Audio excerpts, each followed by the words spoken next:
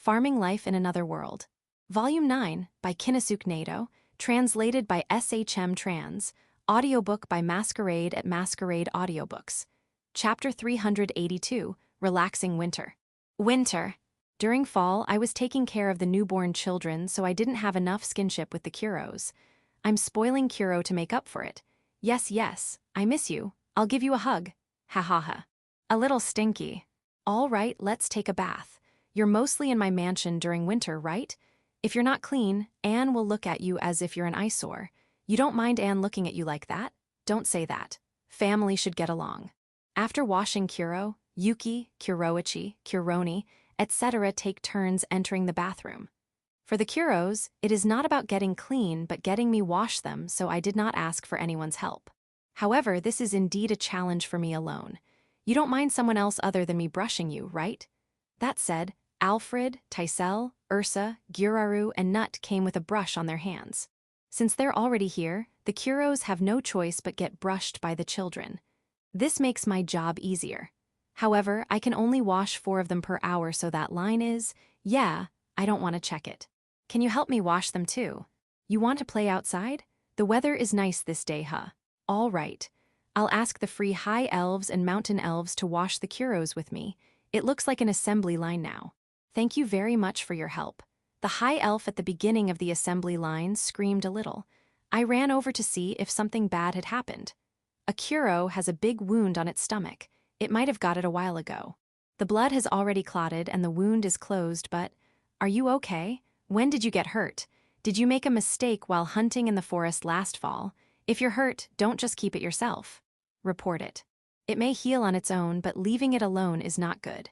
When I was getting angry, the wine slime brought the pure white holy slime. The holy slime approached the injured Kuro and casted healing magic. The clotted blood fell off. The part where it came from only has smooth skin. There's not even a scratch left. The only proof that there was a wound there earlier is not having hair. The hair will naturally grow later. I see. I don't know that rule well, but I feel I understand. Thank you, holy slime, and wine slime too for bringing it here. A Kuro was injured. Please be careful in the future. Yes, I'm glad you're safe. We went back on washing them. The holy slime wanders around the waiting line for a while. Could it be that a lot of Kuros were injured and they are just hiding their injuries? Who has the worst injury? The others only have scratches. Are they okay? I believe you, but don't overdo it. By the way, it seems like the wine slime and the holy slime are close. How did it happen? I asked the holy maiden Cells, who was watching at the wine slime from behind. I'm closer. That's not what I want to hear. Whatever, it's been a while since winter started. Lou took several of the new civil servant girls to Shashado City. The new civil servant girls will help the big roof Shashado accountant. Lou, on the other hand, was called by the Ifra school in Shashado City. They made a new magic tool, so they want to ask Lou's opinion on it. Lou also has always wanted to exchange views on new theories. However, she was pregnant before, so she wasn't able to go. Last fall, she gave birth and her physical condition has now recovered. She doesn't want to leave Lupumarina, but she has no choice but to leave her to Anne. Alfred will help her take care of his baby sister too. Of course, I'll help too. Lou will be out for 2 weeks, and I heard that it could even be longer.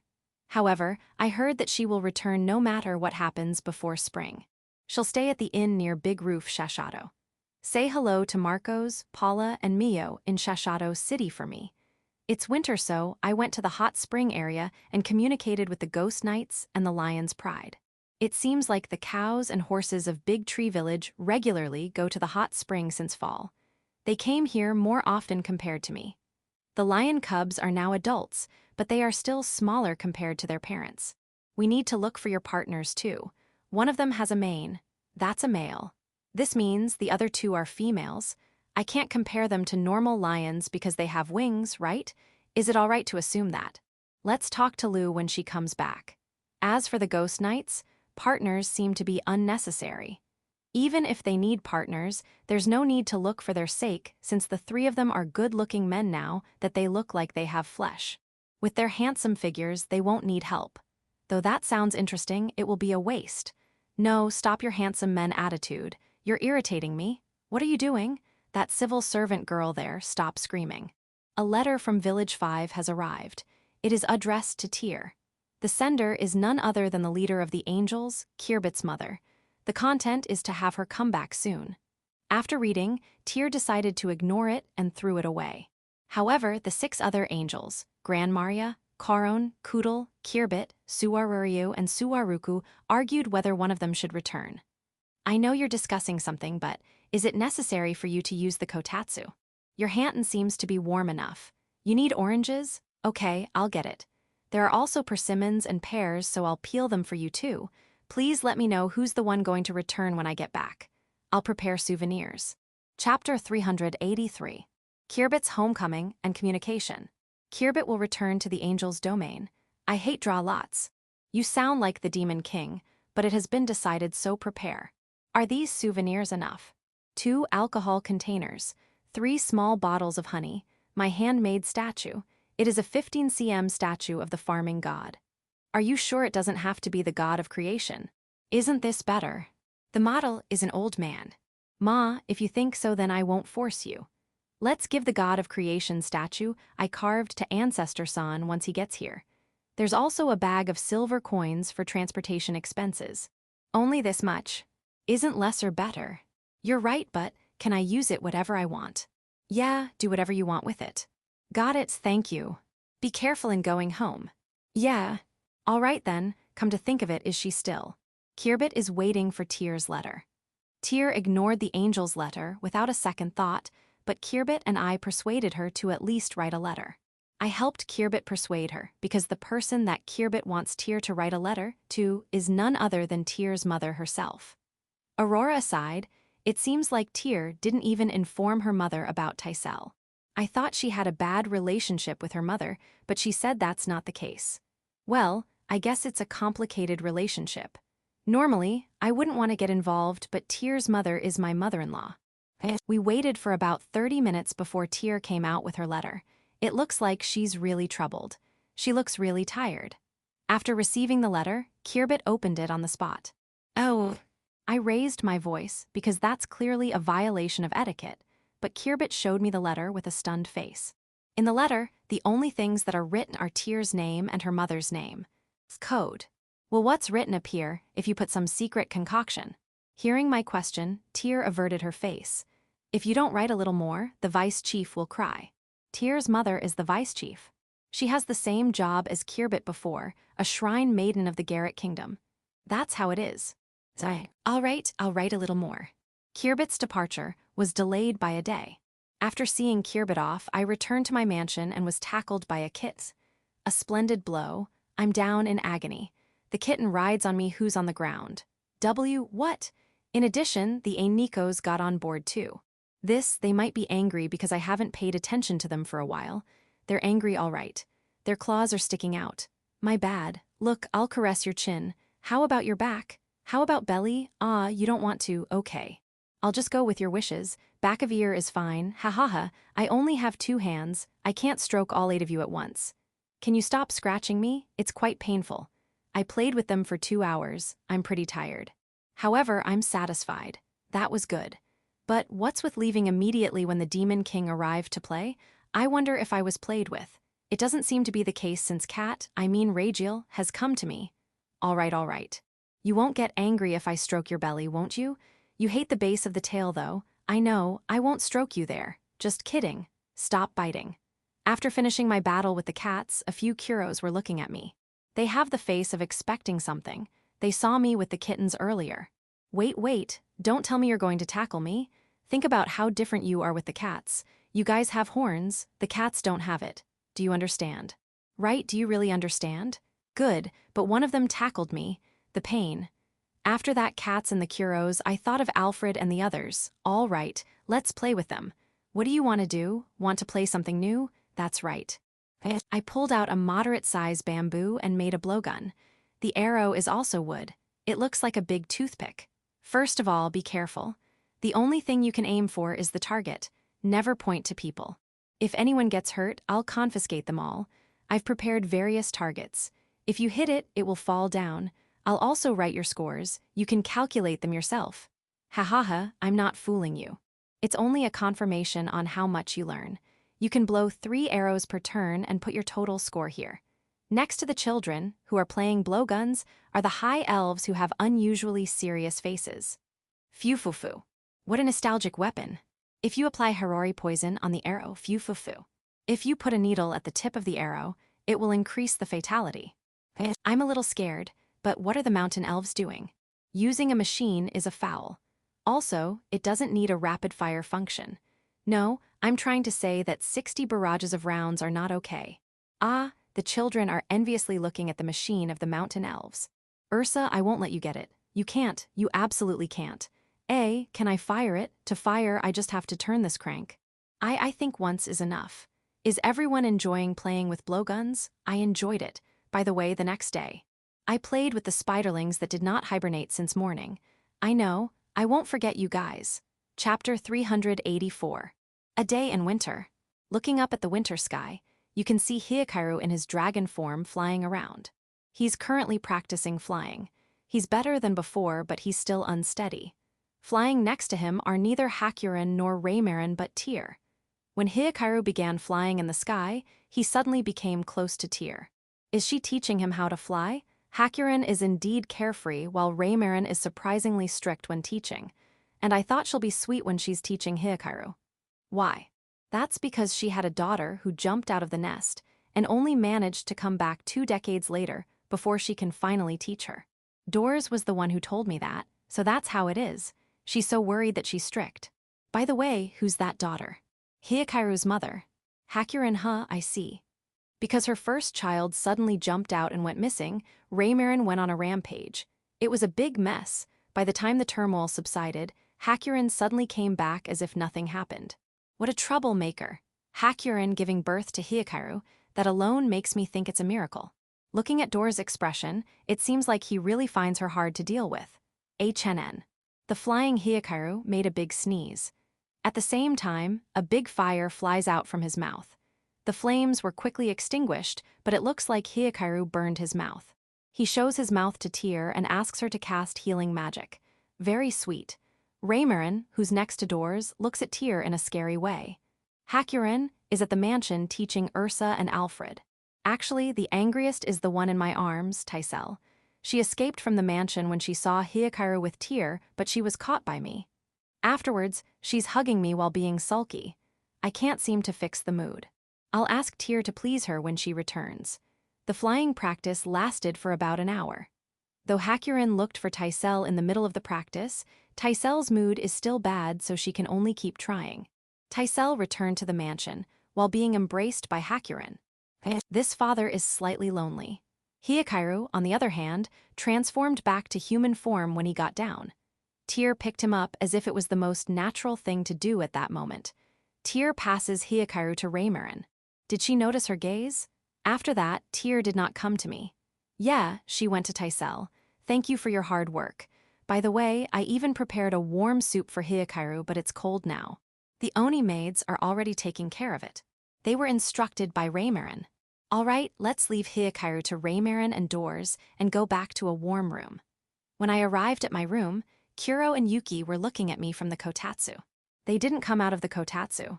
The fairy queen silently offers me a cup of tea. Only the phoenix chick Aegis had welcomed me. Is it because he's not in the kotatsu? Probably. Aegis gets on the kotatsu, the fairy queen gives me a cup of tea, and I pat Kuro and Yuki's heads. Inside the kotatsu, there shouldn't be kittens.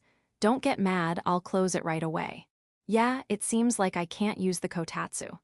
Kuro sends me a glance as if asking if he should give up his place for me, but he won't move until I ask him to do so.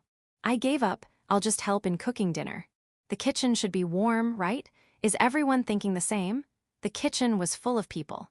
Actually, the Oni maids have been developing packed food since a while ago. The origin is the jubako I made. It's big with 4 layers. I packed it full of easy-to-pack food, something similar to oschai ryori. When I served it, I told the Oni maids about oschai ryori. Unfortunately, I hardly know how to make oschai ryori. Because of that, I can only tell them how it looks and how it tastes. They started reproducing it from that.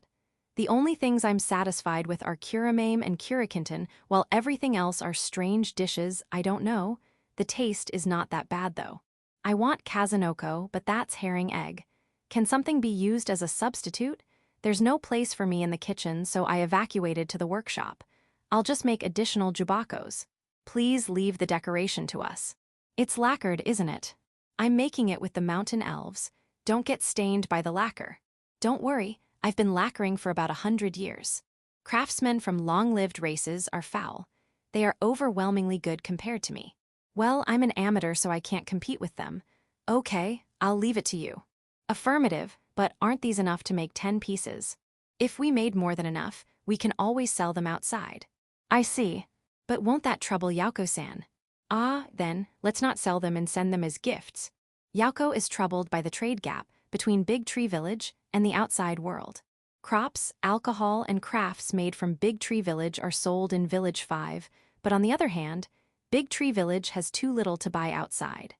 For the time being, we tried buying firewoods outside as fuel since a year ago, but it doesn't balance anything.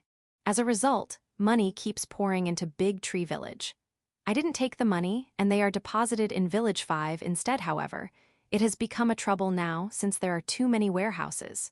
A little while ago, Yauko's complaint was so exaggerated, but when I went out to see, new warehouses really needed to be built. Moreover, the only things in those warehouses are gold coins, silver coins, and jewelry. As said by Michael-san before, it's not good for cash to be stored in a warehouse instead of circulating.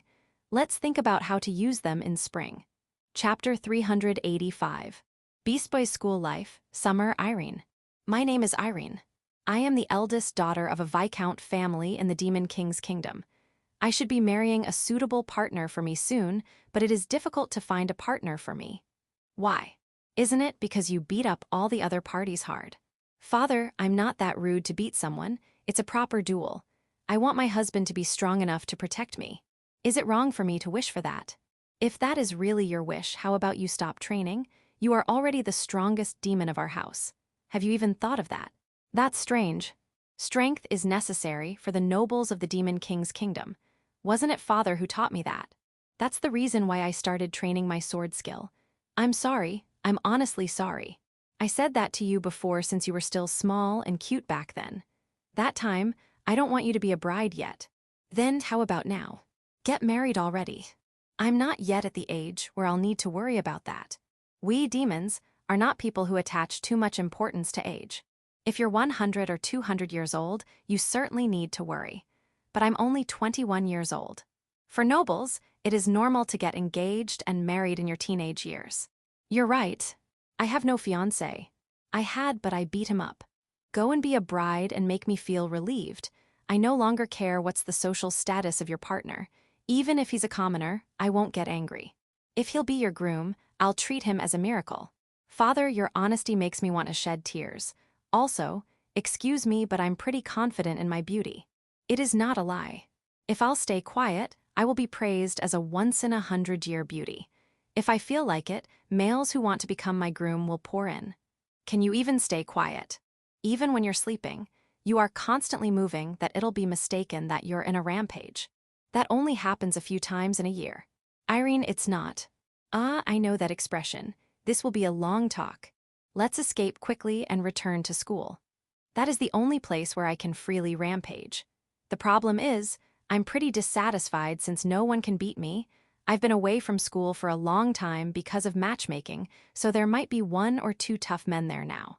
Phew, this will be fun. I was defeated. Instant kill. I usually win with the enemy not being able to do anything, but now I lose without being able to do anything. And the other party is only a small boy, a beast boy. I see. All right, let's admit him as my husband. Are, where is that boy? Oh, there he is. We're still in the middle of talking. What are? He blasted off the best mage in the school, Lovia. This is bad. Lovia, like me, is a woman who says she will not marry anyone unless he's stronger than her. Ah, those eyes, I'm too late. Those are the eyes of a woman in love. However, I won't let you. I'm the first one to meet him. How many soldiers can be gathered immediately? Our family butler responded in a proud voice. If you need students, about 20. If you want regular soldiers of our house, only 2, but if you can wait until tomorrow, we can gather 30. I can't wait. Gather those 20 students. After that, I'll negotiate with my husband. Pardon me, Ajo-sama. It will be impossible to secure him with only 20 students. Ajo-sama doesn't know this since you were not here, but that boy is related to the sword god, Gulf-sama. The sword god. I've personally witnessed the power of the sword god Gulf-sama in Shashado City. Inhumanly powerful. Even without fighting him, I already know that I can't win. If only Gulf-sama is not married, I would want him to be my husband. About 2 months ago, that boy, to be exact, he visited the 3 Beast Boys. They were trained with swordsmanship, and to my regret, I was noticed. You were. My apologies. No, that's already expected since it's the sword god Gulf-sama. My apologies, it was that boy who noticed me. Gulf-sama didn't care about me. I want him more and more. However, since the sword god Gulf-sama is his backer, we can't use a rough method. Do you think that ordinary soldiers won't be his opponent? Yes. Then what's the plan? Please, leave it to me. I will make sure Ajo-sama will be able to secure your groom-to-be. With that, my colorful student life has begun. What? He's a teacher. Ajo-sama, please don't just beat up a random stranger. That's how we met, so don't complain. Teacher and student, yes, there's nothing wrong with that. Chapter 386. Beast Boys School Life, Summer, Luvia. My name is Luvia. I'm a student of the Gulgold Noble Academy. I'm not a boastful person, but I take pride in being the school's #1 in terms of offensive magic. Not the #1 student, #1 in school. In other words, I'm better than the teachers. No, I'm not a boastful person. I know that in this world there are people better than me. The world is wide. For example, my brother. In terms of offensive magic, he's better than me, but it doesn't mean that he's better than me in other types of magic. My brother was a teacher at this school, so I enrolled here too, but for some reason, he suddenly moved to another school. Regrettable dessous. I think it is called Ifra School or something. It was a recently opened school, so they might have invited my brother. With that in mind, I'm a little proud. Though I got off topic, I'll say it again, there are people better than me. My friend said something to me who thinks so. I heard a rumor of guys that may threaten your status, Luvia. Translation, there are 3 Beast Boys trending now. From what I heard, they are also good at magic. Do you think they are better than you, Luvia? I'm curious. I'm also curious. However, I won't challenge them to a duel. Which one is better? I don't care, but if you want to be my husband, that's a different story. In front of me, one of the 3 Beast Boy brothers was fighting. And one in a blink of an eye. The other party is Irene. Did I just see that Irene lost? Irene is one of the few people at the school I acknowledge. If it's only offensive magic, I'm better, but I won't hold a candle against her if it is magic and sword technique combo. Irene lost without being able to do anything. Impossible. Could it be that it was set up? But from what I heard, it was Irene who suddenly challenged the other party. There should be no time for him to do some underhanded trick, since the match started on the spot. In other words, did he prepare in advance? Why would he even do that? He wants to be selected. Irene has said this for a long time. If someone wants to be his husband, he needs to beat her first in a duel. That could be it. One of those Beast Boys, look like a boy. Demon's age can't be measured by outer appearance, but given the way he acts, I'm sure. I'm sure that he's younger than my brother Dessous. Nevertheless, did he really do it? Did he prepare that much just to take Irene? Sickening, Irene is indeed a beautiful demoness. Her chests are bigger than mine too. However, if you really want to take a wife in this school, shouldn't you be planning against me? Maybe he knew my power so he got scared? That's possible, but it's regrettable since I don't want a husband that's too young. As her senior, I have a responsibility of educating him. Boy over there, hold your wand. That boy is my destined person. There's no other explanation given how we met. It was my blunder of being too nervous and missed my chance to immediately propose to him. Thanks to that, Irene gets in the way. I will not forgive you. He is my husband. Not my husband yet. Don't bother with the details. He'll definitely be in the future. My husband is talking happily with Conjit. Conjit is a commoner, but she's the daughter of a business magnate, so she was allowed to enroll at this noble school. Her knowledge in economics is said to be the best in the school. One of the 4 heavenly kings, Huleg-sama, who's in charge of this kingdom's finance, also recognizes her ability. It is said that she'll be her subordinate after she graduates. In fact, even though she's still a student, She visits the royal castle almost every day to help her with her work. She's unusually at school, and she's acting overfamiliar with my husband. From where did she exactly sniff out rumors about my husband? Ma, I don't need to panic. My husband will not waver by her temptation. HNN, she's giving him something. Bento, I see, handmade bento, unscrupulous. But that won't work. Don't you know how delicious the food my husband makes? Giving him half-baked food is counterproductive. He's eating it happily. Impossible. Does she have good culinary skills? Ah, no way. The meat in that bento, as expected, killer rabbit meat. According to the little information I have about my husband, it is his favorite. GRRRR, I'll do it. Recently, the distribution volume of high-quality killer rabbit meat has increased for some reason, but it is still hard to obtain. I'll do my best to get some too. By the way, Irene has been next to me for quite some time. You have something to tell me, right? So it's not about my men and your men fighting against each other, it is not about renting a bath too. Yes, you're right. The first thing we need to do is to reduce the number of rivals. That's the result of our talk. He's definitely going to be my husband in the future, but I don't think the road will be flat. However, the steeper the road, the more my love will flare up. Those three are not brothers. This won't do. I have to know things related to him. Chapter 387. Beast Boy's School Life, Summer Conjit. My name is Conjit. I'm the daughter of the best merchant in the royal capital of the Demon King's kingdom. That's my setting. I'm sorry, that's only a lie. I want to be married.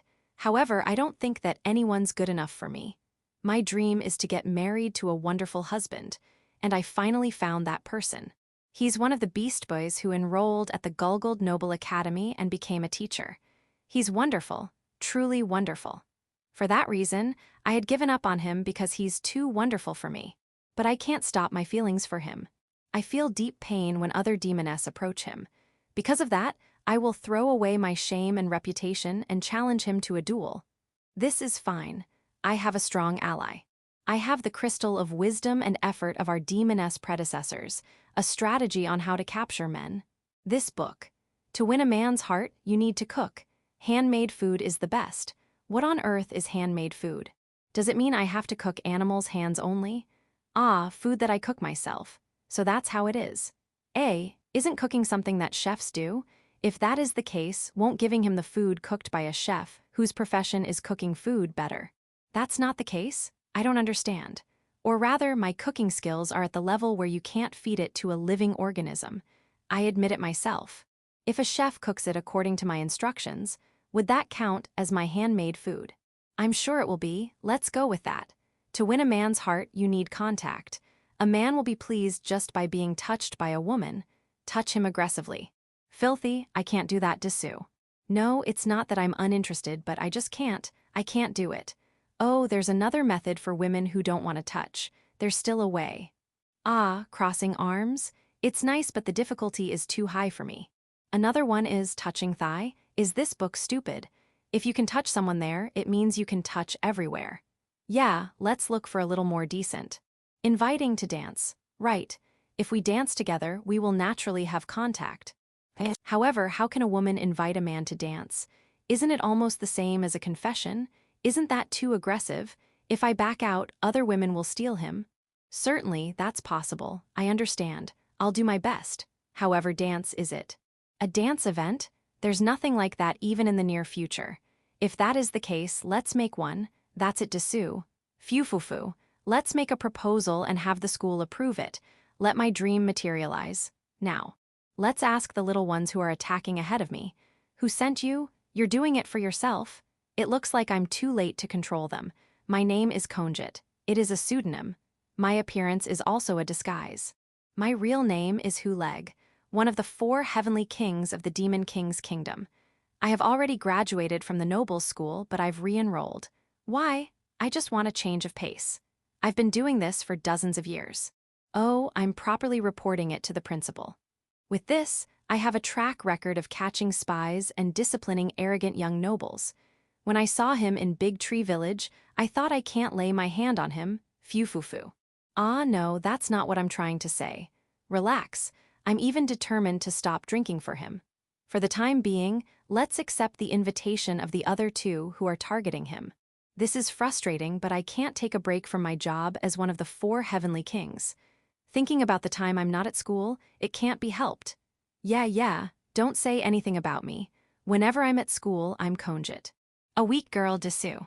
Chapter 388. Hiakaru's mistake, my mistake. The kittens are angry and the dragon form Hiakaru. It's an unusual sight. However, it can't be helped. Hiakaru transformed into a dragon inside the mansion and destroyed a part of the building. Though the mansion is huge, the place where he transformed is not.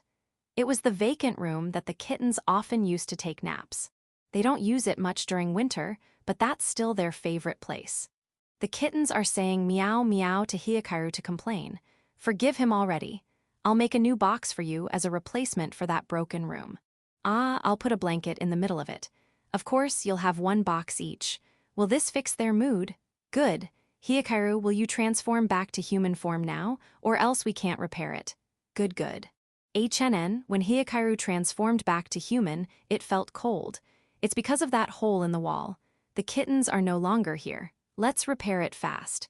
As for Hiakaru, Hakurin came to pick him up, so I'll leave him to her. By the way, why did Hiakaru suddenly transform into a dragon? Instead of answering, Hiakaru made a big sneeze and transforms into a dragon again. I got it. This time, it was good that he transformed in the middle of the mansion.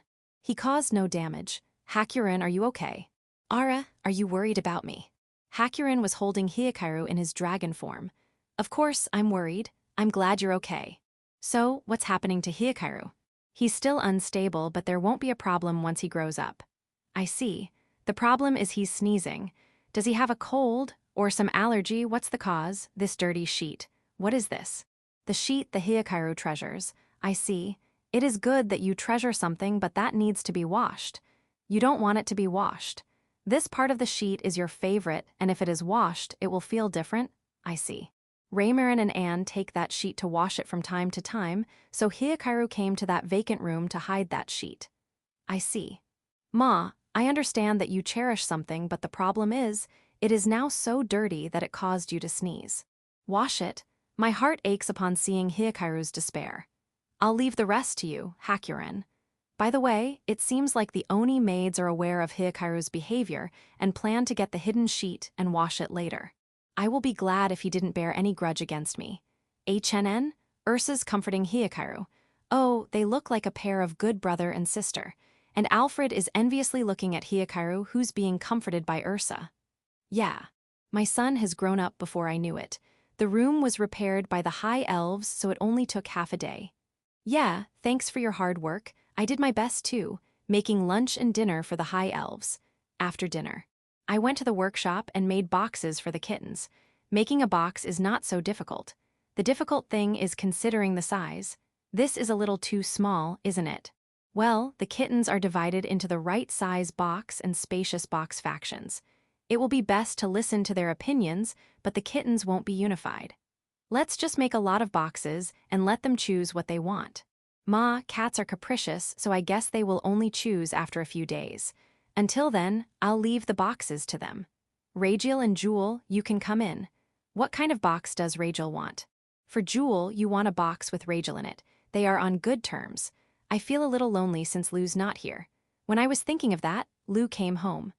After a short sense of happiness, I started making things again with the free high elves and mountain elves.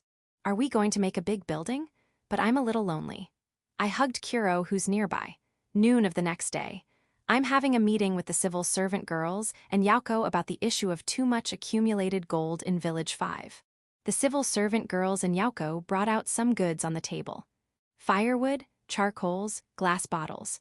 Currently, Big Tree Village is buying them in large quantities via Village 5. Necessities, as well as reserves, are taken to Big Tree Village to meet its demand. As for the rest, they are left for Village 5 to deal with. However, they said that these goods will soon overflow the village like what happened to gold. The civil servant girls brought out another batch of goods on the table. Pepper, miso, soy sauce, oil, cloth, alcohol, honey, medicine, meat, wheat, garlic, apple, orange, tea, cabbage, radish, strawberry, wood crafts, iron weapons, wood, dried persimmon. They are goods sold by Big Tree Village, Village 1, Village 2, Village 3, and Village 4 to the outside world. The cloth was made by Zabuton's group. The medicine were research results of Lu, Tyr, and Flora, so those are allowed to be exported. The meat is rabbit and boar meats hunted in the forest. Wood crafts are my handmade small things. Cups, plates, forks, etc. Iron crafts or iron weapons are made by Gut and his disciples. The wood is wood from the tree from the forest of death that I cut using the aft. Those were arranged by transaction value. The highest source of profits are pepper, miso, and soy sauce. I see, I was wondering why there's no mayonnaise. They probably excluded it since it is being produced in Village 5. However, did we really trade that much dried persimmon? Most of them are eaten by Rasuti, so I don't feel like selling them outside. Those goods were lined up in order of profit value, with the dried persimmon as the lowest profiteer. I see, got it. The purpose of arranging them like that is to make Village Chief aware of the current situation. Now that you mention it, it seems to be easier to understand now, but what is it that I'm unaware? Currently, we can pay for the firewood, charcoal, and glass bottles purchased from outside, with the profit from dried persimmon alone. In other words, all others are not transactions, but profits only. Yes, we are investing money in Village 5, but the profit from radish can sponsor the whole thing alone. Is that so? The problem is not the profit, but too much accumulated cash. Cash that's not flowing in the circulation. Michael-san told me that before too. Yauko is also nodding. This is no longer a storage issue, but an economic problem. Please spend money. I know. For the time being, increase the amount of firewood, charcoal, and glass bottle purchase. Unfortunately, we already hit the maximum purchase of firewood, charcoal, and glass bottle. The amount of firewood, charcoal, and glass bottles that can be purchased in a year is determined by the union. This is not only to protect the craftsmen, but also to prevent economic damage due to material depletion, especially firewood and charcoal. I heard that it is impossible to purchase beyond the limit because they are used as military supplies too. Is that so? Then, for the time being, let's stop selling the village's crops to the outside world. Do you plan on plunging the whole Demon King's kingdom into chaos? They got angry with all their might. Yauko also said that I'm terrible, I'm sorry. Well, I'll think about it. I finally recognized my lack of awareness of the current situation. Chapter 389. Anti-money measure. While poking the pot for dinner, I'm thinking about how to deal with the money problem. If you want to spend a lot of money, large-scale construction. Roads, buildings, dams, dike, breakwater. We have already started developing the area surrounding Village 5. Other than that, where can we construct those? Yuri asked me that while taking a slice of meat from the pot with a chopstick. How about the outskirts of Shashado City? Village Chief, that won't do. Shashado City is not the only place that has a governor. Other places have them too. Yeah, let's just tell the governor that we'll be investing there. Village Chief, let me just confirm one thing. Do you plan on invading the Demon King's kingdom? Of course not. Why are you even asking that? Well, how do I explain to governors and lords, dumping some cash in front of them and telling them to construct things is impolite? They don't want it. Yes. The job of a governor or a lord is to collect taxes and use those taxes on the land they govern. My idea is like directly confronting the governors and lords of the land. In other words, it was like assassinating them in broad daylight. It seems like if I do that, they'll likely wage war. Please consider the territory as a home. Your suggestion is something like this: hey, your house is a little crappy and has some damage, here's some money for the repair. Even if you say that in good faith, don't you think only a few people will be happy to be told like that? Certainly. Some might say they're lucky and will be happy about it, but I think most will hate it. My bad. My idea is too shallow. No, I've also made similar mistakes. Please forgive me if I was a bit rude. Yuri said so as she put more meat on the pot, because the meat is all gone. Eat vegetables too. However, since a large-scale construction is a bad idea, what should we do? Can I donate them? Frau's the one who answered me this time. It is not a bad idea, but you need to have a reason. A reason? You can't give me money without a reason. Is that so? It's similar to Yuri-sama's explanation. Also, you can only give a moderate amount of money. Moderate amount. Yes, if you give too much, it will be considered as an act of contempt for the financial power of the other party. Is that really the case? Won't they be happy with being donated with? I'll give Village Chief an example. You have an acquaintance that sends you a large amount of radishes and potatoes every year. How would you feel? I see. If I get more than the acceptable sharing amount, it is like saying that my own radishes and potatoes are not so good. That's right. Money is important, and it will be great if you have someone reliable to run to if you encounter trouble. However, donating more than necessary will disrupt existing social relationships, especially the power balance. You should refrain from doing it before you get accustomed. Frau concluded so as she adds machi in the pot. What's with that amount of machi? I know that it's delicious, but it is not good to overeat. Now, we can't start large-scale construction or large amounts of donations. From what I hear from you, Yuri and Frau, it won't be a good idea to start something on other places other than Big Tree Village and Village 5. That's right. One of the civil servant girls agrees. The root of the problem is Big Tree Village only sells good quality products, while the amount purchased from the Demon King's kingdom is small. We'll be in black if we continue to trade like this. She seems to like mushrooms. She put a large amount of mushrooms in the pot. When the soup stock turned black, the others stopped her. Except for Maitake, they didn't stop her. All right, let's prepare a new pot for mushrooms. By the way, slice the truffles thinly. The thinner the better. Put some vegetables too. Since it is a surplus trade, how about reducing the price of the products from Big Tree Village? Won't the situation slightly improve because of that? It's not a good idea to sell something of great value at a price of something of low value. It will confuse the Demon King's kingdom and crush the industry. One of the civil servant girls objected while checking the thickness of the sliced truffles. It seems like that the price had already been set to the lowest possible, and any further price cut will bother farmers and craftsmen of the Demon King's kingdom. Cutting price is not a good idea, got it, and I think the truffle should be thinner. Then, what should we do? It is also a bad idea not to sell, right? Many people who buy our products say that they want us to increase the production more. However, if we do the opposite, there will be riots.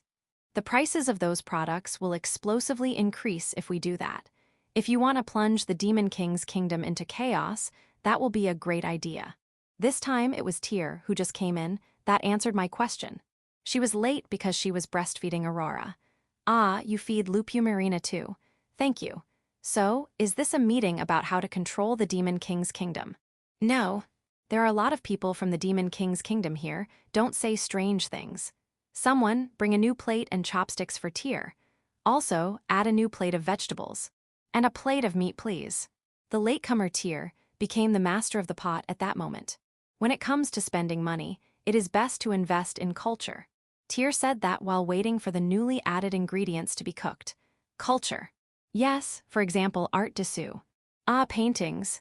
Not just paintings. There is a great variety of them like music, theater, poetry, writings, and sculpture. They would disappear without the protection of those in power. So that's how it is, cultural protection. Not a bad idea. The problem is, I'm not a man with power, so let's put it aside. All I have is money. Though the idea is great, Yuri, Frau, and the other civil servant girls nodded too. However, I think many of those leading men and objects of cultures are already being protected by men in power. Tyr was the one who said that, and she's convincing. She's certainly correct. Even if I don't do anything, men in power are already working to protect culture. Then, let's stop talking about asylum and go to the nurturing area. How about building a cultural school? Cultural school, is it? That sounds fun, but that will be a lot of problems. Who will teach and where will it be built? Is it necessary to negotiate with the Demon King's kingdom? It is not an idea that can be implemented immediately. It will probably take a few years from now before we can start. At this stage, we can only spend money by buying paintings, crafts, books, and jewels to decorate the school. Tyr explained. The problem is we have too much stored cash, so the problem will be solved if we are left with things other than cash. Is that all right? I'm just worried that we'll be ridiculed as people who swing their gold bag. Tyr said so while putting her chopsticks into the boiling pot. After eating. Let's just add sports in cultural protection. When I consulted the Demon King who just arrived, he told me that the weak point of baseball is the cost of equipment. Currently, only some rich people can participate. However, if the price of equipment will be cheaper, the number of participants will increase. If you run a big baseball tournament, gold will disappear in no time. Indeed, that's helpful, as expected of the top of the Demon King's kingdom. Digression, a conversation between the Demon King and Yuri. I was praised for saying something I want him to sponsor. Father, you're cunning. Chapter 390. Implementation of Anti-Money Measures. You decided to spend money on cultural protection and nurturing. Yauko asked, and I nodded to that conclusion. Officially. Only officially, since I want to avoid being thought of as someone planning underhanded things. Officially or not, it will be similar.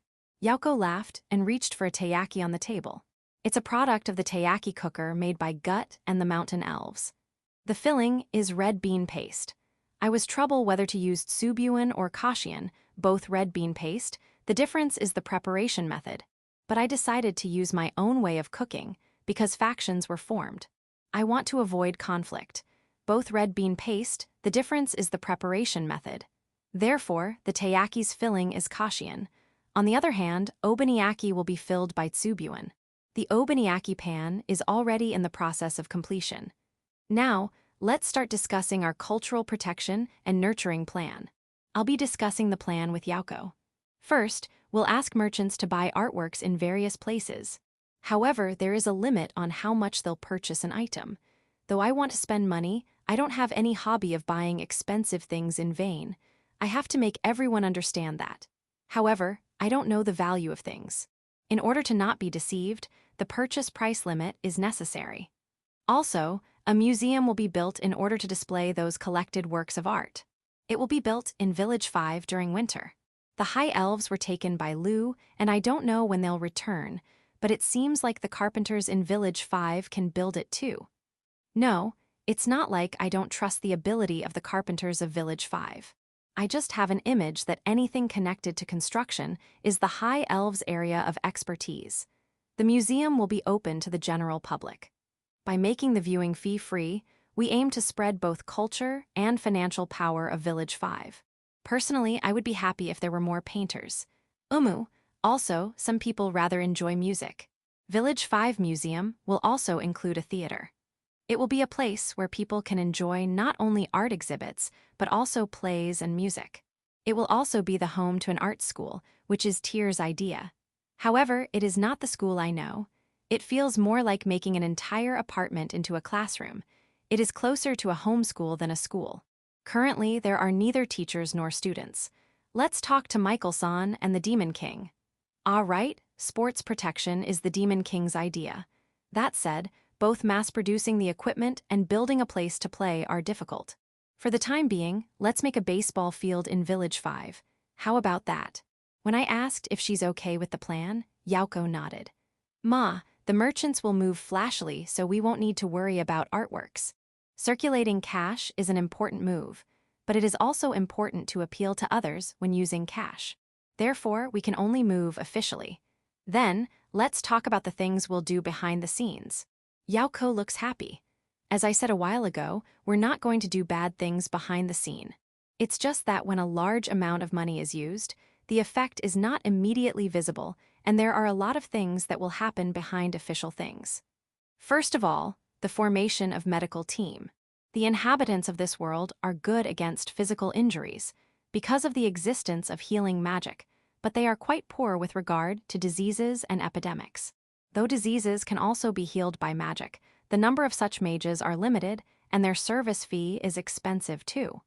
It can also be healed using medicine, but that's equally expensive. Not to mention commoners, even nobles can't easily pay for them. To solve that problem, I want to form an organization. That's the medical team. Gather and educate those who wish to participate. A few of them will be spread around. They will go around and treat sick people. They will treat everyone regardless of their social position. Treatment fee is free. They will not accept anything. If they have to, they'll escape in order to not receive payment. It will be a bona fide group with only good intentions. Interesting. However, if you really want that to happen, it will probably take at least 3 decades before village chief's desired result can be achieved. Therefore, we'll do it from behind the scenes. Next, the formation of culinary culture team. In this world, cooking is underdeveloped. But that's only from my point of view. From the point of view of the local inhabitants of this world, they are cooking properly. There are local specialties that can be boasted in various places. Investigate this and have them record it. That is their first mission. Their second mission is to search for unique seasonings and cooking methods in various places. I would like them to find out what kind of things are there regardless of their deliciousness or taste. There are limits to my knowledge alone. Who knows if it will become a conception of a new dish? The last task is to spread my cooking knowledge. Yauko pointed out that it might be better to monopolize and profit from it, but I want people to at least know the basic cooking methods. If everyone can eat delicious food, there would be no conflict in the world. My idea might be too idealistic, but it is still better than a world with only bad food. It's good to have more delicious dishes. Yauko took out the red bean paste from a teiyaki. What kind of evil thing are you doing? Next, the formation of the monster investigation team. In this world, there are adventurers. They beat monsters and demon beasts to receive payment and get materials. They are also handymen that you can be hired to do anything, but adventurers are mostly recognized as people who fight against monsters for a living. Those adventurers are basically affiliated with the Adventurers Guild. Therefore, I was wondering if the guild was sharing a lot of information. However, it seems like they are not. The guild is only responsible for managing requests and payments for the adventurers. They neither train nor develop adventurers. There are some guilds that train, but that's only because it's the staff's hobby. Therefore, information regarding monsters and demon beasts can only be gained from senior adventurers. Adventurers who were not blessed to have a good senpai will encounter a terrible experience. I don't like that. Though adventurers live in an adventurer's way, information about monsters and demon beasts is a necessity for an adventurer's life. I'm not trying to teach them, though. It should be common knowledge. That's the purpose of the monster investigation team. The main thing they'll do is hire adventurers in various places to gather information. It is better to know than not to know. If you know the distribution map of monsters and demon beasts, it may also be possible to develop a safe route. Yauko, who has finished eating teiyaki, asked me for another one. Unfortunately, I'm making takoyaki right now. The takoyaki pan was also made by Gut and the Mountain Elves. Some people hate octopus, so only a fraction of it contains octopus. Most of them contain chicken, fish, and scallops. After eating sweet, you bring out something disgusting. Then, why are you saying that while eating it? That's it. We'll do these things behind the scenes for a long time. The total amount of gold it will consume every year is not small. It seems fun too. That's right. None of them can move openly. As for the reason, after consulting Yuri and Frau, it seems like doing something like those are acts of disregarding the governors and lords of those places. I've already explained it to both Demon King and Beazle, and got their tacit consent.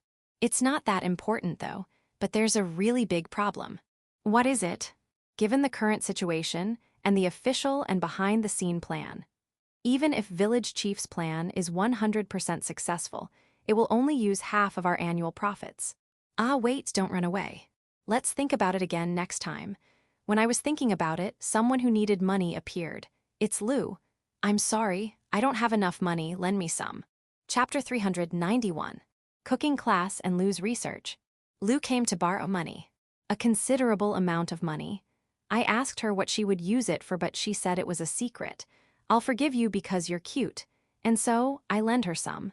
I have some and I'm troubled by it because I don't know how to use them. Also, I'm sure she won't use it for bad things. After 1 month. The artworks gathering for cultural protection purposes is progressing, and the construction of the museum is going well too. The behind-the-scenes medical team, culinary culture team, and monster research team are having difficulties in securing manpower. However, I don't mind since that's already been expected. I can patiently wait for it. As part of recruiting talents for the culinary culture team, it was decided that a cooking class will start at Village 5. The teachers are several Oni maids. The target of that class is the active adventurers of Village 5. For adventurers, cooking means grilling. They also grill with high-temperature fire, making the meat burn. The burnt part will be scraped off, and what's left behind will be what they'll eat. They know by experience that eating raw food is dangerous, so that is their countermeasure. However, that cooking method decreases the part they can eat, and it's not delicious either. Even though they apply salt before grilling, that won't mean anything since it will be scraped off later. They should at least learn how to sprinkle salt on the part they'll eat. If they do that, they won't eat it because it will be salty. Yeah, it's not like you'll coat it with salt. You just need to sprinkle some. Since both Gulf and Daga will participate, the adventurers should be willing to attend. Village Chief, what's the requirement and fee in order to be able to participate in the cooking class? One of the civil servant girls, who's managing the cooking class, asked me that. If they are citizens of Village 5, it is free, but they have to pay for the ingredients they'll use. I understand. What if someone not from Village 5 participates? Prepare a donation box and ask them to put the amount they're willing to pay in it. Understood. Thus, the cooking class started. However, there were not many participants in the first class. There are 10 who reluctantly came, but that's only because they were invited by Gulf and Daga. However, the number of participants gradually increased during the second to the third time. Today is the 5th time, and more than 300 participants came. Not everyone is an adventurer. About half of them are not adventurers. This cooking class is supposed to teach only the basics, but I suddenly remembered the history of Village 5. This city has just been established. Many people came here to live for a number of reasons. Even some chefs and housewives don't know how to cook. I'm glad I realized that. The cooking class is very popular, so we decided to hold it regularly. Eventually, I hope that the Oni maids will no longer be here to teach and have the residents here to teach the class instead. By the way, I'm participating as the supervisor of the cooking class for the first time. Is supervisor necessary? Necessary desu. With you here, the motivation of the Oni maids, who are currently the teachers, will greatly change. Are they? When I thought that winter was about to end, Lou triumphantly returned to Big Tree Village. It's done. What's done? Every free villager of Big Tree Village goes to Village 5 because of Lou's invitation. From there, we moved down south to the coast. This is the place where the ship Reincarnation built for Hiakaru sank. Reincarnation, who also came with us, looks grim as if remembering that. Currently here now are me, Lou, Tyr, Daga, Dorame, Doors, Reincarnation, Hakurin, Alfred, Tysel, Ursa, and Hiakaru. The free lizard men and harpies too. There are also several minotaurs and centaurs. The high elves and mountain elves who accompanied Lou before are also here. Guts here too. It seems like he was taken here before I knew it. Also, there are a lot of smart-looking people here. It seems like they are officials of Ifris school. It's about time. Husband, look over there. Lou pointed to the surface of the sea that's about 100 meters away. There is nothing. I look at Lou, but she's smiling fearlessly.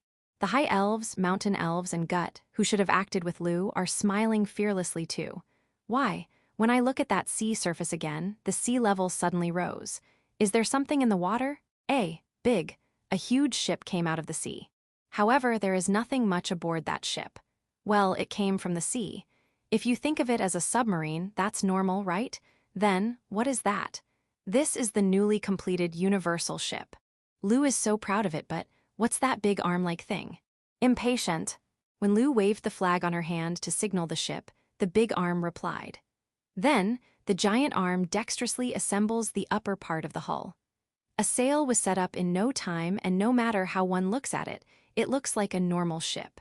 With that arm, it is possible for it to quickly transform. Lou sticks out her chest.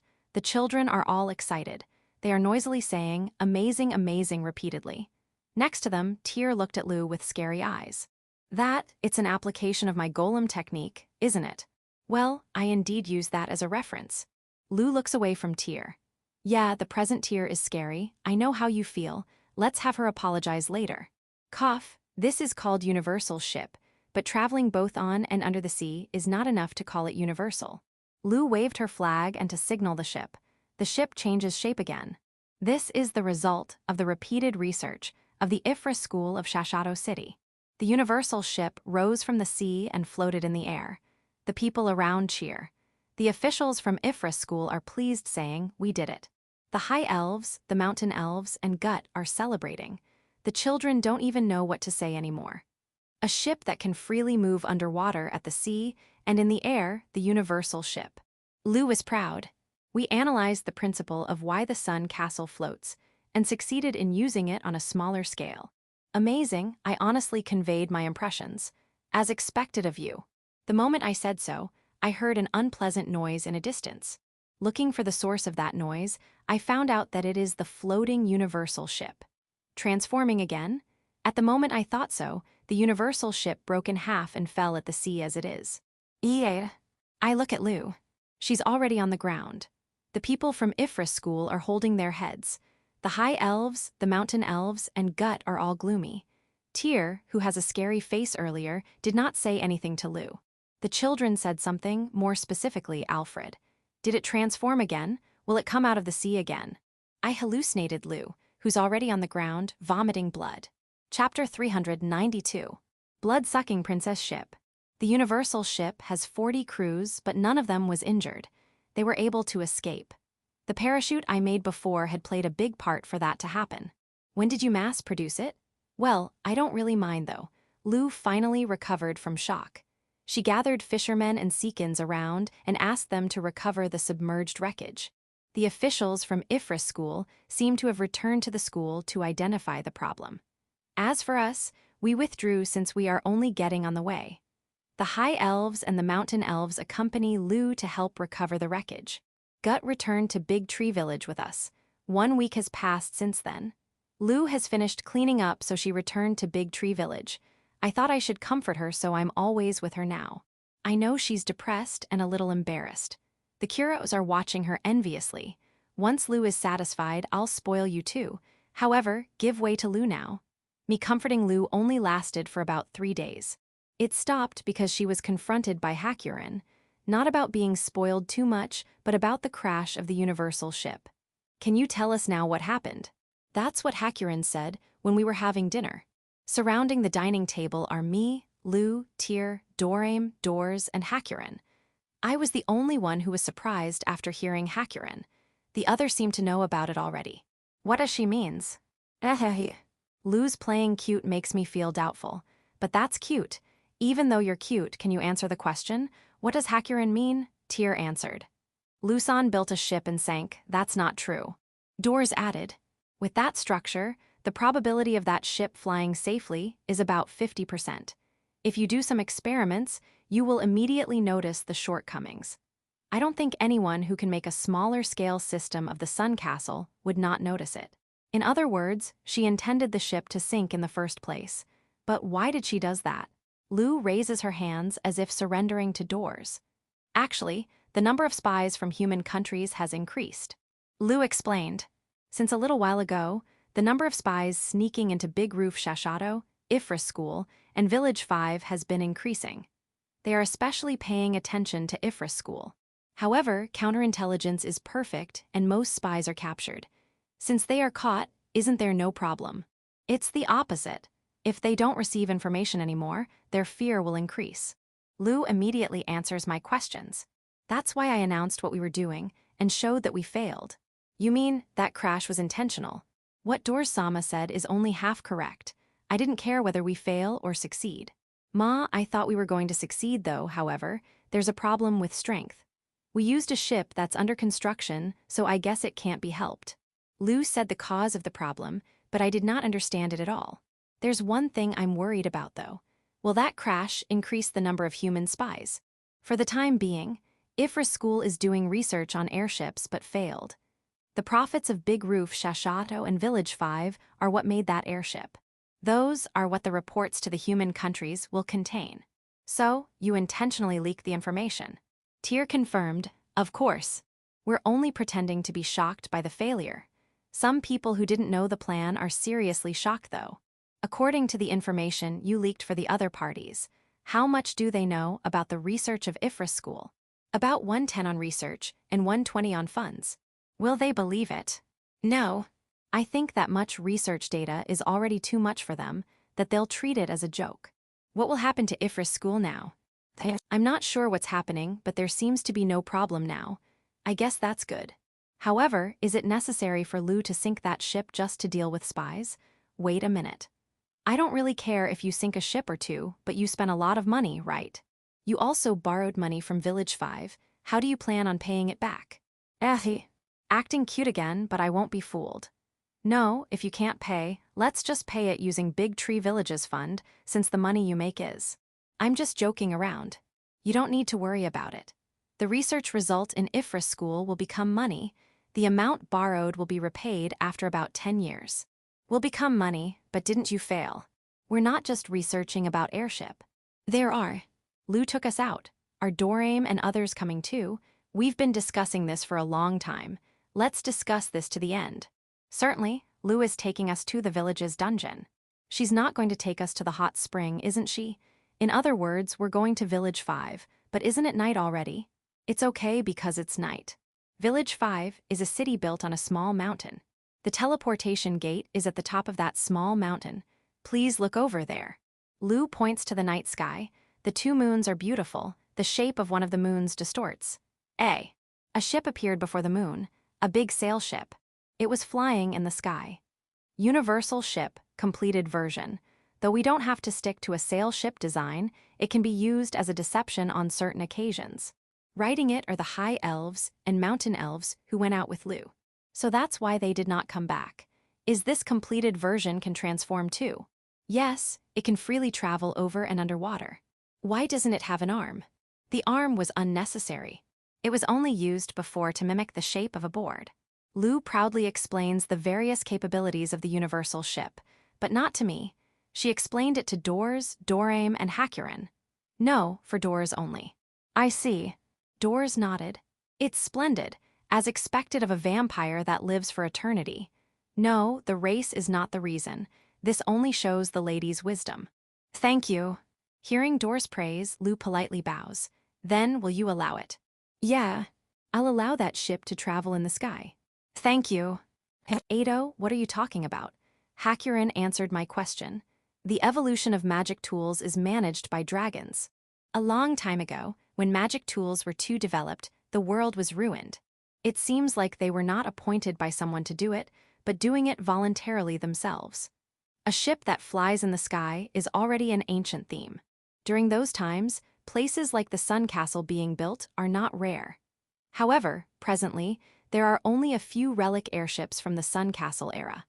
And the only airship that can actually fly now is the completed version of the universal ship.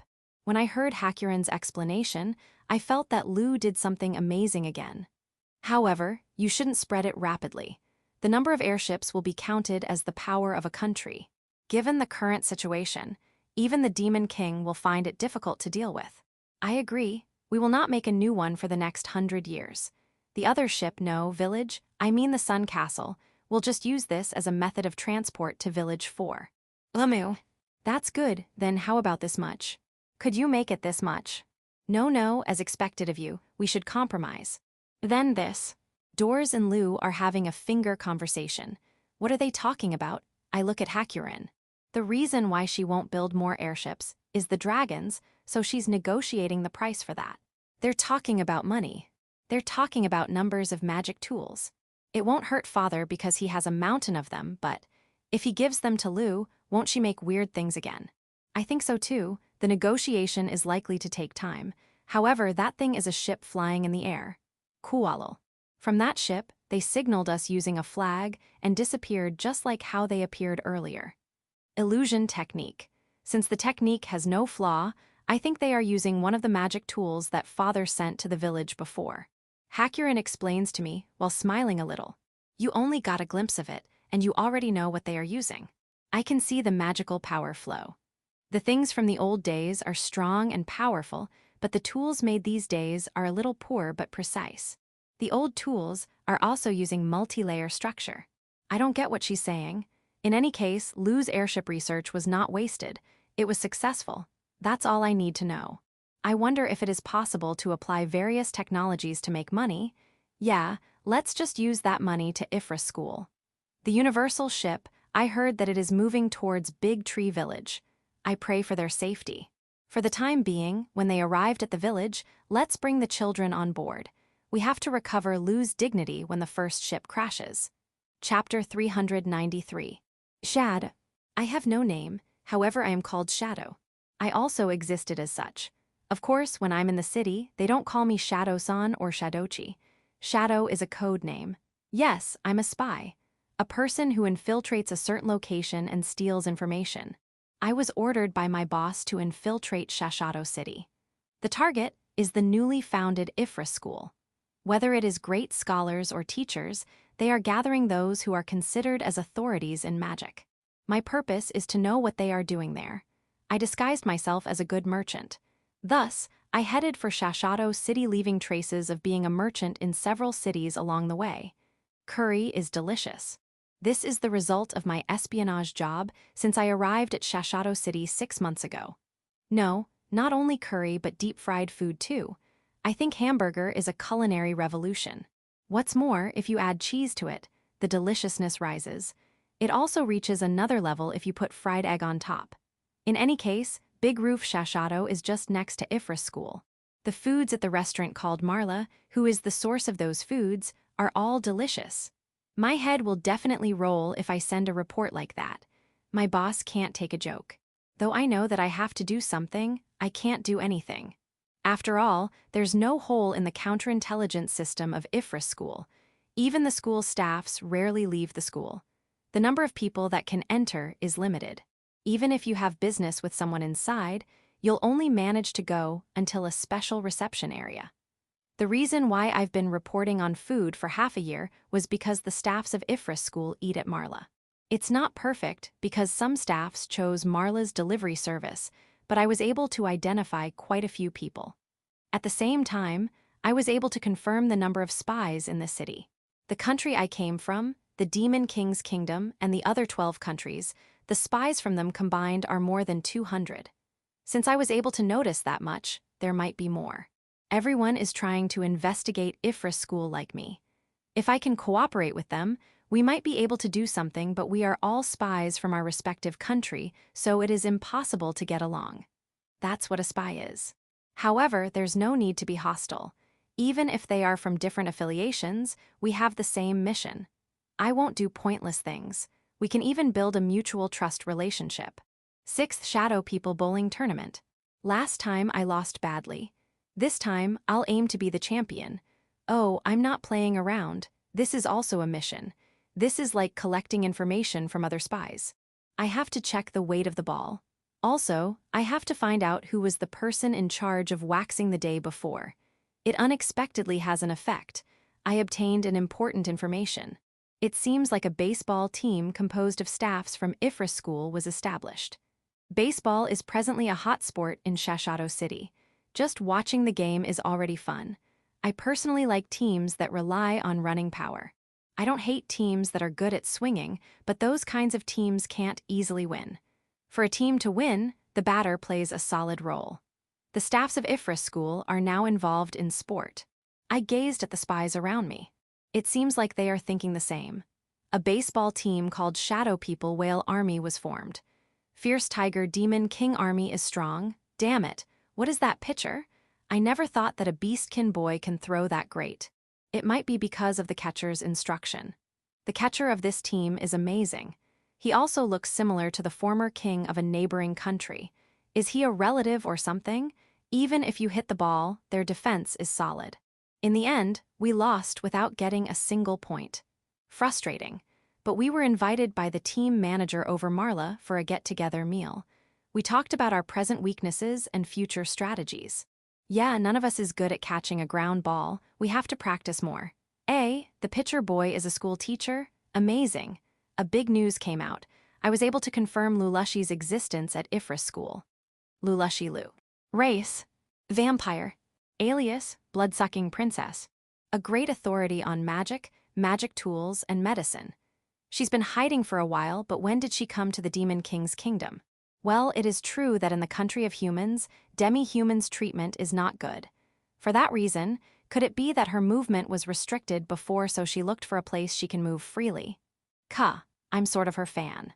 But as a mere spy, it's frustrating that I can't do anything at all. Lulushi's moves are conspicuous. She suddenly bought a ship under construction and employed a large number of personnel to do something about that ship. Are they trying to complete the ship? Many people from Ifris school are involved. I intended to infiltrate as a carpenter in disguise, but changed my mind. A spy disguised as a carpenter was caught before me. This means that the security is strict. In other words, they are making something very important. I must not take my eyes off this. I did not intend to take my eyes off it, but before I knew it, a large number of elves had mixed in. Where did those elves with dark skin come from? And what's with their construction speed? Their construction speed is on a whole new level. They can take the #1 position in the construction industry in no time. They are superb carpenters. Oh, security has become even tighter. It seems impossible to see the construction. I have to think about something. It's the 70th day after Lulushi appears. I finally found out what Lulushi and the Ifris school is doing. Airship research. To be honest, that's already an old topic. It is nothing unusual. I look into the experiment site that is a top-secret site. Though I was surprised when it came out of the sea, that's it. What do I mean? The ship floated up and I thought it was successful, but it was a failure. It fell apart and sank into the sea. The usual result. So far, airship research has been conducted countless of times. However, no one succeeded. Though it was amazing since it even flew for a short time. What I should investigate next is whether this can be completed and the construction cost of one ship. Due to the failure of the experiment, confusion can be seen here and there. Though it is indeed impossible to infiltrate Ifris school, the important members who don't go out have come out. The staffs of the school, the information about this ship. I did not miss a single piece of information. The others missed it. It can't be helped. In this world, we should help each other. I'll give the information to those who missed it. For the time being, I should also consider the possibility of false information. However, the one who'll decide that is not me but my boss. Personally, I think that number is a little too big, but I'm thinking as an outsider. Also, it seems like the important parts of the airship were lost during the failed experiment. The research continues, but there won't be an immediate result. This is in line with the testimony collected from the Seekins that were involved in salvaging the airship wreckage. There are 2 big balls. The great teacher is mourning before those. Those big balls are probably an important part of the airship. Are those magic stones or magic tools? If possible, I would like to recover even fragments, but it seems like they have all been recovered. Well, that's natural. For the time being, I can finally send a decent report to my boss. I'll send the breaking news first, then send the detailed information. Is this the end of my mission? If possible, I would like to continue my espionage work in Shashado City. Before going home, I want to at least have a rematch against the scholarly spider army created by the staff of Ifris school. We're on a losing streak. Also, I want to memorize how they do their diabolical pitch. What's a slider? Can you really throw a ball like that just by changing the way you grip it? I have no name. I am an existence that can be called a shadow. Oi, Shadochi. The guys from Garrett Kingdom are going home, so we're going to their farewell party. Seriously, I'm going to miss them. I mean, we'll lose our catcher if they go home. I'm a spy. Chapter 394. Homecoming. My name is Kirbbit. I'm the daughter of the Angel's Chief. I also worked as the Heavenly Wings Shrine Maiden of Garrett Kingdom. It is great to have a great social standing. But in front of me now, there's a woman with a scary face. The Vice Chief. She's the leader of those who assists the Heavenly Wings Shrine Maiden. She is Tyr's mother, Ruinkia Desu. She's usually a cool woman, but it seems like what I said affected her badly. Kirbbit-sama, I didn't hear it well. Can you say it again? That's an obvious lie. If you didn't hear it well, you won't look like that. No, nothing. I'll say it again. Tyr is busy taking care of her second daughter, so she won't be back. Oya, she's trying to understand what I said. What is there to think about, though? Kirbbit-sama, I just want to confirm who gave birth to her second daughter. It's Tyr Desu. What is she even asking? No way. Did she not tell her about her children? Could it be that? You know that Tyr got married, do you? At the end, I said it cutely, but it didn't work. I don't. For some reason, I seem to have offended her. But why? I'm still your former boss. I was the Heavenly Wings Shrine Maiden, aren't I? Based on that, you should change your attitude at once. No, I didn't say anything. Yes, I got it. I'll tell Tyr. No, I'm properly contacting my mother. The man I'm targeting is still young, so I think I won't get married even for a few more years. Right. I almost forgot about it. This is a letter from Tyr addressed to Vice Chief. Yeah, unusual, isn't it? She was forced to write that. Oh, I'm happy for you. There's no point in acting cool. The wings on my back are shivering. If I had given her the letter earlier, she would have been only half angry. I failed to do so. No, in the first place, why do I have to be scolded when I'm just trying to report what's happening to Tyr? When I returned to the village, I only decided to show my face in my former workplace because it was close. I have to leave quickly and go home. Vice Chief, why are you grabbing my wings? I can't fly if you do that. What are my grandchildren's names? How many are they? How do they look? You're going to tell me those in detail. But you have a letter. Vice Chief is holding the letter with care. Are you not going to read that? We are talking about Tyr. There's no way she'll write stuffs like those. That's a strange trust. Vice Chief, I really want to keep you company, but I also want to see my mother Desu. Your mother is in the temple here. After you quit being the shrine maiden, Malbit is the one serving temporarily, because the next one has not been decided yet. Malbit is my mother's name Desu. Why haven't you decided on the next one? Because we can't. Think about it yourself. Who are the candidates to be the next shrine maiden? Ability-wise, it should be either Gran Maria, Kudal, or Koron. And although a bit inferior, the Suwaruryu and Suwaruku sisters are fine too. They are my choice too, but I can't get in touch with any of them. By the way, do you know where they are? Aedo, what should I say? So you know. Good, tell me everything, but before that, talk about my grandchildren first. Start now. I arrived at our village at dawn, and I was only released at dusk. Mother went home first. Why didn't you help me? Even though I said that, she only laughed at me. I understand. Mother is not good at dealing with Vice Chief either. However, both Mother and I recognize Vice Chief's ability, or rather, without her, the Angel Village will be in chaos.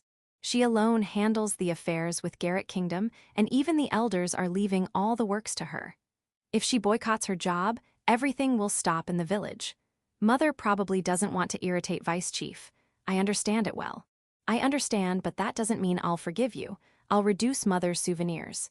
Kai-chan, welcome back. That's Mother, she calls me Kai-chan. No matter how many times I told her to, she won't change it. I have already given up. I'm back, have you seen the souvenir I brought? Don't touch it yet, I'll distribute some around. I know, I'll cook for dinner, so look forward to it. Wait, then use the seasonings on the souvenir. Without that, I might not be able to eat. Is it similar to the thing you brought before? That was delicious. Was it the thing made in Village 5 and sold in Shashado City? Mother, please don't challenge your daughter. I can't tell you about it. Fufufu, I'm purely asking. It is because of the souvenir you brought last time. Moo, dinner, I look forward to it. Leave it to me. Mother's cooking skills are recognized by everyone. That everyone is me. It tastes like poop. I'm sorry, Mother. By the way, Kai-chan, I'm glad that you returned, but why? You ask why, that's because Indeed, why? It all started because of Mother's letter. After reading it, Tyr ignored it, and it turned to, someone must report back, task which eventually fell onto me. Why did I join that draw lots? Kai-chan, I'm scared if you suddenly get enraged like that. I am sorry. I returned because I wanted to see Mother. Yes, that's right. I wanted to see my mother. By no means, my mind was dull at that time because of the kotatsu and orange. Is that so? Then I'm happy. This is the best reply I can get from my mother. Then, when can I see my grandchild? As I said before, the man I'm targeting is still young. You have to wait for at least 10 more years. Kai-chan, didn't you say before that you also targeted that child's father? Too many rivals. Is that so? That's regrettable. By the way, in the old times, I had a friend who said the same thing as you. If it doesn't work on the father, then his son. If it doesn't work on the son, then again, in the end, she didn't get married. I'll do my best not to end up like that. Good luck. Also, my apologies since you just came back, but can you go to the west? Did something happen? The hero is acting strange. The hero is acting strange. Yes. Every hero we know. This might sound rude, but isn't a hero strange from the start? You're right, but that's not important this time. Ma, we asked a group of heroes to exterminate undead, but they seem to have neglected our request. That happened on the west. Yes. In a place about 2 weeks from here. You can bring 5 more with you, can you do it? I understand, I'll depart tomorrow. So, what's with the heroes? Why did the heroes become strange? Isn't this a serious matter? This is a secret. A top secret case. I understand, I won't leak it to anyone. Then, let me tell you. I was surprised when I heard the story. It's really important. Chapter 395. Exclusive pawn making and Malbit. The sulky Kirbbit, who returned from the Angel's village, slipped into the kotatsu. What's wrong? That, she doesn't like that we already knew about the top secret case in the Angel's village before her. Gran Maria told me that while eating an orange. I see. Then, who's that person next to her? There's an unfamiliar angel next to Kirbbit. She's Kirbbit's mother, Malbit. She's the chief of the angels. Hey, so young. Kai-chan. There's an old man who introduced himself as the Dragon King. Genuine Desu. Then, how about that man who looks like the founder of Korean religion? Genuine Desu. How about that cat-chasing guy that introduced himself as the Demon King? Genuine Desu. How about that round thing on the table that gives off a divine feeling? That's Aegis, a phoenix chick. It's popular with the harpies Desu. How about that dog that looks like an inferno wolf that has been looking at me from behind? Unfortunately, that is indeed an inferno wolf Desu. He's Kurian Desu. He's really good at chess Desu yo. Chess is at that game, an inferno wolf can play that. Yes Desu. Ah, it looks like Kurian is already expecting something, that's why he's looking at you Desu. He's in battle mode. You can't run away anymore. Please do your best. The rules are written on this board. By the way, I have never won against him. I'll do my best, Kai-chan. What's going on in this village? What's going on? Also, you can find the blood-sucking princess and the gatekeeper dragon if you walk around more, but don't think too much or you'll only get a headache. Ah, try this orange. It looks like Kirbbit's mother will play against Kurian. It looks like she's a beginner. Will she be okay? I'm worried, but I have to do something. Let's just say a light greeting now and a formal one later. And what is that top secret case? Is it okay to ask? The thing that I need to do is to make a place where we can park the universal ship. Since the universal ship looks like a ship, it needs a place where it can float. Currently, it is floating in the village's reservoir. There was a suggestion of just letting it float there is good enough, but I decided to make a dedicated pond for it. The mountain elves insisted that it should be a pond where the water can be drained. It will be more convenient to clean the bottom of the ship that way. I thought so too, that's why I agreed. I plow the soil using the aft in hoe form to soften it and let the transforming arm of the universal ship to dig it up. It is a surreal sight where the ship itself is making its own parking space, but I'm already used to things like this. The place is on the south side of the village. It is built on the west side of the entrance of Big Tree Dungeon. The universal ship is a typical sail ship that is 20 meters long and 8 meters wide. The pond is 5 meters bigger than the ship. The depth is about 10 meters. At the bottom of the pond, there's a stand where the ship can be laid to. I and the mountain elves made a mechanism where it can be moved up and down. To prevent anyone from falling, we need a fence around the pond. That's right, 10 meters is a deep hole. Even if it will be filled with water, it is still dangerous. Let's make a proper fence here and not the traditional log fence so that the children won't enter by mistake. Since that is the case, we also need a mechanism to get into the ship. I would prefer not to have an unnecessary device, but if it will make loading and unloading easier, that would be great. It is decided that this universal ship will be used to go to and from Village 4, the Sun Castle. Now, it is possible to transport a large amount of goods without relying on dragons. After various consultations, it has been decided that the crew will be the devils and dream demons of Village 4. One of the Mercuries will be the captain. Presently, they are already practicing without using the ship. The universal ship has a certain degree of autopilot function, but they are practicing in case of emergency. When Zabuton wakes up, I'll ask her to make clothes for the captain and the crews. Cold, it's still winter. I'm fine since I'm using the aft, but others will feel cold. Take a regular break and warm yourself near the fire. I haven't taken a break though. I'm working hard, but I'm still smiling. I'm smiling, but I'm worried about my body. Let's make a warm soup. At dinner, I properly greet Kirbbit's mother, Haraku Desu. Please forgive me for being rude earlier. I didn't know you're the village chief. Rude, did something happen? Kirbbit adds.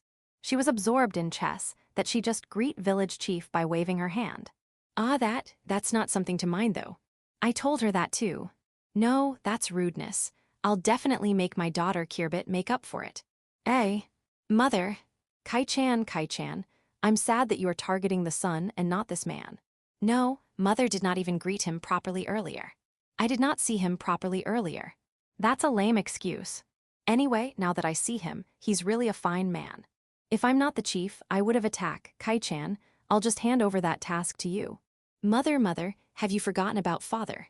It has been 300 years since he died, right? Don't you think it's time for my new love? I have no intention of minding that delicate topic, but please don't say that to your own daughter. Okay, then do your best, Kai-chan. And so, village chief-san, please take care of Kai-chan. Kai-chan, it's okay.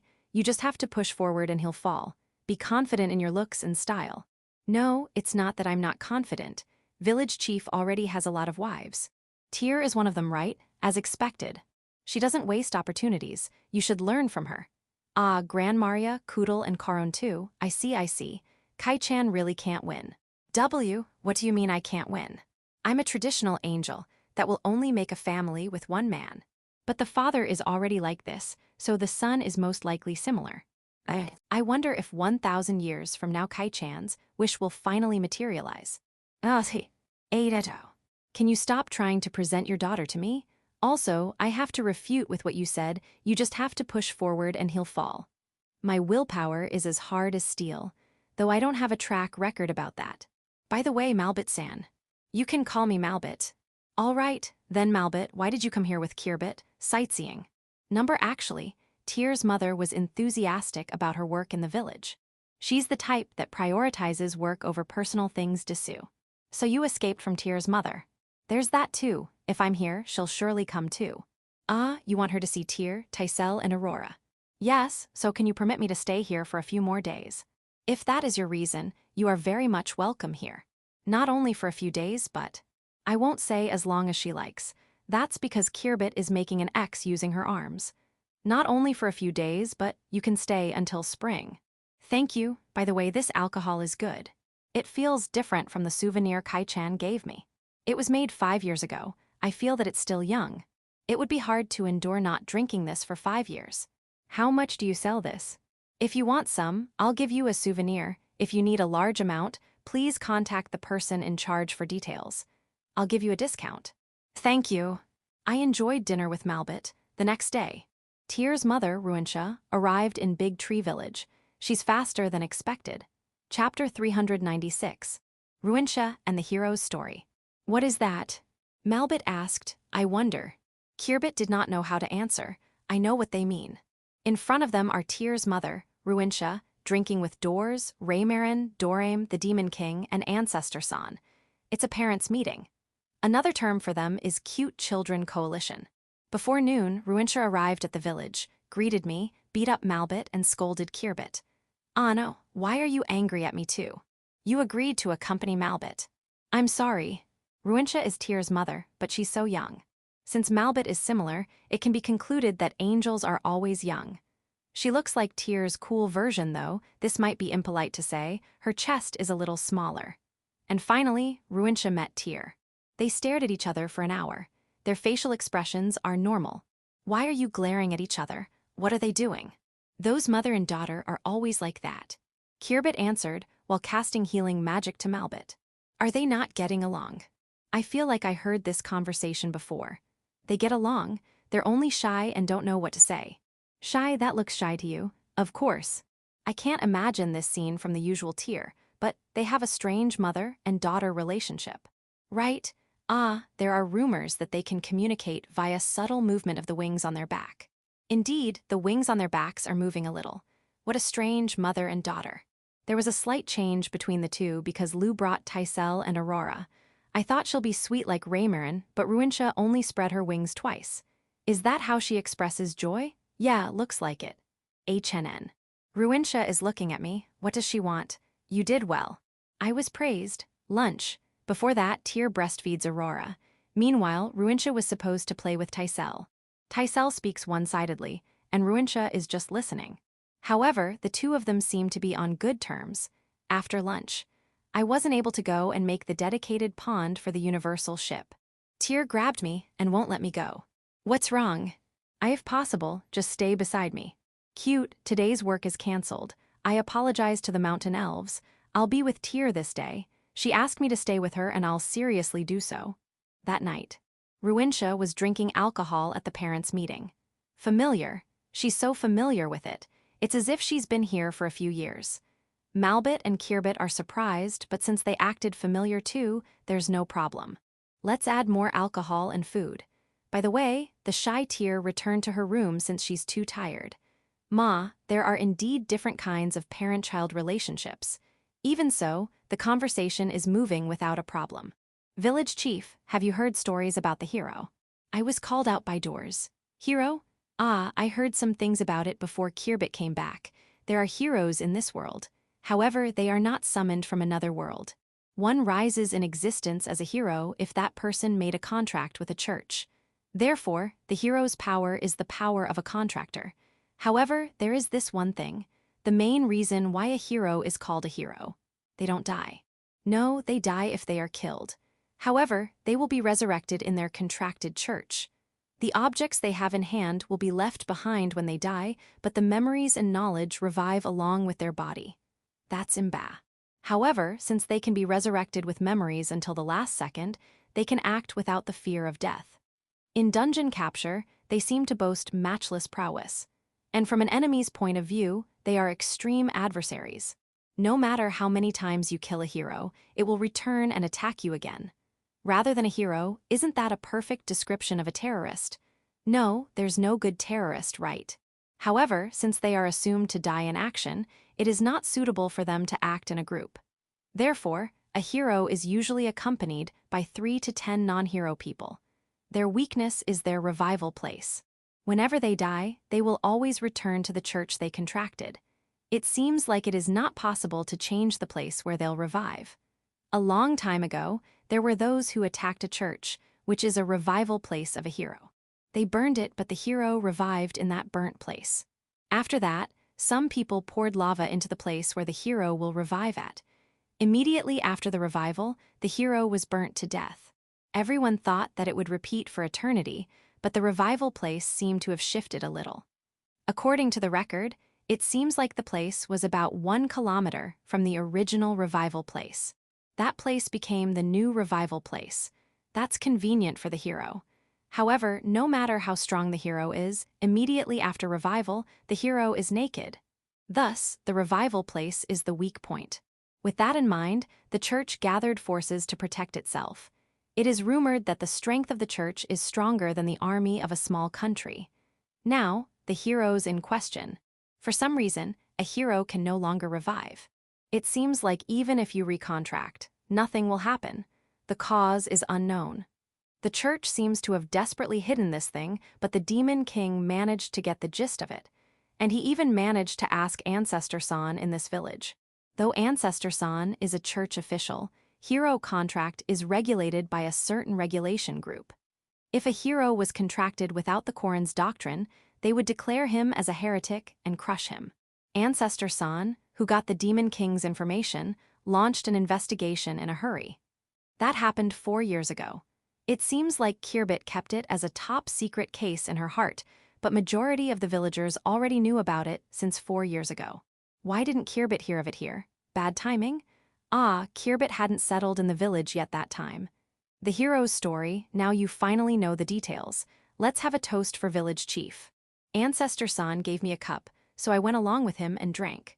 Ancestor-san seemed to have been quite busy ever since he got the information about the heroes. At one point, he finds it really hard to even go to the hot spring. Malbit's going to join too and sit next to Ruintia. As for me, I'll sit next to Ancestor-san. It was confirmed that heroes no longer revive starting 5 years ago. Was there anything big that happened around that time? Earthquake, drought, etc. Ancestor-san asked Doors and the Demon King, but they too have no idea. There are indeed weak earthquakes and small-scale drought, but something large-scale, nothing. Malbit says, after thinking about it. Raymarin, Dorim, and Ruinsha are the same. I see. Why are you asking about earthquakes or drought? I wonder if the reason why the hero's contract broke is the Temple of Origin. Temple of Origin, something like that exists. Isn't that just a rumor? No one has been able to find it, right? Doors denied it. However, that's not proof that it doesn't exist. The hero contract, no matter how much you think about it, it lacks magical power. It would be impossible to revive a dead person in another place, unless there's a huge magic accumulator somewhere. I know that theory, but if that is the case, won't the quantity of magical power required is God class? It is clearly unnatural for something like that to exist, and no one has found it so far. No, it's in a blind spot-like place. That's what I believe. As long as there is alcohol, the tension will be high. By the way, should I be glad that the hero can no longer be resurrected? However, 5 years ago, Ursa came to this village at that time. What are the things that happened at that time? According to my memory, we went to the North Dungeon, built a hot spring resort, and carved a statue of the god of creation using a black rock. That's it. Yeah, I have no idea. Let's drink. Chapter 397. Hero Katoki. My name is Rachel, I'm a cat. Yeah, a cat. Cat life, I'm enjoying it. In winter, Kotatsu is the best. In summer, the best place is the stairs of the basement. Sometimes, I get kicked out by my daughters, but I'm living my life happily. I have no dissatisfaction or anxiety. The food is delicious too. I'm happy because of those. Sometimes, I recall my old life. My own misdeeds. Hero system. I made it because I wanted to cause destruction, along with the Demon King system. I did that evil thing. To show remorse, I'll refrain from flirting with my wife today. HNN? What's wrong, wife? No, I don't hate you, I'm sorry. I love you, Umu, it's not a lie, it can't be helped, let's flirt with her. My name is Katoki, I'm a man and also a hero. But now, it's different, I'm only a man. But why? What happened? Why did I dream of a cat? Am I frustrated? Then why a cat? I don't have that kind of fetish. I don't know, I like something else. Yeah, women are better, big breast, gentle women. I've recovered a lot. I look at the back of my hand. Previously, the hero crest was there. It is something I got when I formed a contract with the church. That was the proof that I'm a hero. As long as I have the crest, I will be resurrected no matter how many times I die. There is no risk. There's only one duty that comes with it. Defeat the Demon King. That's all. Other than that, I'm free to do what I want. That's what a hero is. However, my crest disappeared suddenly. I didn't know what had happened. I thought of going back to the church and consult the officials, but I couldn't prove that I'm a hero since I no longer have the crest. It took me more than 10 days to meet someone who knew me. It's a funny story. After that, I stayed at the church for a year to investigate the cause, but there's no progress. All I know is that the crest disappeared not only from my hand, but from all other heroes. Because of that, I'm now living while hiding that I was a hero. A hero will be revived even if he dies. No matter how many times he is killed, he will return. That characteristic is scarier than any monster in existence. Therefore, ordinary people are not hostile to a hero. However, not showing hostility doesn't mean there's no hostility. Just because one is a hero doesn't mean that his heart is pure and only does righteous things. Of course, there are decent guys, but most are cruel. While overcoming the fear of death, a hero is trying to fulfill his mission of defeating the Demon King. With that in mind, they thought that it is normal for them to be preferentially treated and be hated because of that. But even so, no one will stop a hero. No one wants to be resented by a hero.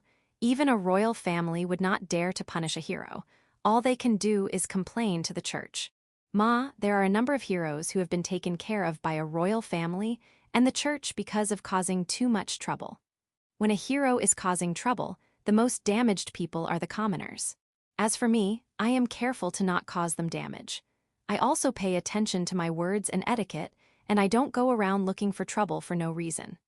The 2 years when I had a contract with the church until my hero crest disappeared, I don't remember doing anything bad except on villains. However, even if I say that I'm not a bad hero, who would believe me? There were too many bad heroes in the world. Being a former hero doesn't make me eligible for being thrown with stones. Well, I must admit that I did nothing to stop bad heroes. I only got what I deserve.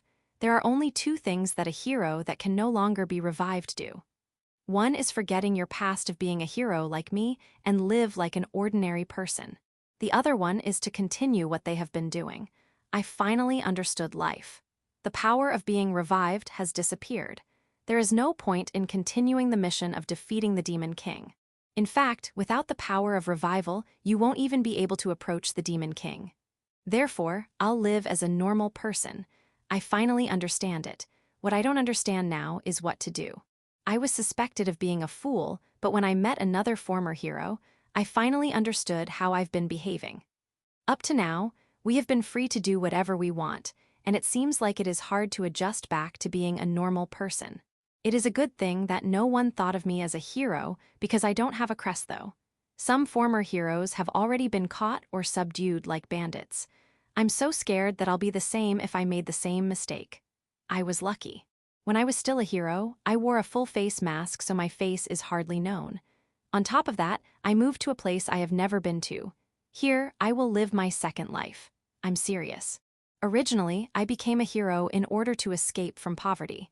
I don't really want to be a hero. With the money I earned as a hero, I started a business, but I had no talent in that. It is better for me to become an employee.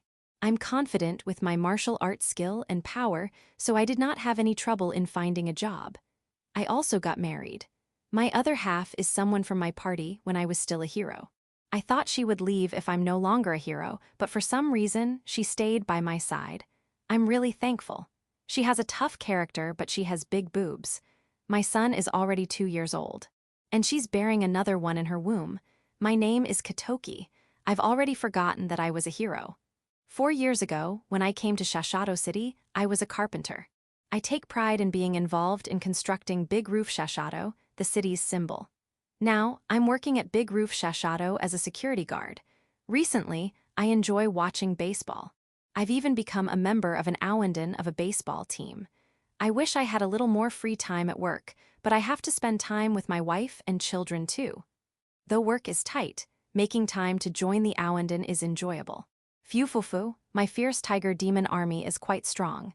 When is the next match? Chapter 398. Beast Boy's School Life Autumn, Life as a Teacher. The great me, my name is Syl. I'm a beastkin from Big Tree Village. With my fellow beastkin from Big Tree Village, Gall and Braun, I enrolled at Gulgold Noble Academy as a student. A lot of things happened, and the three of us are now teachers. Don't mind the details. Our subject is daily life livelihood. This isn't something that is taught to all students, so only those who wanted to will take our classes. We teach construction, farming, hunting, fishing, and cooking. However, the three of us are not enough. Therefore, we ask students who are knowledgeable to help us. I'll demonstrate the power of my house. Translation.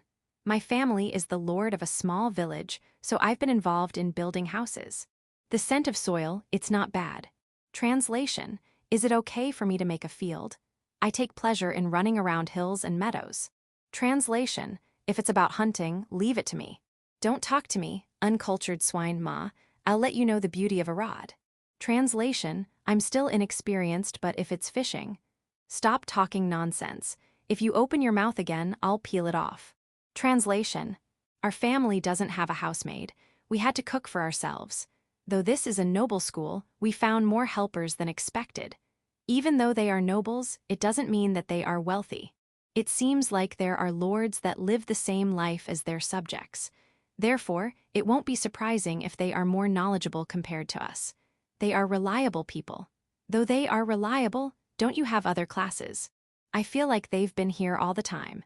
Even if you say you feel comfortable here, will a noble be scolded if they don't study properly? Our classroom is not in the school building.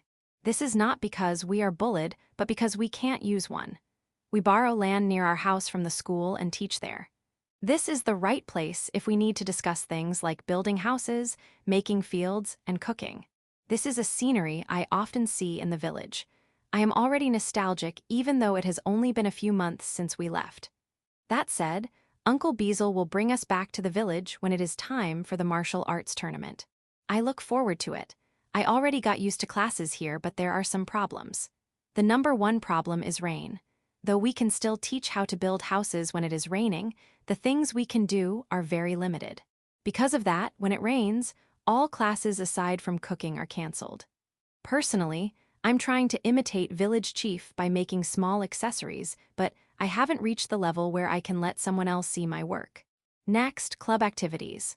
Originally, what we are doing became club activities, and our club activities became classes. However, club activities remained as club activities. In this world, there are birds who prefer bird cages too. Translation: if this fully became a class, you won't cook food for us, right? For the sake of food, please continue club activities. This is the reason why club activities continue. However, continuing the club activity has become a problem. The main reason is the number of members. Presently, the number of people in our class is 40, and the 3 of us are already included in that number. When it is time for club activity, 60 people will surely come. The number of club members is higher than the number of students in our class, and that is already a blessing, thanks to the food improvement in the dorms. At one point, our club gathered 200 people. Though things have gotten better, the students of our class will remain for club activity since they are also members. Therefore, about 100 people will come every night. The flowers that can be seen at night are beautiful. Translation: every night we are holding something like a banquet. Won't you be troubled with money? I'm worried about that too. The last problem is money. Even if I say it is a problem, we are not troubled with our funds. We still have money we got from Village Chief, and we also got in touch with Uncle Michael's Goron Company. We did not receive any pocket money from Uncle Michael. We had the Goron Company buy the materials from monsters and demon beasts we hunt from the forest in the north of the school. That made us some good money. Other companies can buy them for us too, but we were told by Uncle Gulf that we should only sell to trustworthy companies, and Goron Company is definitely a company we can trust. For any business need, just go to Goron Company. However, we never thought that the Goron Company is so big. We were really surprised. We did something bad to the school principal. Let's give her some cake next time we bake. Right, she might stop screaming every time she remembers that if we give her some. Even though I said we have money problem, it is not about funds but accounting. The money we have from the beginning, the money we earned from selling things, the salary we receive as teachers, the class fund, and donations from students, according to the tip we received from the merchants in the royal capital, accounting is a must. Especially about our class fund, everything should be specified. I feel sorry for Braun because he's the one doing it all. Also, don't use it to flirt with the receptionist Oneson. You make me so envious. I can do it too. You're right, but I feel like a small animal that will be preyed upon when I'm with those 3. I'm a little scared. Yeah, go flirty. In that aspect, Braun is the one. Gal is also getting along with Lady Endery too. When we return to the village, I'll tell Village Chief about you. By the way, there are problems but not enough to make us feel despair. There are also small troubles, but we took care of them. There's no problem in terms of income and expenditure. If you ask me if there's anything I'm anxious about, there's this one thing. Before we went to school, Village Chief taught us about urban life, but why do I find things strange? The city life that Village Chief taught us is completely different from what we experienced. Ma, there's no point in thinking. This is the first time we experience it. Let's just work hard today. Now, let's start today's class. Hearing what I said, the students standing before me held their weapons. They are not weapons for hunting or fishing. They are combat weapons. We also have this class. I forgot to mention, but recently, in our daily life livelihood class, we started teaching combat.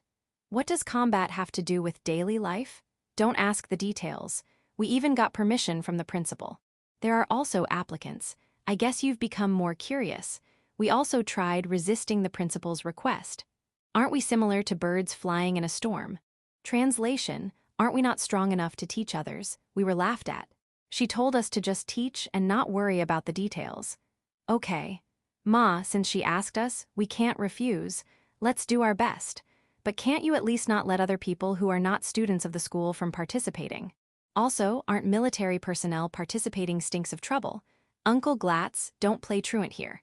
Chapter 399. Beast Boys School Life, North Forest. My name is Syl, a teacher at Gulgold Noble Academy. A big incident occurred today. It all started this morning. It was confirmed that there's a dangerous demon beast in the forest north of the school. Because of that, a notice was sent that it is prohibited to enter that place for the time being. I'll obey, of course. I told Gall and Braun, and we also convened the notice to the students. We will accompany them on hunting and fishing so that they won't mistakenly go north. The incident occurred shortly after noon. It was reported that some students have gone to the North Forest, and it was reported to me. The one who reported it is an adventurer from the royal capital. It seems like when Uncle Gulf came to the royal capital before, he asked him, "If a student from the school is about to do something dangerous, report it to the school." Uncle Gulf, thank you. It's good that you reported it to me, but isn't it better if you stop them? Also, I'm very thankful that you told me that information, but did you sneak into the school? The military guards are looking for someone at full force. I'll tell about you to the guards this time. Let's apologize together, but before that, let's contact the school principal. When we met the school principal, it was confirmed that 5 students hired adventurers and went to the North Forest. Their purpose is to defeat the dangerous demon beast and gain fame from it. The military guards of the school blocked the road from the school to the forest, but they didn't block the road from the royal capital to the forest. By the way, the students who headed to the North Forest are students who are taking our classes. It made me feel temporarily relieved. We are not foolish enough to step on a dragon's tail. Translation: it's not like we'll die if we ignore the teacher's instructions to sue. Hahaha. Teachers, what you meant are all other teachers at the school, right? It's not about us, right? Are you saying that you are not scared of us? Also, dragons won't get angry with just stepping on their tails. I have already stepped on Uncle Dorim's tail when he was in his dragon form, but he just laughed at me. By the way, are those 5 strong? A simple question. If those 5 are strong, though it is still a problem, the risk is reduced. Irene answered my question. Those 5 are weaker than me. Even if they gang up on me, I'll win. That's a big deal. Irene is weaker than me, very weak, and they are weaker than her. Why did they even go to a dangerous place? No, they want to make a name for themselves. At least do that when you have the ability to defeat Irene. Uncle Glatz is nearby, so I reported it to him in a hurry. Uncle Glatz immediately summoned his troops to the North Forest. Thank you very much. And I went back to the school principal. I told her that the students were weak and Uncle Glatz is already heading north. The school principal is already aware of the situation even before receiving my report and had already formed a rescue squad of teachers. She had also already requested help from the royal capital. It looks like even if we didn't ask Uncle Glatz, she would have asked him herself. As expected of the principal. As expected. We know that students of the school are in danger and we have to rescue them. We also don't mind if we are included in the rescue squad. But why are we the leaders? This is the best arrangement I can think of. I'll listen to your complaints later. For now, move with haste. She did not speak in Noble's language. She's not her usual self. At first, the principal said she's going with the rescue squad too, but everyone stopped her from doing so. For the time being, the leader will be chosen from Gall, me, and Braun. Me, what happened to draw lots? I understand. We don't have time for draw lots. Leader, I'll accept it. Let's move. When we approached the North Forest, there were a lot of large tents. It's Uncle Glatt's troops. You're slow. After scolding us, he reports the current situation. It seems like the 5 students have already been attacked by the demon beasts in the forest. However, they have not been annihilated yet. There were no fatalities. They managed to get together and escaped into the forest.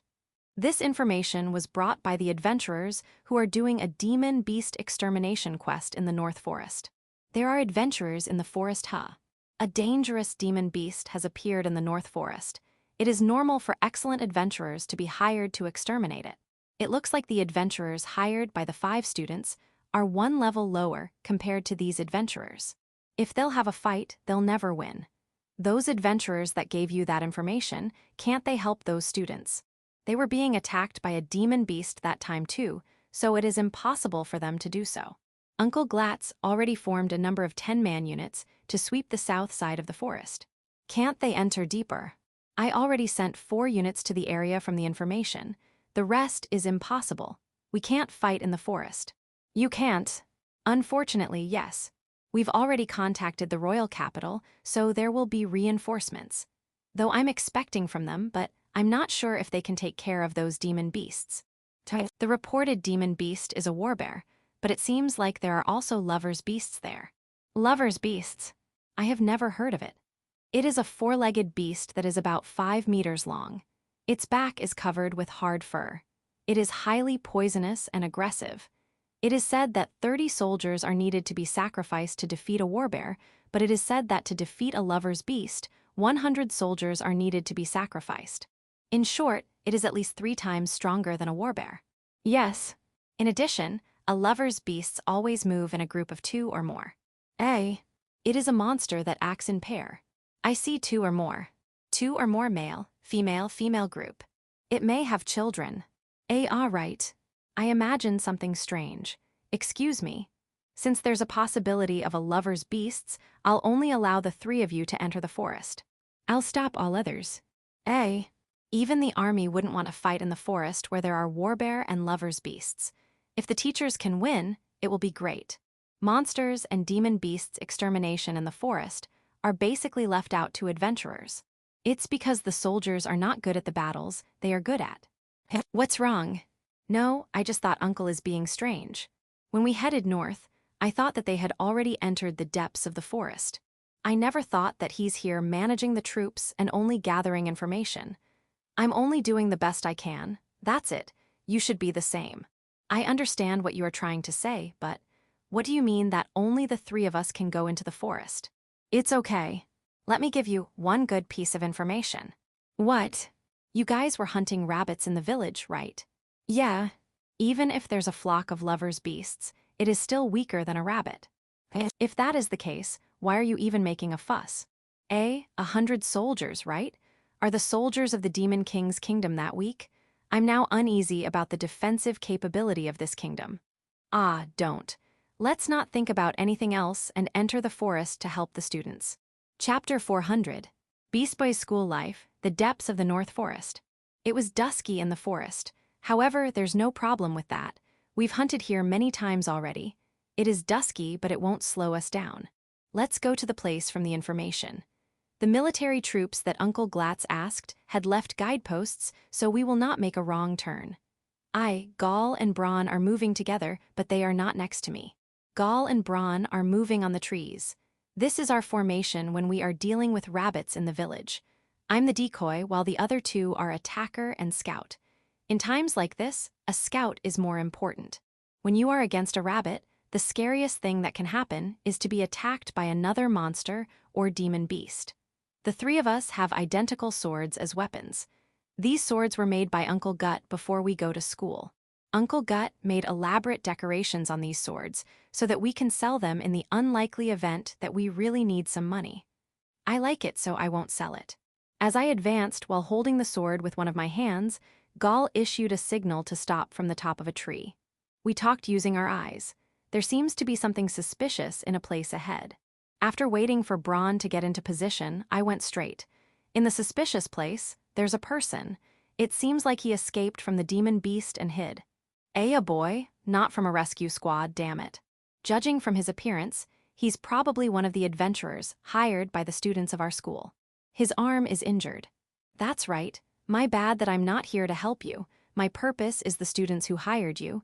You are an adult, so help yourself. We have already exterminated the monsters and demon beasts that we encountered on our way here. Now it's relatively safe to return. I told him that and move on. Wait. What? Take this. HNN.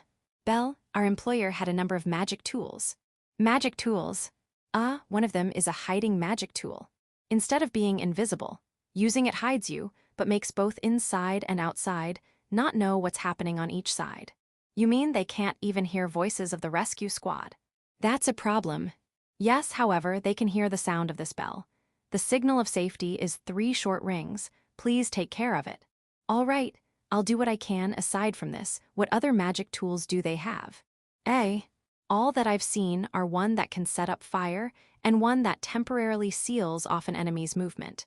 They had 3 other things, but I don't know their uses.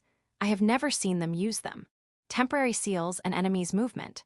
How long can it seal the enemy? The employer said that it can for a dozen counts, but from my experience, it can only seal the enemy's movement for 3. It was like an instant. A garbage tool. No. I feel like I can beat anyone as long as they stop moving for 3 counts. Isn't that a terrible magic tool? Ma, let's not let it pull our legs. Thank you for the information. Goodbye. I'm sorry for saying that you're a boy. Please save our employers. I don't mind.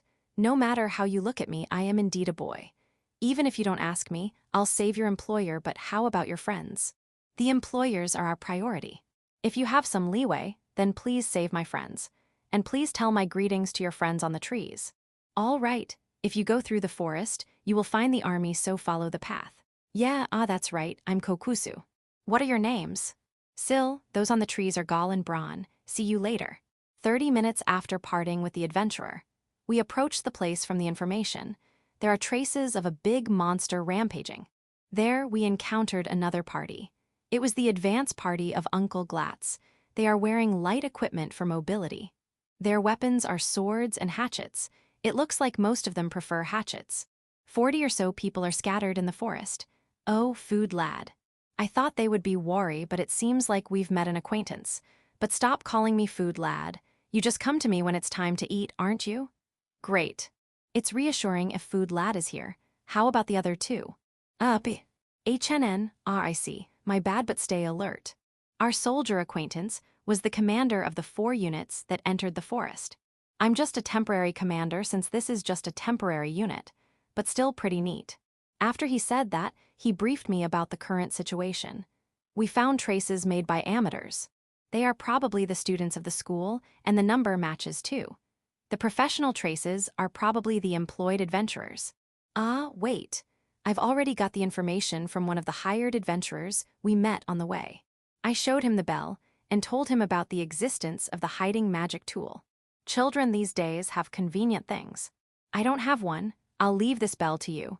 Look for suspicious places and ring it there. All right, how about food lads? We'll follow the traces of the demon beast.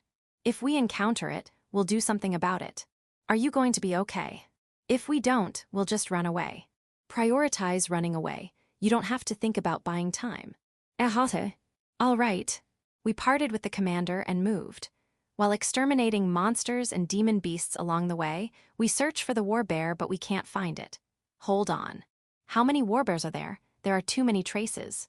If it is not something that moves around to confuse the pursuer, there should be at least 10 of them, right? But we didn't encounter even one. Why? Something's wrong. Gal and Bron on the trees also felt the same, but they don't know what it is. 1 hour later, we met a 10-unit squad. It seems like they have come to look for them. We found 4 students and the hired adventurers. Some of them are injured, but they are safe. We are already escorting them out of the forest. 4 students. 1 is missing. One of the students left the group. Why aren't they acting together? It seems like that student was the one who suggested the group to hunt in the forest. The student felt responsible and volunteered to be a decoy. He got some magic tools, so there's still hope for him. Where did he run to? North. At the depths, Understood. Do you mind if I accompany you? I don't mind, but will you be okay? I have permission from the commander. We are here to rescue the students after all. All right, let's work together. I want to avoid the worst. We finally found the last student. Alive. However, there are 5 warbears on his right side, and there are 3 lovers' beasts on the left side. He seemed to have survived, because the warbears and lovers' beast were glaring at each other. Quite lucky. Or maybe it is the effect of the magic tool in his hand. The student noticed us. This is bad. Don't let your guard down. The warbears and lovers' beasts that are glaring at each other became excited and rushed to kill the student. It seems like they don't want their food to escape. I started running. Gal and Bron on the trees moved almost the same time as expected. I'm charging to the lovers' beasts. Gal and Bron are heading for the warbears. With this strategy, I'm assigned to buy time. While I'm doing that, Gal and Bron will take care of the warbears.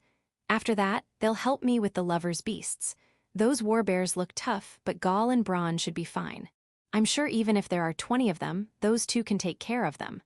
The lovers' beasts before me are aggressive and disgusting. However, that's better because they'll only focus on me.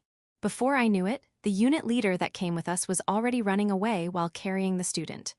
Great. That helps us a lot. The warbears were taken care of by Gal and Bron. 2 were killed while 3 were driven away. After that, they joined me to face the lover's beast, and something unexpected happened. A black haze-like monster came from behind the three lovers' beasts. It's big. It's about the size of the village's inn. The three lovers' beasts were eaten the moment they were wrapped around by the black haze-like monster. I think it ate them. You're asking why? It's because the black haze-like monster became bigger. What is this? Danger signals run throughout my body. This is how I feel when Ursa or Gyuraru are seriously angry. No, it is more than that. I understood that it is an evil existence, and there's no way we can win. If Hakuren-sensei or village chief is here, we can win. But they are not here. Immediate withdrawal. That's what I decided, but I'm already too late. The three warbears that Gall and Braun drove away are back. Persistent bastards. Or so I thought, but I was wrong. The warbears are also being chased by a black haze-like monster. Is it another one? Wrong, it only stretched itself. Sword is useless, they were eaten. I know, one of the warbears tried to counterattack, but it was eaten. The other two tried to escape by climbing trees, but they were caught and eaten. The black haze-like monster can change its height too. This is pretty bad. We are surrounded by the black haze-like monster. Gall, Braun, do you have any idea on what to do? How about magic? Let's cast magic at the same time, and run away once it made a gap. Okay, let's do it. 3, 2, 1, cast. The magics we casted were absorbed by the black haze-like monster. Oi oi, give me a break. That black haze-like monster seemed to extend its hand to me. Dodge. However, it has a lot of hands. Am I going to die like this? No, I won't give up. Fight until the end. I learned it from the village. There are many hands, dodge them with spirit. The magic that was absorbed was fire magic. Let's try other magic then. There are still a lot of things we can do. Don't give up. The black haze-like monster laughed at us who were preparing for another attack. Or did I just feel that it is laughing at us? I can't be sure. Because the black haze-like monster was eaten by an intruder. An intruder. It is a spider that is about as big as a boulder. Before I knew it, the spider suddenly jumped at the black haze-like monster and sucked it with great speed. The spider is as big as a boulder, but the black haze-like monster is much bigger. Did it eat it? Is it that hungry to be able to eat that gigantic black haze-like monster? In addition, it just ate warbears and lovers' beasts earlier. I shouldn't think about the details. Rather than that, this spider. It is a spider that I have never seen even in the village, but I can feel something. Are you a spiderling? The spider raises one of its legs and waves it left and right. I look at Braun and Gall. It is one of the spiderlings that left during the spring. Chapter 401. Beast Boy's School Life, Entrance of the Forest. When we walked out of the North Forest, Uncle Glatz greeted us. Are you not injured? Somehow, what's with this terrible number of people? There are about 1,000 armed soldiers on standby. They are already divided into 100 people per unit and can charge into the forest at any moment. It's not that I don't believe in you. It's my job to not take chances. The 5 students are safely rescued. The hired adventurers are fine too. That's good. The 5 students are already sent to school. The adventurers are over there. In the place that Uncle Glatz pointed at, there are people with various equipments. It looks like the adventurers have gathered too. Ah, I can also see Kokusu, the person we met in the forest. It looks like he was safe. He noticed us and waved, so I waved back.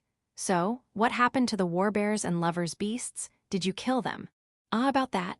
There are 5 warbears and 3 lovers' beasts. I saw them die. That's a strange report. Uncle Glatz understands what I'm trying to say. Can you prepare a place where no one else can hear us? Let's go. Uncle Glatz went straight to a tent, so we followed him. The tent is made of pillars covered with thick cloth, but the interior are cheap chairs and table that are directly placed on the ground.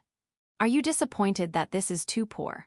No, this was built to respond to an emergency. I'll be surprised if this is luxurious. In case of emergency, like monsters and demon beasts rushing out of the forest, this place will be abandoned, so there is no point in making a luxurious one. That makes sense. This tent is covered with a barrier. No one will be able to hear whatever we will talk about. So, what happened? Ada. When we are leaving the forest, I've discussed with Gall and Braun on how much information we'll say. We will definitely report that black haze-like monster. The question is whether we should report about that spiderling. Our conclusion, it is bad to lie. Speak honestly. However, we know that spiderlings are hated outside the village. They can't even go to Village 5 because of the request from the Demon King's kingdom. Because of that, I decided to tell Uncle Glatz everything and leave it all to him. Yeah, I don't think things will be bad. We told him everything that happened as accurate as possible. Uncle Glatz held his head. Are you okay? Ah, yes, thank you, Etho. Please wait a minute. When I was thinking why Uncle Glatz had left the tent, he returned while holding a book. Is this the black haze-like monster? Uncle Glatz opens the book and lets us see the image on it. It certainly looks like that. However, this book. There are many pictures on other pages, but on this page, there's only this picture. The shape is a little different from the picture, but I think the aura it gives is the same. Gall and Braun agreed with my opinion. All right, you are forbidden to talk about this monster. You don't have to know why. You only need to obey. That's what I want to say, but if I cover it this badly, you'll probably investigate it yourself. I'll explain it to you. Uncle Glatz explained, while making a really troubled expression. This monster is called Mixture. So far, 4 of them have been confirmed in existence. With what happened, it will be 5. The first one first appeared 2,000 years ago, while the latest was 400 years ago. Heavy. Mixture absorbs any living creature and takes its power. If it absorbs someone that can use fire magic, it will have the ability to cast fire magic, and if it absorbs someone with the ability to crush iron, it can crush iron. If it absorbs 10 people, it will have the power of 10 people. In other words, the longer it lives, the stronger it becomes. It certainly preyed on warbears and lovers' beasts. The reason why I forbid you to speak about it is because there's nothing in this kingdom that can be used against it.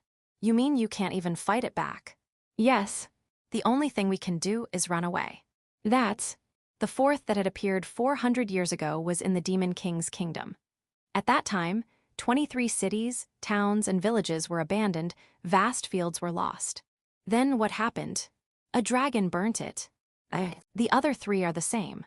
In other words, only a dragon can defeat a mixture. We can't let the public know about that. It is the same for human countries. After sharing information about the existence of this monster with the human countries, an oral ban was enforced to prevent it from spreading. You understand why, right? Why, yeah. Ma, I have not been involved much to dragons. If you go back to the village and cry, they might even beat me up. I think it will be fine, as long as we tell village chief. I hope so. But even so, it is forbidden to talk about it. Got it. Understood. Now the next problem. The existence of a spiderling that can easily defeat a mixture that is supposed to be a being that can only be defeated by a dragon was exposed. Are you sure it is a spiderling of Zabutendono? There's no doubt, it was last, or maybe 5 years ago, it is one of the spiderlings that left, though it has grown bigger. An individual that can instantly kill a mixture is residing near the royal capital. This, what should I do? No, even if you ask us. True. Uncle Glatz held his head for quite some time. While waiting for him, we look at the book. Various monsters we've never seen before are there. I study them. Can't these be found in the school? Ah, this. On the page that Braun pointed at, there was an image of a spiderling eating a mixture. Race Forest Guardian, personal name Fu. Uncle Glatz responded to the words we muttered. Is this the spiderling you saw? Yeah, it definitely has this pattern. The size written is also not very different. However, what is written on this page is strange. The Mayagard region is around here, right? It says that it has lived for 1,000 years, but, as I said earlier, it is a spiderling who left 5 years ago. Why is it saying that it was 1,000 years ago? We couldn't ask questions, because Uncle Glatz's face is too serious. What does it mean? Fu is the defender of the North that has existed ever since the foundation of the royal capital. Is it a substitute? No, wait. Rather than that, the current Forest Guardian is a spiderling of Zabutendono, which means the Forest Guardian is an evolution of a demon spider. Uncle Glatz stopped moving for about 5 minutes. Okay, let's dissolve the troops now and leave only those who will guard this place. Pay rewards to the adventurers who cooperated. He went out of the tent and said those instructions. The sun is about to set. I'm sorry I'm late. When we were thinking of going back already, Uncle Glatz came back with his men. The commander is among his subordinates. Thank you for your cooperation in this matter. Since Uncle Glatz asked for a handshake with a serious expression, we responded seriously too. Though you are school teachers, you have entered the forest under the command of I, Glatz, commander of the West Army of the Demon King's Kingdom. I hope you won't forget that. What is he saying? Does it have any other meaning? When we were looking at each other, Uncle Glatz whispered to us. In this matter, I am responsible for whatever happened to you, whether you got injured or died. It has nothing to do with either the school or the Demon King's Kingdom. I'm too selfish, but I wish you'll forgive me. Ah, you are worried if Village Chief will get angry. Of course. When you report to Village Chief, please consider what I just said. I watashi understand, but does it have to be more serious than usual? Although you usually say I or. I use I watashi at work. I'm a noble after all. I laughed a little. Once again, thank you for your cooperation. Since everything originated from the students of your school, I can't give you military merit, but I can give you my personal reward. You don't have to. No, it's nothing big. My reward is food. No way are you coming to eat. Ha ha ha, I'll bring it tomorrow. Show your face to the adventurers tonight. Adventurers? I heard they wanted to treat you. They've sent you a message saying they'll be waiting at a bar at the north of the capital. We haven't done anything to make them treat us. If they really want to treat someone, shouldn't they be treating the soldiers? You led the attack, the soldiers were on defense. That's what everyone can see. You should accept their invitation. I don't understand. Also, we don't know where that bar is. I'll have my men take you. It was the commander. Nice to meet you. Ah, before we go to the bar, we should report to the principal first. Of course, if you forget to do that, the principal will be angry. Go and report to her. Also, the principal will say the same thing I said, but tell her first come, first serve. She'll take responsibility too. Adults are troublesome. At a later date, we explore the depths of the North Forest. In a suitable place, I put potatoes harvested from Big Tree Village. The spiderling showed up. It was the spiderling that helped us that time. It was watching our action, and there are many fist-sized spiders surrounding the spiderling. Everyone raises one of their legs to greet us. They greet us, but I don't recognize them. Ah, your wife and kids, I see. It seems to be doing well. Chapter 402. Adventurer Kokusu. My name is Kokusu. Although I'm a demon, I am quite unfortunate for being not blessed with magical power. I'm an adventurer who mainly fights using sword. The team I belong to is called Mayagard's Axe. Our team has 12 members, but there are 5 to 8 of us who are not here. They are either doing other jobs or they are injured. In the royal capital of the Demon King's Kingdom, I take pride of being a member of this leading adventurer team. It is only our own self-confidence. In fact, we are already going down from the top. As evidence, when a warbear came out in the North Forest, our team did not receive a subjugation request. To be honest, I'm frustrated. I have something in me saying that I shouldn't be affected because it is a warbear, but I still want to be one of the top adventurers again. My other team members are also thinking the same. We talked about how to deal with a warbear. If we are not requested to subjugate the warbear, this will all be a waste. We receive a request from a conceited party. This conceited party seems to be students from the noble school, and they did not even try to hide it. We're going to be bullied. While worrying about that, they introduced themselves and said the details of their request. We will exterminate the demon beast that has come out in the North Forest. I want you to protect us. Are you a bunch of idiots? In the middle of their talk, our youngest member said that. I had no time to stop him. You're the idiot. Though I'm thinking the same as him, there's no benefit in telling that to the client. Who's the idiot? The conceited guys got angry. Of course they would. They are students of the noble school. Their pride is expected to be high, but we shouldn't get in trouble with them because of simple nonsense. I apologize for this guy's harsh words. However, if you have the ability to get rid of that demon beast, you won't need someone to protect you, right? I apologize and proceed with the talk. We have to determine the basis of this request. If these young nobles have the ability, do they want guards to look good? Or do they want to hire us in the name of guards and have us exterminate the demon beast? We haven't just received requests like this once or twice. It's a pain to deal with nobles' face. I think this is the leader's job, but for some reason, I often do it. We have a plan. The conceited guys showed us a long box. Is a sword inside it? It's a magic tool. Using this, you can defeat any demon beast. Of course, this is not all. We also prepared other magic tools. When one of the conceited guys said so, the other guys showed some tools on their hands. We can defeat any demon beast, however. Aren't demon beasts good at surprise attack? I don't want to be attacked before I use this magic tool. For that reason, I want to employ expert adventurers. Is there anything wrong? No, I know now that you're cautious. So that's how it is. A magic tool. If the effect of that magic tool is as effective as he claims, he certainly has what it takes to enter the forest. If we take on this escort mission, can you show us the effect of this magic tool before entering the forest? Of course. This is not a poor magic tool that will be worn out by using once or twice. We decided to accept the request.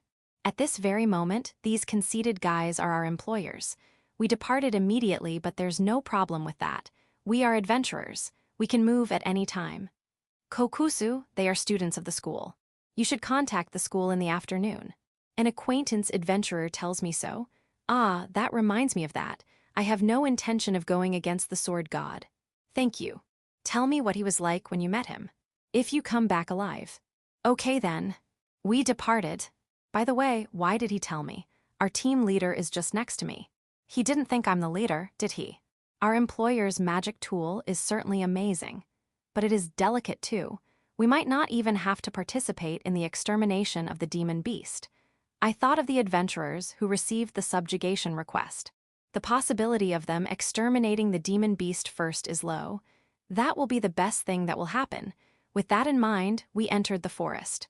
A little past noon, we encountered the demon beast, Warbear. It gives off an amazing pressure.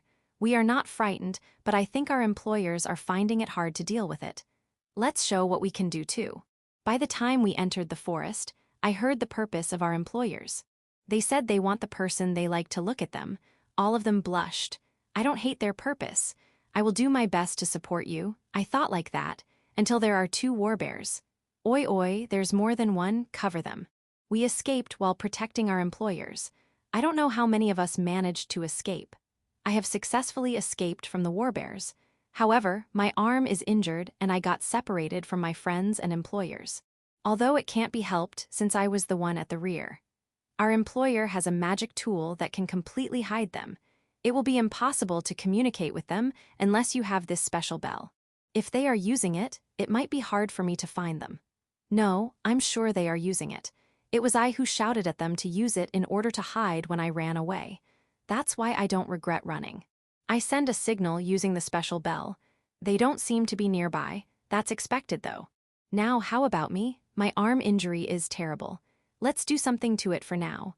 Once I got out of the forest, I'll have it treated with magic. But should I leave the forest now? What about our employers, my friends? Is it the right move to leave the forest and call for help? Can I leave the forest alone? There are other demon beasts beside the warbear. If one of them finds me in my current state, I hid myself at once. Is it a warbear? No, the footstep is light, but it is definitely something strong. It noticed that I was hiding. Alone, no, there are 2 others above. I'm surrounded. Are they of the same business? All right, I'm saved. When I thought so, what I found was a beastkin boy. WI is a boy. It's not help, damn it. I went through the forest. It was safe thanks to those children. They defeated all the monsters and demon beasts along the way. As soon as I got out of the forest, I fell under the protection of the military. They weren't here when we entered the forest, but now, there's an army of troops here. Aren't they exaggerating too much? No, there are 2 warbears. This much is necessary. I told the army all the information I had. Bring someone that can use healing magic here. Treat my arm. I'll take you to the place. No need to hurry, and just wait for your treatment. We don't need you to guide anyone too, because the boys already entered the forest. Boys, are you talking about beastkin boys? Yes, do you know them? No, I just met them in the forest. Gal Sil and Bran. The sword god Gulf came to the capital a while ago and made a request to the Adventurers Guild. If the students of the school tried to do something in the guild, please contact those 3 in the school. If those 3 tried to do something in the guild, please contact the royal castle. He only wants the guild to make contacts. For that simple request, the sword god invested a lot of money. The Adventurers Guild agreed and used the money to improve the guild facilities. Adventurers who are registered to the guild were forced to accept the request of the sword god. His requests. The first one is to build a collaborative relationship between the Adventurers Guild and those three. At the same time, the guild will watch over the three. Who are those three boys, and why did the sword god make such a request for them? I felt extraordinary strength from them. Perhaps they are illegitimate children of the sword god. I hope he's just being overprotective. Let's ask the three when they return. After receiving treatment, I decided to wait near the forest. Both my employers and friends are still in the forest. I can't bring myself back to the capital. However, I have no intention of returning to the forest alone, especially when there are two warbears on the loose. In addition, the army informed us that there might be lovers' beasts there too. 2 hours later, my friends and employers came out of the forest. They were escorted by soldiers. How luxurious. Everyone seems to be fine, but one employer is missing. Decoy, I see. I acknowledge his guts, but I won't praise him. Let's put our hope in his magic tool. After that, other adventurers came back from the forest.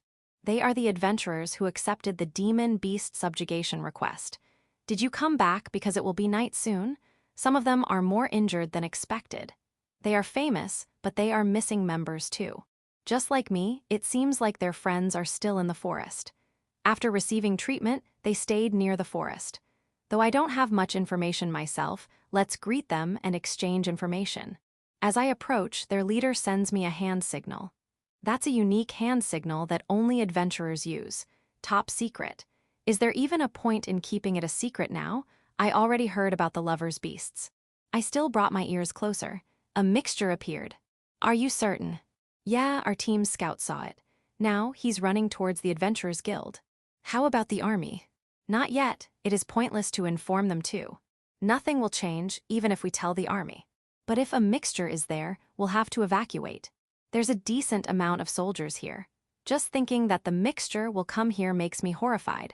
We should tell the army. I'm with you in that aspect, but let's wait for the judgment of the Adventurers Guild. To be honest, we can't talk anything top secret to the army. If the news were to spread, the royal capital would panic. The duty of talking with the army falls to the Adventurers Guild. You might be right. This time, rather than my employer, I'm thinking of the 3 beastkin boys. Please don't do anything stupid and escape.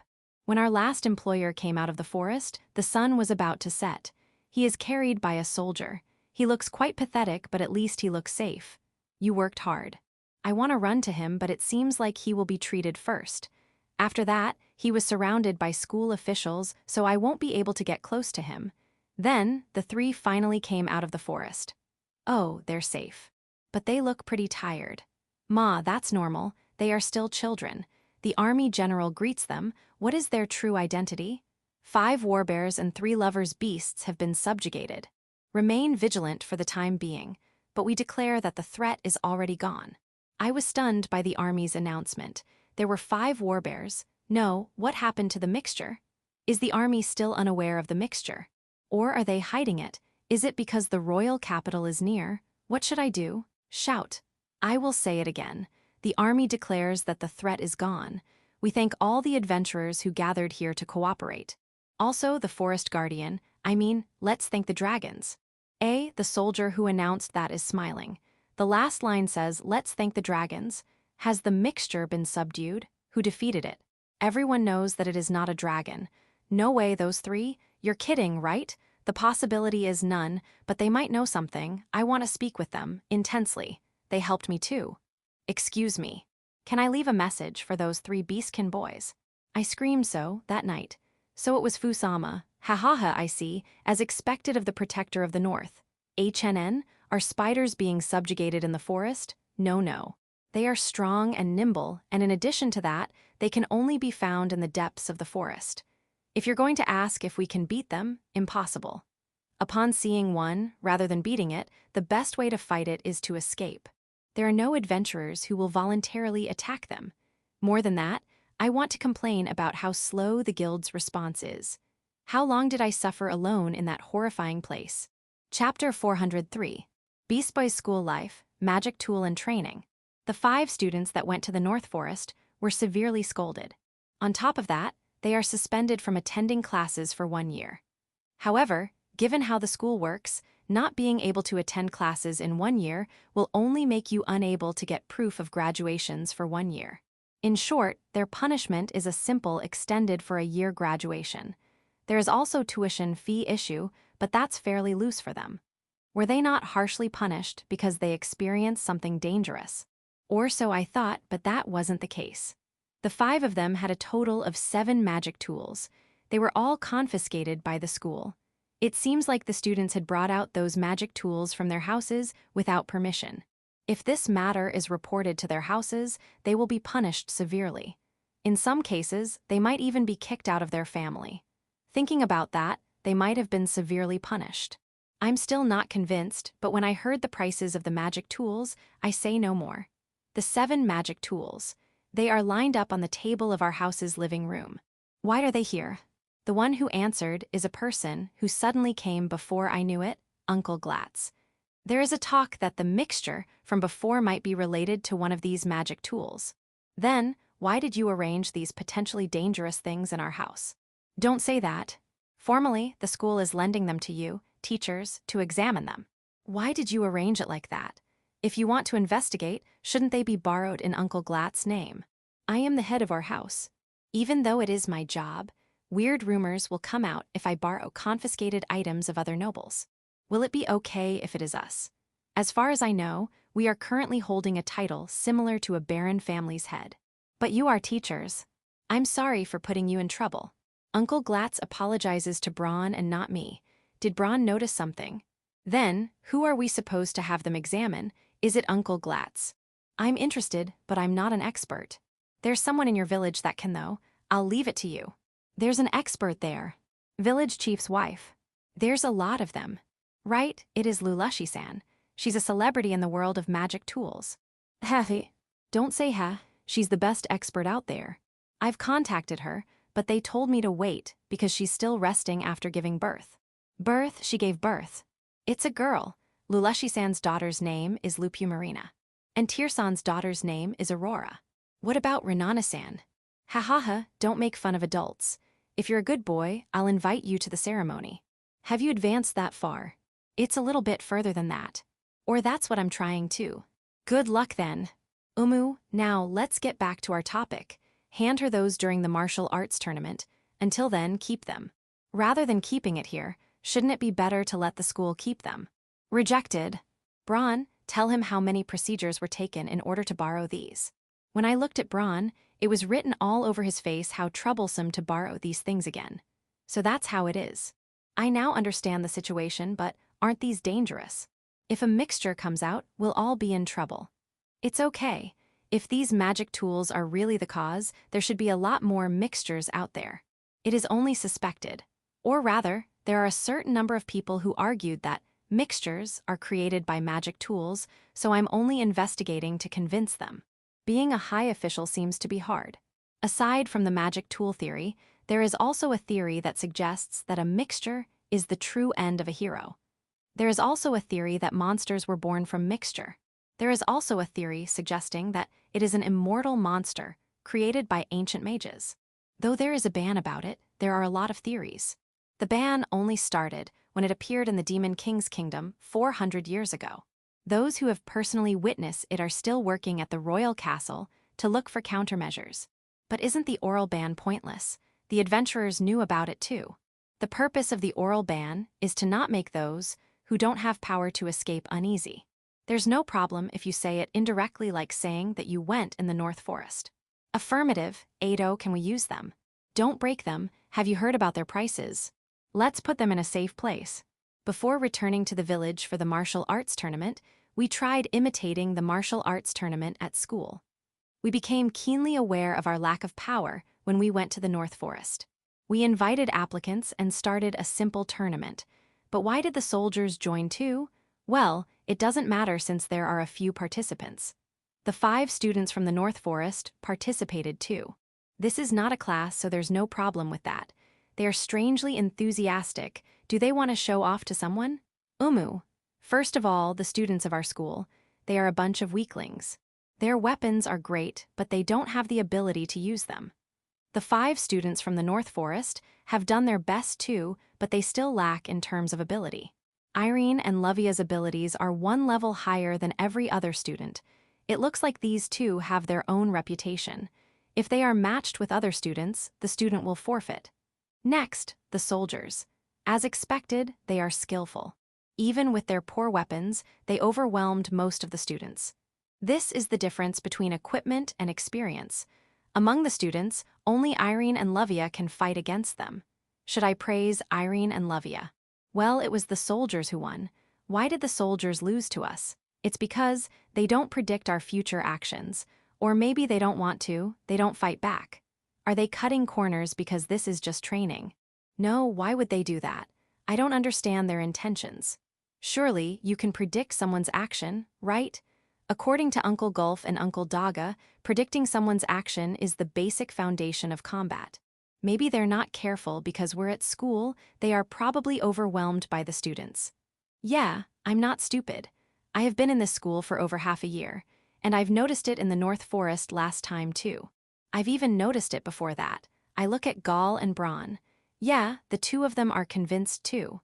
The soldiers of the Demon King's kingdom are very weak. It would have been good if you care more about us. Oi, let's start a group battle next. 10 students including you 3 against 30 of my men. As I won the tournament, Uncle Glatz started dividing the participants.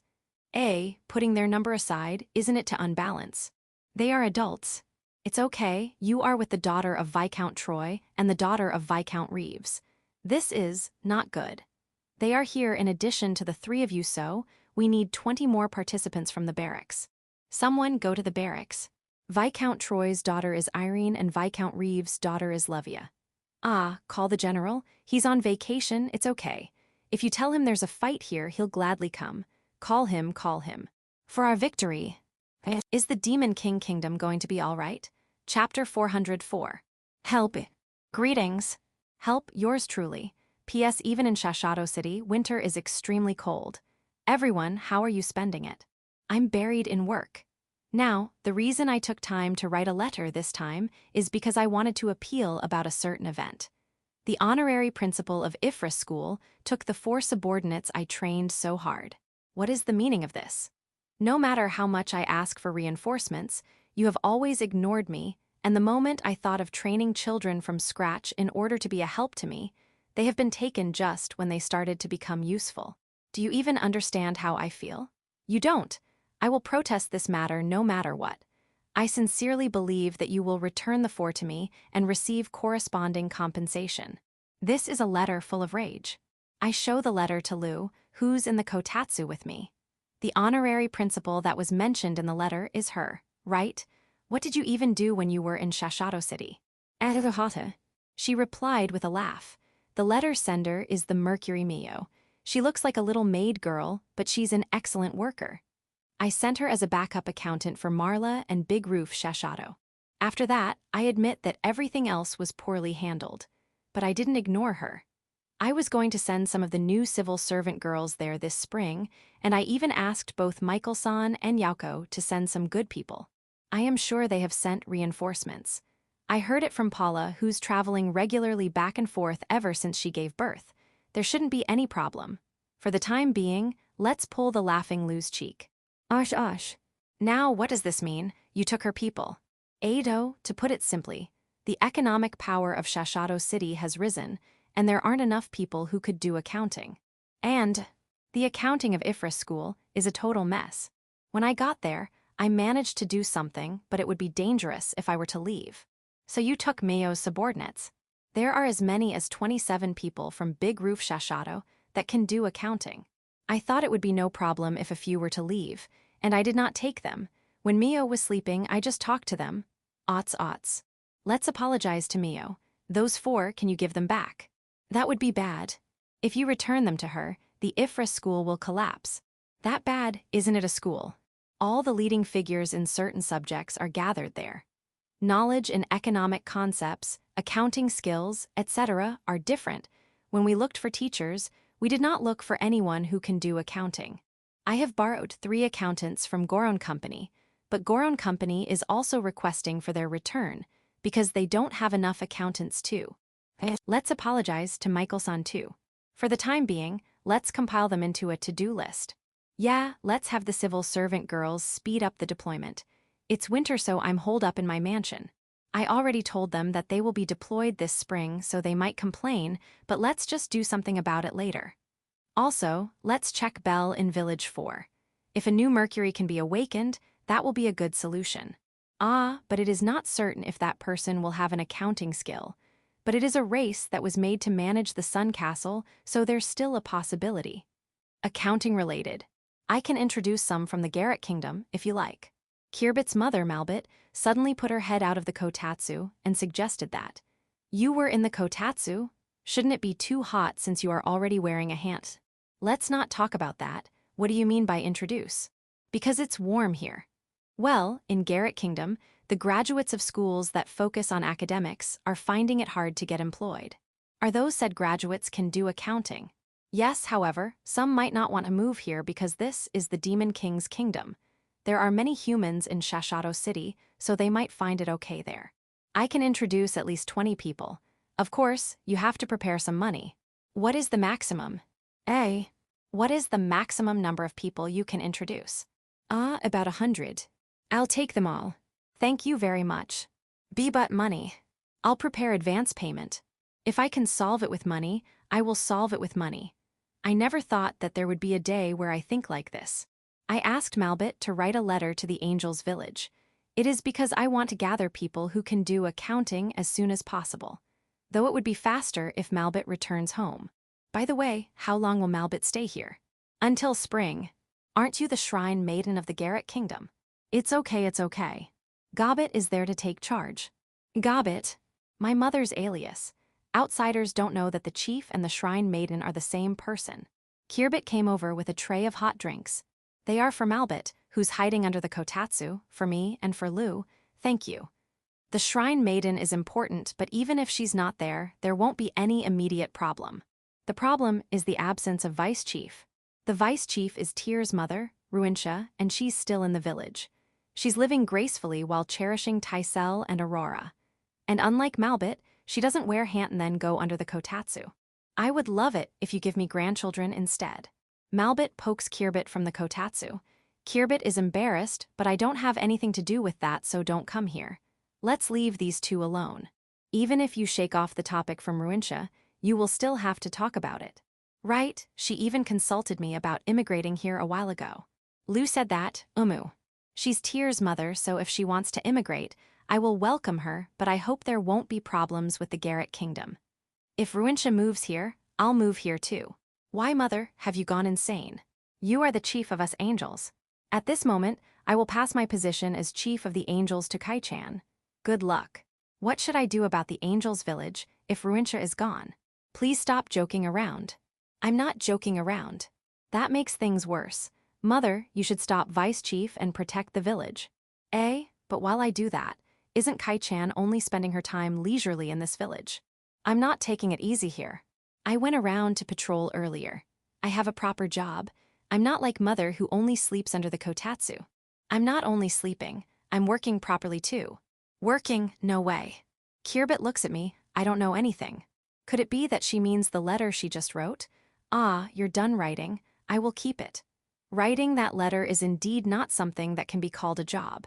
When Malbit said so, Kurian came over. Oh, I've been waiting for you. Malbit welcomes him. Kurian is super enthusiastic. What is happening? Phew. Yesterday, I finally took the lead in chess Desu. That's a lie, right? Even though I say that, it is only a 6-win and 4 losses. However, I now have the status of chess champion. This is my job. Malbit is proud. No, I don't think you can call that a job either. Look, Kirbbit looks troubled too. The only one who's not troubled is Kurian.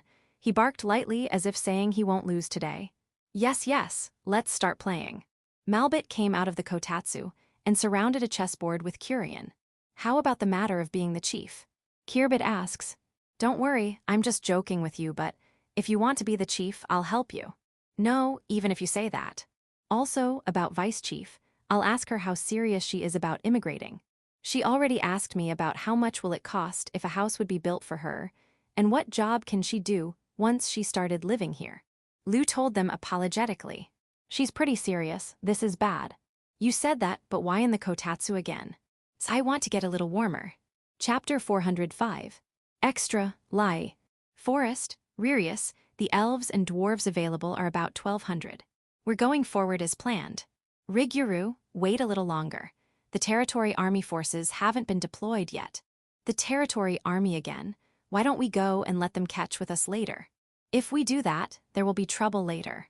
We should make it look that we fought and won together. Troublesome. If you have any complaints, why don't you go and kick the butt of the territory army commander? Can I? Leave it to me, I'll yell at that person. By the way, who's the commander of the army? Silaniki. Yeah, it's Silaniki. When did Aniki come? Last night, I told that to you during this morning's meeting. Ahaha, I was sleeping. Then, do your best and yell at Silaniki. And if you can, please tell him that Ririus has nothing to do with it. Ahaha, yeah, I'm sorry. Let's wait for the territory army to arrive. Good, it would be nice if Silaniki, and not me, would serve as the commander-in-chief. It's annoying to be in charge. This is a question of face, right? Big Tree Village doesn't seem to care about what's happening though. I think the problem is because I'm the one representing Big Tree Village. Yeah, if it is Alfred-sama, who's plowing the field, would be sent to the battlefield, I'm already sorry for the opponent. Yeah, you're right. If Alfred-sama goes, Ursa-sama will go too. I'm sure Taisel-sama will follow too. Hiakaru-sama, Giraru-sama, and Rananin-sama may also go, but I wouldn't want Aurora-sama to join. Aurora-sama is the peace in everyone's heart. Absolutely. I'm sorry about complaining. I'll do my best as the commander of Big Tree Village. I'll be with you, eldest brother. By the way, what is that? Are. Look, the sky at the south. Angels and harpies. The flag is Big Tree Village. Have you heard anyone joining the army today? I didn't. The one leading is Lupumarina-sama. Looks like she's full of motivation. I wonder if Kudal-sama's there too. Might be. I like Kudal-sama's diving bomb. Were they able to take out the horns? Were they permitted by village chief? I bet they don't. Don't bet. They used it. The gate was blown away. That means we already won this battle, right? I guess so, but that would mean that all the hard work of Rat and Torin in holding down the fort will be for nothing. Looks like it. What should we say to the two of them? Tell them the truth. Do I have to tell you not to lie? I see, you're right. Also, this time, as the commander-in-chief, I have to lodge a complaint to Lupumarina-sama. Hang in there, eldest brother. This is not happening. Please tell me this is a lie. I had a strange dream. Why are Ririus and the other at war? I've seen this one before. Is this a continuation? No, the scene was completely different. I feel like they've grown up. Who is the enemy? Umu. It's only a dream. There's no point in thinking about it.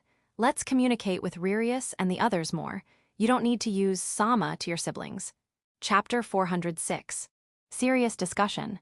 At the corner of the guest receiving room of my mansion, the long-named former 4 heavenly kings and Bezel, who are by the hearth, are talking with serious expressions. What I didn't find out after repeated investigation was something I found out immediately as soon as I arrived in this village. What do you think of it? This is the path we took. What did you found out this time? Garrett Kingdom's Shrine Maiden. I only heard of her, but I didn't even know her name. Her real identity was the Angel's Chief, and she's on that kotatsu. Oh, is it about her alias? I'm sorry, I should have told you. How did you know? I wrote a letter to the Shrine Maiden before about the substitute. I saw her handwriting with that reply. That's an obvious lie. The Shrine Maiden's letter will definitely be written by the Vice Chief. Fufu, I'm sorry. Actually, I went to see her in person. Teleportation magic, you're sly. It can't be helped, I'm powerless. Please forgive me on this matter. If you consider yourself as someone powerless, it means that the Demon King's country is in good hands. Yes, I'm powerless. I feel more powerless whenever I come to this village. Right, that's true. During the time when I was still active, I thought that Demon King Sama is unmatched. He's losing to cats now. At the end of their line of sight is the sleeping Demon King with Samuel on his stomach. Shouldn't you do something about it? Let him be, he's doing his job properly at the royal castle. I hope so. What about the front line? There's no movement. Have you heard about the heroes? When I heard of it, I felt great. They are also pitiful. I don't think so. While there are no heroes, wouldn't we be able to crush Full Heart Kingdom if we let Demon King Sama lead the front line? We can crush them, but things will become more troublesome after we crush them. Yeah, we can't kill all the citizens of Full Heart Kingdom after all. Yes, therefore, even if we manage to annex the current Full Heart Kingdom, there is no merit in our country. On the contrary, our economy will deteriorate. So that's why you help the Full Heart royal family. That's top secret, but you have good ears. I didn't even know about the Shrine Maiden. But aren't you doing something dangerous? If the nobles in the front line heard of it, they will point their spears to you. I'm only laying groundwork. In addition, the royal family over there are not fools. They will help you if you help them. All nobles are foolish. Foolish? I think they only succumbed to the pressure of the church with the heroes. I also had my hands move there. It is about time we make our move. Finally, be cautious. Of course, but the front line will be reduced. Is the war still ongoing? Unfortunately. As far as I know, Full Heart Kingdom has received support from other countries in their war against us. For the time being, I think they're going to rebuild their economy and food production while continuing the war. Beasel's gaze is directed at Malbit, who's eating an orange in the kotatsu. If the Garrett Kingdom's Shrine Maiden is like that, that's probably what will happen. The ceasefire negotiation will begin in 3 years at the earliest.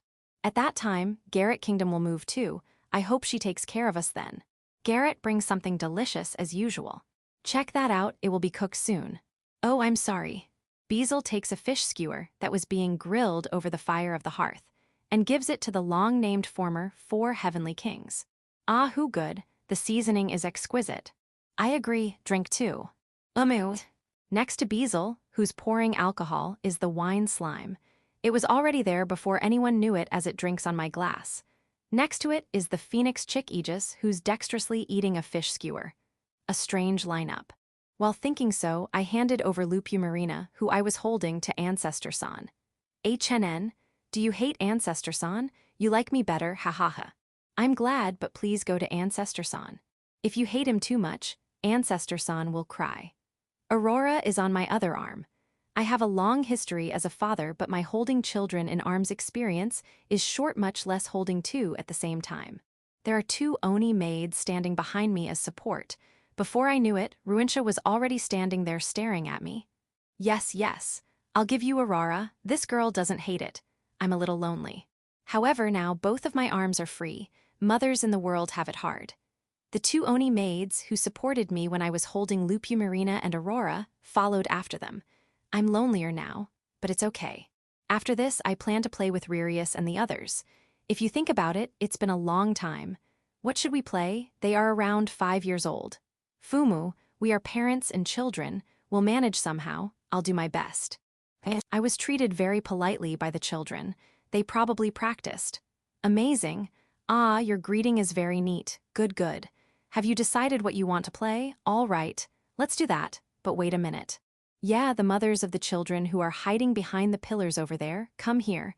Let's talk about that later. With regard to the children's education policy, let's talk a little longer. Yeah, this is not that difficult. For the time being, mark it as an urgent matter. Stop instructing the children to call their father village chief. Until recently, they used to call me Papa or Touchin. Don't skip communicating with your children. I engraved that to my heart. Chapter 407. Winter will end soon. The plan for the dedicated pond for the universal ship has changed. I thought I had to make a pond because it looks like a ship, but it doesn't have to float on water because it flies in the sky. A ship stand is enough. We didn't even have to dig a hole. A little frustrating. Lou was the one who comforted me. Isn't it cool if it were to fly out from the basement? Can I do that? Ma, let's use the hole we dug effectively. A door was built above the hole, and it will be closed unless the universal ship leaves or arrives. The door is shaped in a triangular, roof-like design as a measure against snow and rain. That door will be opened using the hand of the universal ship. It is very convenient for a ship to have a hand. Shouldn't this be a standard equipment of ships? Since the door is heavy, there is a warning sound before opening and closing the door. For the time being, the warning sound came from a bell. It might be mistaken as the village's alarm, so let's consult Zabuton in spring after she hibernates. After parting with the high elves and the mountain elves, who were working together with me, I returned to my mansion and took a break. I usually take a break either in my room or the guest receiving room. Alfred and the others are in the guest receiving room, so I will head there. Yeah, it looks like everyone is getting along well. But remember that this is the guest receiving room, so don't run around. Outside, it's cold. I feel cold too. I put a cushion in a suitable place and sit down. When I looked around, I found that there's no kittens. There are only children. They might be in my room. The phoenix chick Aegis, Wine Slime, and Hito on her fox form are here too. We meet every day, but I feel like it's been a while. All right, want to sit on my lap? Hahaha. Wine Slime, I'm not asking you. Have a drink over there. Aegis, I'm not talking about you either. Get on my head. Hito is holding back, but she delightedly sits on my lap. An Oni maid puts tea at a table near me. She also puts juice for Hito. Thank you. Let's talk to Hito about Yauko. Recently, Yauko has been too focused on her work. That's not good. Yeah, not good, I'll tell Yauko. Yauko doesn't leave you alone because she doesn't like you. Don't be mistaken.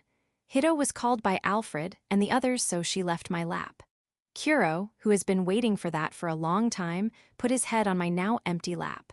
Good, you've been hanging around me ever since I asked Hito to sit on my lap. Sorry. I thought you were sleeping in my room. Ha ha ha. While cuddling Kuro, who put his head on my lap, I wondered who would come next. Will it be Yuki, or maybe a spiderling? Malbit, this is unexpected. Ado, why are you sitting on my lap? Aren't you a married woman? Your husband died a long time ago, but that still might cause some problems. Look, Kirbbit is heading over here with a terrible expression. Evacuate, I have to find the right chance. Let's put a strict control on my mind. I swear that to Aegis, who's immovable on my head. The hall in the center of my mansion. This place is convenient when there is a need to gather all the villages to talk, but in winter, it is too wide, making it cold. You can call it a smaller soccer field. According to the plan of the High Elves, this can be warmed with magic, but we did not do so since it is a waste to use various resources to warm this area. As a result, though better than outside, it is still cold. People don't go here too, which makes it colder. What should I do with this? How about building partitions that can easily move in order to make a private room? The High Elves and the Mountain Elves behind me nod. It doesn't sound bad. Let's give it a try. We tried it. A space about 4.5 tatami mat big was created. Calm down, my heart. If I put a brazier on the center, it will be warm enough. It needs a roof too. It will be cold if it doesn't have one. The height is about 3 meters. Good. It's pitch black. Use magic for light. Ho-hoo, it's a pretty nice space.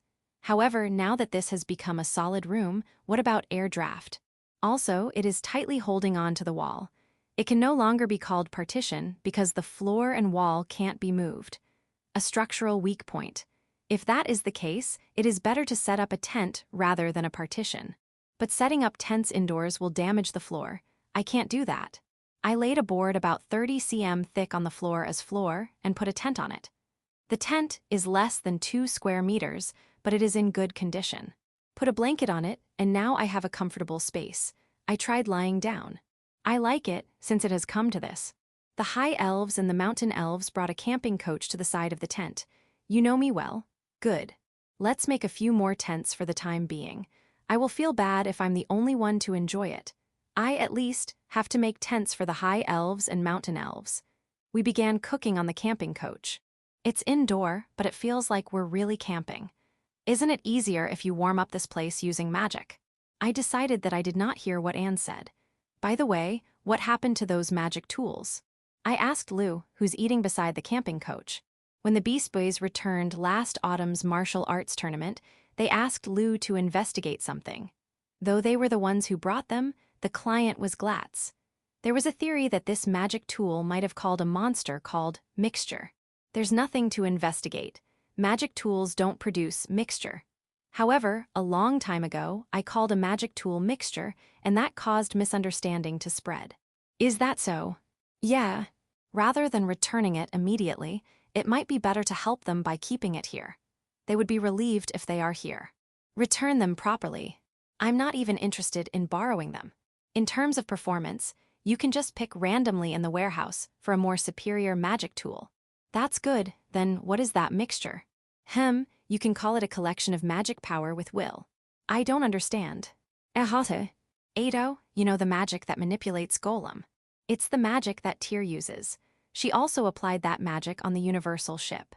It only moves when the caster gives instruction, and it will never move on its own, right?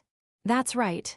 Think of it as a golem that started moving on its own without anyone giving it an instruction. In a sense, it is the ultimate golem because it is independent, but its sole purpose is self-preservation. Bell and Goo might get mad, but you can call it another type of mercury. I'm sorry, but I don't understand it well. It's a dangerous monster, but it's okay since it never appeared around here. Even appearing in the Demon King's kingdom is only a very little chance. But why did it appear near the school where the Beast Boys are going? Super unlucky. Similar to how unlucky you are if you are to be hit by a meteorite. That's terrible. That's why they became nervous to the point that Glatz even asked me to investigate. When the spring comes, I'll go there to check it out as I return the magic tools. You're going to leave again. Ara lonely, even though you have Malbit. Where did you even hear that? Phew foo foo. I'll forgive you if you let me sit on your lap. Please, my princess. Chapter 408. Beast Boys School Life, Departure. My name is Bron, Gal, Sil, and I enrolled at Gulguld Noble Academy. No, the three of us are teachers. How did this happen? Don't mind the details. I learned that from the village. Village chief said that too. It is not the process that's important, it's the result. Hope that it will ultimately benefit the village. However, it will be a problem if you don't choose the means. For the time being, there is a far distance between what a student and what a teacher could do. It would be better for the village if we are teachers than students. That's what I want to believe, and just because you're a teacher doesn't mean you shouldn't learn anything. You can study independently in your spare time or attend classes of other teachers. Yeah, let's do our best.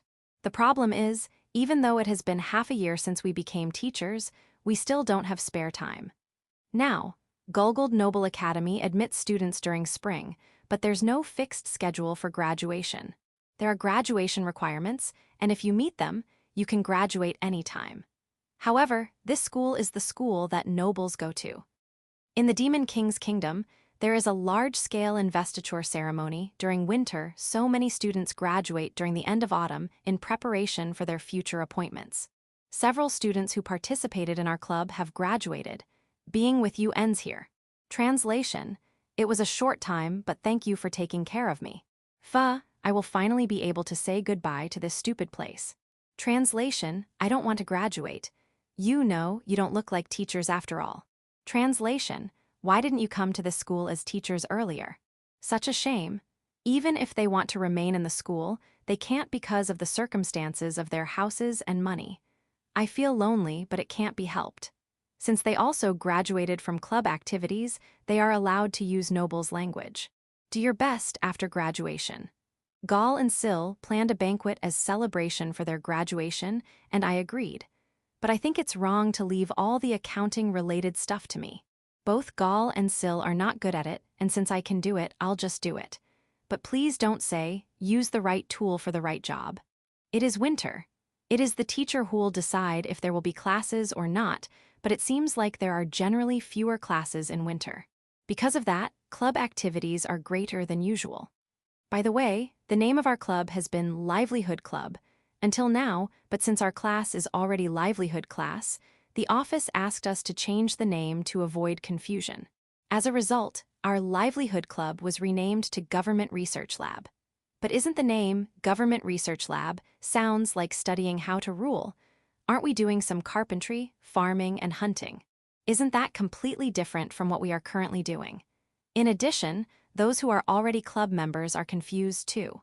However, reporting to their parents that they are members of Government Research Lab sounds better than being members of Livelihood Club, so I guess it's fine. So it is like that, huh? If there's any problem, let's just change it again. Sensei, have you heard of it? I'm accustomed to students older than me using honorific language. Did something happen? A dungeon was found in the North Forest. Dungeon. Yes, though several adventurers have already entered, it seems like you can still make money there. What do you think? Wider yo, no way. Yes, we intend to go. You guys are certainly the gang of 5 that was banned from attending from classes, after entering the forest when you are told not to. Are you not disciplined? But it isn't prohibited to go to the forest this time, right? That's right. We certainly apologized for the inconvenience last time, so this time, we'd like to ask you to accompany us. Ada. Unfortunately, Gal-sensei is out while Sil-sensei is being chased by women. I see. It can't be helped. It will be less troublesome than letting these 5 go on their own and cause another trouble. Okay, but let's go to the Adventurers Guild first. That's where we'll prepare and gather information.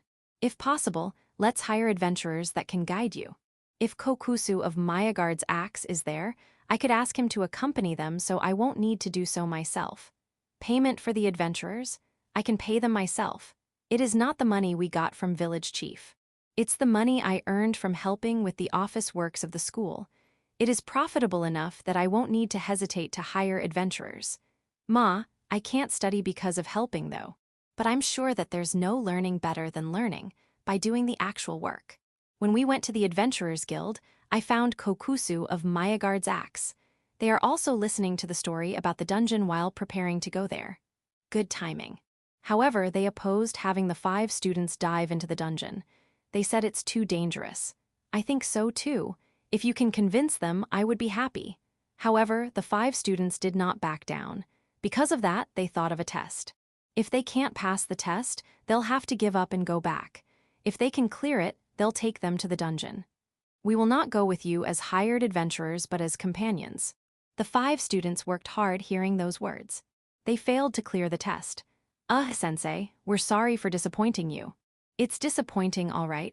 We'll give up as promised. It's good that you're obedient. You're the only one who'll do our part, so please take care, Sensei. All right, Bron, let's go. Kokusu taps my shoulder. No, why are you gripping my shoulder? I know your fighting power, but give us half of the loot. There will be 6 of us, so please forgive me. But you'll be the first one to choose loot. W8, I didn't take the test. If there's a test that makes you fail, I think there's something wrong with the test. Absolutely. Sensei, we'll be waiting for your story. I'm now in front of the dungeon entrance in the depths of the North Forest, along with the members of Mayagard's Axe. How did this happen?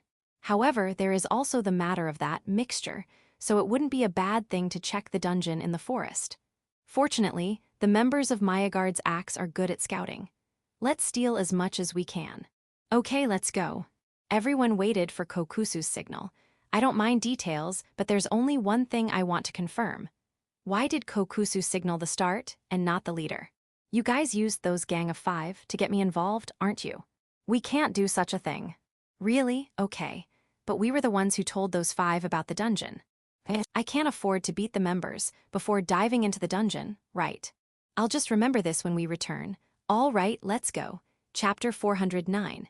Beast Boys School Life, Exploration. The place is called dungeons. There are 3 main types of them. Cave, nest made by monsters or demon beasts. And ruins. A cave or nest made by monsters or demon beasts basically doesn't have things like gold.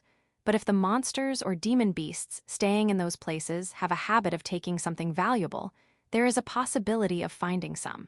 In ruins, you can expect old weapons and tools and even gold. When adventurers venture to a dungeon, it is mostly a ruin. This time, the dungeon found in the North Forest is a cave, but a ruin was found in its depth. Since the ruin was discovered, 20 teams have left the capital to attack it. Immediately after entering the ruins, they encountered a number of traps. Although no one was killed yet, many were injured so they couldn't advance, but they did not retreat. After hearing that, we arrived at a square of the dungeon of the North Forest. There were around 30 tents there, and it was lively. Other adventurers. Only half of them, the other half are merchants. They are selling various things, although at a high price. Will there be anyone who will buy them if they are expensive? If they can't sell, the merchants should have left already. I see. Well, it took us more time than expected. We left the royal capital early afternoon, but when we began to dive into the dungeon, it was almost night. The position of the sun won't affect dungeon exploration. Ma, we have to worry about our physical condition, so we might stay here for the night. Kokusu says so as he disturbs one of the tents. The other members seem to be heading elsewhere. I followed Kokusu. Welcome to the Adventurers Guild. Inside the tent are a nice desk and a receptionist Oneson that welcomed us. This is the guild's branch office. Are you going to register for a dungeon dive? Or did you already do it in the capital? It's information gathering. I'm Kokusu of Mayagard's Axe. Is there any new information? 2 days ago, Bright Green brought back a magic tool from the north. That place seems to be popular now. Bright Green Rebaha, he's doing good. What about the south? There has been no change since 10 days ago. There seems to be no one that can break through that place. Got it. We will go to the south side tomorrow. If anything happens, please. I understand, but are you heading south because of Bronze Sama? The receptionist Oneson looks at me. Yeah. What about the school? Contacted properly. Is there anything else? No, there isn't. Have a safe adventure. In case of trouble, please don't involve the Adventurers Guild as much as possible. Hahaha. Kokusu is laughing, but given the receptionist Oneson's response, the Adventurers Guild isn't happy. After leaving the Adventurers Guild branch office's tent, Kokusu heads to a large tent a little distance away. We've kept you waiting. The members of Mayagard's Axe are there. I thought it was an inn, but that doesn't seem to be the case. It seems like this is an accommodation tent managed by the members of Mayagard's Axe. There's a competition for good places. Our members stay here in turns. I see. But if you already have members here, what's the point of going to the branch office to gather information? It is indeed not necessary if the members staying here are gathering information. So that's how it is. They are not gathering information. Then, what are they doing here? Helping out other teams. Hehe. This is the first time you'll meet them, so let me introduce you to them. Oi, this young one is Scholar Braun. Take care of him. Hey, what's with the scholar? You don't know? You guys are the famous Master Chef Gall, Lady Killer Sill, and Scholar Braun. Zay. I was so shocked that the greetings from the few who I met for the first time did not get into my head. Next morning, there's a member check again. Currently, there are 10 members of Mayagard's Axe here, including Kokusu. However, the other 4 will remain in this tent as backup support. With that, I'll go with the other 6 members of Mayagard's Axe to explore.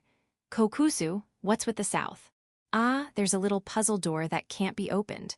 A lot of people have tried, but no one can open it. Puzzle? If that is the case, won't we be helpless even if I go?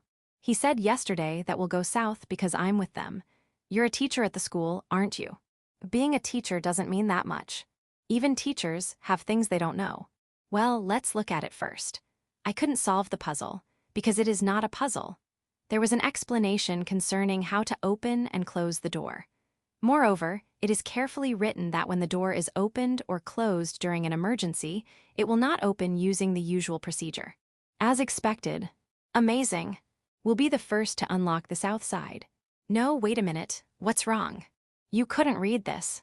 I can't read something unreadable. Those are just circle, triangle, and square, right? I don't know what that means. No, this is just the usual ancient High Elvish language, right? Ancient High Elvish language is not usual. The usual is common language. In the village, Riowanechin and the others use it like usual. Thinking about it, it is true that Riowanechin and the others are talking in common language with other races. That's unusual? I see. It isn't usual. While I'm shocked, we moved to the place no one has stepped on and stopped moving forward. That's because one of the members of Mayagard's Axe told us to stop. There's a trap. I'll disarm it, so wait a moment. Let's get psyched up again. Chapter 410. Beast Boy's School Life, Capture. After the trap was disarmed, we moved on. 2 members of Mayagard's Axe are taking a 10-meter lead for scouting and trap detection. The 2 of them will scream if they are attacked by someone. Though there's still a probability of being silenced at the same time, the probability is low. The main unit will be composed of 4 people, and I'm included in it. We proceed with caution while being prepared for battle. About 10 meters behind the main unit is someone hiding. He's in charge of making sure there will be no surprise attack from the rear. In addition, he also has a duty to get help when the main force is trapped somewhere, whether the reason is an accident or a trap. That's it. There's someone here. After encountering some traps, Kokusu calls out to everyone, I have the same idea. That trap is new. Kokusu concluded so by seeing the tree branch used for the trap. Looking at the decay of the tree branch, it can be seen that it was set up there several months ago. And it is a capturing type trap. This kind of trap is something that should be checked regularly. I don't think it's an ordinary person given the skills in hiding traps, so don't attack suddenly. He might be living normally here. Let's only attack if the other party is hostile. After Kokusu alerted everyone, the exploration continued. Trapped? Aside from me, everyone was trapped in the ruins. We were careful, but we were caught one by one. The person on the rear that was supposed to look for help when something happened was the one that got caught first. I was caught last, but I can't help but think that the members of Mayagard's axe were taken as hostage. Don't negotiate with someone who takes hostages. No matter what you do, things won't improve. I didn't forget Frau Sensei's teaching, but I had no choice but to negotiate. After all, the other party is stronger than me. It might be possible for me to escape. However, if I escape, the members of Mayagard's axe would be killed. This is a bad wake-up call, but I don't want to be murdered in silence here. For the time being, I'll negotiate and hope that things will improve. I'm telling that to myself. Otherwise, I'll get angry with myself even if I manage to come back safely. Are you done checking? The person who caught us asked so. After negotiating, I managed to at least check if the members of Mayagard's axe are still alive. Although they are injured, nobody looks dead. I'm relieved. Now, let me hear your story. I nod. There was only one person who caught us. It's a high elf, not an elf. I've seen elves in Village 5, so I can't make a mistake on recognizing high elves. She's the same high elf like Ryowanechin and the others. And in terms of strength, she's above them. The moment I saw how she held her bow, I immediately realized that. That's why I have no intention of fighting. She doesn't even think of taking our weapons away for us. We are not a threat to her. She caught us because she wants to hear from me. Say the name of the high elves you know. She said that in ancient high elvish language, so I replied in ancient high elvish language too.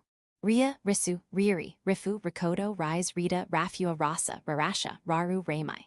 I give the name of the high elf Wanechins of the village. Wait.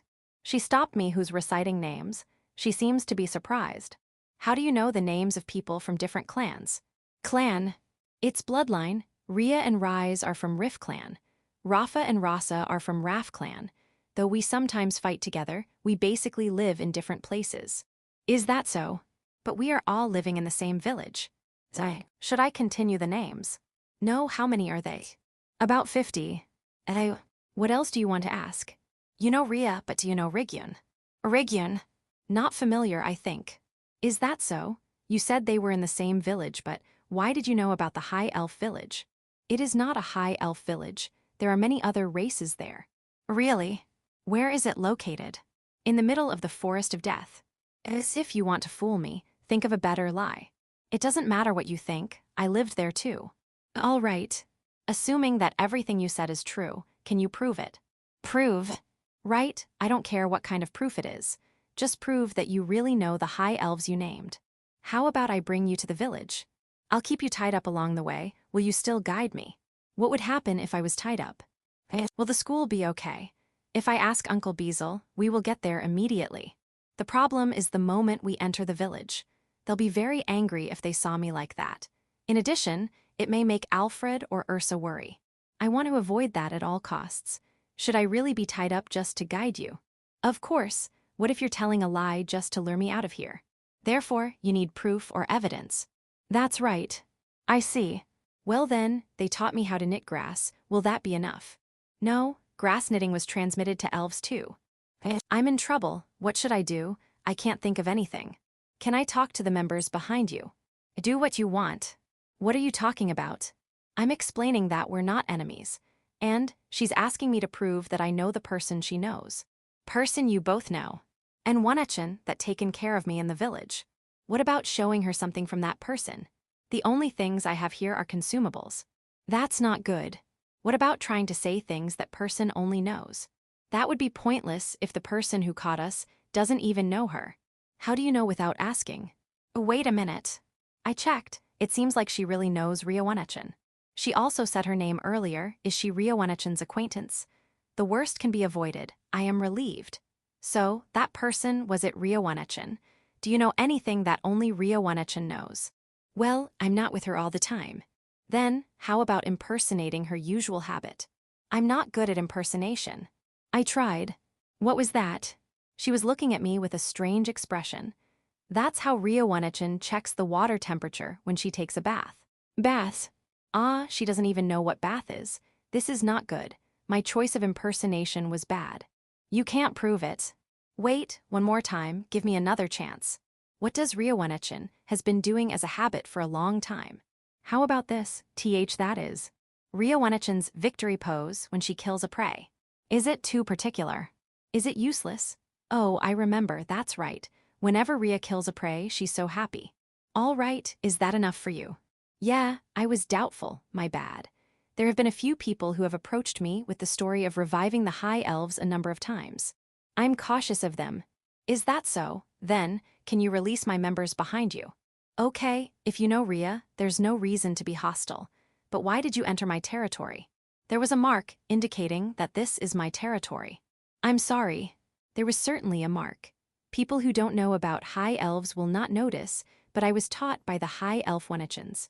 The moment I noticed her mark is probably the moment I caught her interest. If I didn't notice it, would she overlook us? No, she might have taken care of all of us. That was dangerous. I'm Braun, what about you? I'm Rigyun. Rigyun? You asked me that a while ago. Yeah, if you only know my name, I would have trapped you. However, Ria never talked about me. I never heard of you. But she taught me how to walk in the forest, how to distinguish grass, how to handle weapons, etc. Is that so? Ma, I guess she didn't have time to remember me. Are you Ria Wanichan's friend? I'm not her friend. I'm Ria's mother. Zay. Chapter 411. Rigyun. My name is Rigyun, a high elf warrior. I am fighting a battle. If it's one-on-one, I will not lose. If it's one-to-many, if I can pull them into the forest, I will not lose. In addition, there are reliable high elf warriors around me. There are less than 100 of us, but we can win even if we are attacked by everyone. That's what I believe, and I take pride in that. The other party are not some people that can be assassinated by silent arrows. It was an enemy with wisdom. That enemy seduced the elves under our control and examined the places where we defend. We are strong in the forest because we can move freely. We can hide what we should protect in the depths of the forest while we crush the enemies. However, since the enemy knows where we hide those we protect, we can't move freely. My comrades were killed or captured one after another, but we earned time. What we are protecting are children. We bought them time to escape. After making sure that all of the children left, I charged towards the enemy. That time I thought that it would be okay to die. Was I lucky to have survived? Should I be happy? It might have been lucky. Grandma. Because I can hold my grandson. Ooh, he's big. 5 years old, good. Well done, Ria. You're also skillful enough to get the scattered high elves together. Good. HNN, what are you worried about? Revenge on humans who attacked the village and the traitor elves? Ha. Rest assured, I'm not thinking about revenge anymore. I was thinking about that the first decade, perhaps the second decade too. But after 100 years, 200 years, trying to live is the only thing I could do. I've already taken revenge on the prominent enemies, so it's okay. Right, the traitor elves survived though. Have you heard about them? It seems like they have been destroyed by the wrath of dragons. They hid on that island because they were afraid of me, but they dare call themselves as Elf Empire. Serves them right. HNN, what happened? Why are you looking like that? It's a funny story. Let's laugh together. Ha. Yeah, calm down. After being introduced to Ririus, Ria is now guiding me towards the village chief's residence. It's natural to greet the village chief. But before that, I need to confirm something first. Why are that pack of inferno wolves still looking at me after what happened? I couldn't do anything. I don't even understand what has happened. Even one inferno wolf is already a ticket to hell, and there are 10 of them. That's sly. They are the village guards. When Mother came to the village, you release bloodlust, so they reacted. I heard that you're not the only people in this village. In other words, you should be under someone. Thinking my daughter and my comrades might be living a humiliating life, of course my blood will boil. We live as members of this village. We are not forced to live the humiliating life that Mother is imagining. That's nice if it's true. What about this child's father? Ririus is only 5 years old, so he's probably still alive, right? In order not to go against you, I have to discipline him. Mother, Ririus' father, is the boss of the Inferno Wolves Dessous. Ria, you with a beast. If you're not my mother, I would have beat you up already. I'm wrong, huh? That's great. However, boss of the Inferno Wolves. Riria's father is the village chief, Hiraku-sama Disu. After arriving at the village chief's mansion, Ria brought me to the guest receiving room. There are several people there, but there's only one man. Isn't that a human? He's human, all right. On top of that, he's the boss of the Inferno Wolves. That's what he is. I see. He's indeed an existence you shouldn't go against. What about the women beside him? Aren't you his wife? Lulashi-sama and Tear-sama Disu. Those names? No way, the blood-sucking princess and the angel of annihilation. That's right. Both of them have become Hiraku-sama's wife before me. I see. Who are those scary fellows over there? Hakurin-sama and Rasutisumun-sama Disu. They are dragons Disu. They are also Hiraku-sama's wives Disu. Let's calm down a little. No, let's confirm things out. There are also people at the opposite of Village Chief's group.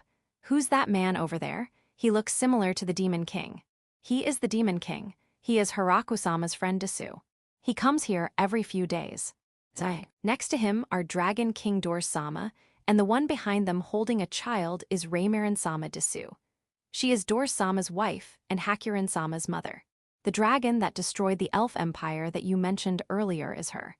As for the reason, it is because they sank Hiakaru-sama's ship. Hiakaru-sama is village chief and Hakurin-sama's son. The child she's holding is Hiakaru-sama. What kind of place is this place? A village in the middle of the forest of death? I thought it was a joke, but it's true. The beastkin boy and the demon who brought me here have repeatedly said that. That village chief is amazing. I see. This seems to be a place where you can't use common sense. 8. First of all, Ria, I apologize for my bloodlust earlier. I want you to inform the village chief that I have nothing against this village. Leave it to me. And are there any more people who I should be careful with other than the ones you mentioned? Everyone. No matter who gets hurt, village chief will surely be angry. Please take a note of it. I heard that Braun, a beastkin boy, is from this village. Is he included? Of course he is. By the way, there are not just Inferno wolves here. Don't be surprised if you see others. Speaking of them, please look up. Those are little demon spiders. Please wave at them. I should also apologize for catching Braun. I hope you understood a lot of things. Then, village chief is waiting. Let's go to say hello. And please let Ririus go, he's not a shield.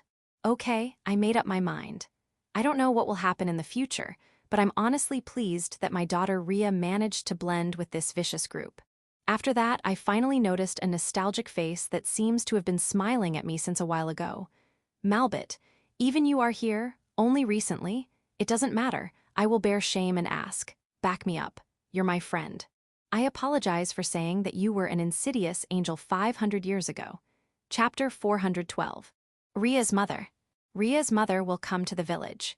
It was Braun, who's in the Demon King's Kingdom School, who found her, and Beazle will send her here. It was sudden, but we must prepare in order not to be rude. Ria's group has been helping me a lot after all. It would be nice if all of them meet their mothers too. Why are Ria and the other preparing for battle? And they are quite serious. I think Beazle will come from the south side of the village as usual. Build a camp on the south side of the village. I don't mind, but it's still winter. Isn't it cold? Then you want me to wait at my mansion? Okay. Is this some sort of high elf ritual in welcoming a mother? Ria's mother, who came to greet me, was in tatters. Did Ria's group do it? Number Ria is in tatters too. This kind of tatters can only be made by the Kuros. From a while ago, they have been looking at me like they want me to praise them. I'll do so when the greeting is over. Rigyun, head warrior of the Rift clan. I'm the village chief, Hiraku Disu. The greeting ended normally. It was short because Ria took Rigyun to the bath. Both of them are in tatters. Let's talk about the full story at dinner. As Ria and Rigyun headed to the bath, the Kuros came as expected. I praised them. However, I never thought that Rigyun and Malbit knew each other. If you have lived a long life, you indeed can get to know more people. Is she acquainted with Lu and Tier 2? Only rumors. Is that so? Perhaps Rigyun is a famous person. I'm sorry, I was rough in praising you. Okay, let's start over. Well done. I praised them because they wanted me to praise them, but why did they even fight with Rigyun? Night. At dinner, we eat at the same table as Ria's mother, Rigyun. Lu, Tyr, and Ria are present. I wish Ririus would sit with me. That reminds me, I heard from Ria before that she's someone of a sister or cousins with Risu, Riri, Rifu, Rikodo, Rise, and Rita. Doesn't that mean that Rigyun has other daughters? I asked her. Riri and Rita are also my daughters, adopted daughters to be specific. They are likely holding back. Is that so? When I looked at Riri and Rita at a table a little away, they sent me a signal saying not to worry about it. If the persons themselves are okay with it, I guess there's no problem. Ma, they'll probably talk tonight. Let's give them alcohol. The talk during the meal was centered on Rigyun and Ria. I have looked for them for 100 years. I never thought that they would run into the forest of death. I have no choice since we have to shake off those who are chasing us. I'm sorry. I'm the one who should apologize. I'm sorry. No. I thought that the atmosphere was going to be heavy, but Ria changed the topic immediately. Speaking of which, I heard from Braun that Mother was in a ruin. Was there a ruin in Rita Forest? Rita Forest is the forest north of the school where Braun and the others are attending. I heard that Ria's clan used to live in a village there. You likely don't know because you were still children back then. That's the ruin that the clan managed. I come there every now and then to hunt monsters and demon beasts, or they will turn it into their nest. I don't know what kind of facilities there are at that place, though. So, Mother has been managing the ruins all this time. Because it is the role of our clan. Not these last 50 years, though. I left it alone for a long time, so a lot of monsters and demon beasts had entered. It was hard to kill them all, and most of the moss cultivated in the ruins was also destroyed. It will be hard to restore it. Moss? Yeah, hair gloss moss. Hearing her answer, Lou reacted. If it's okay with you, can you tell us how to cultivate it? It's a secret of our clan, I want to say, but I don't mind. The clan already belongs here, right? Rigyun looks at me to confirm, so I nod. Then, Tyr hit me under the table. Say your line.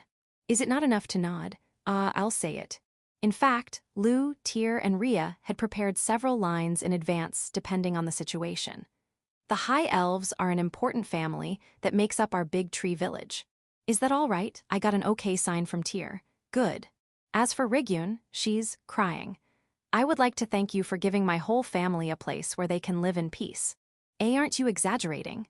No, they have had a hard life before. It seems like Ria and the other have always been living in camps until they joined us. I hope Rigyun-san can live in this village too. Thank you for the invitation. I would be happy to be a member of the village. However, I think my work is not here, but at the school of the Demon King's kingdom. The school, the one the Braun and the others are attending. Yes, I was invited by Braun-kun. I can also manage the ruins from there. Of course, as a member of Big Tree Village, I will not embarrass you, and if there's any crisis in the village, I will rush back. No, you don't have to be so enthusiastic, but can't we live together? It's a bit disappointing.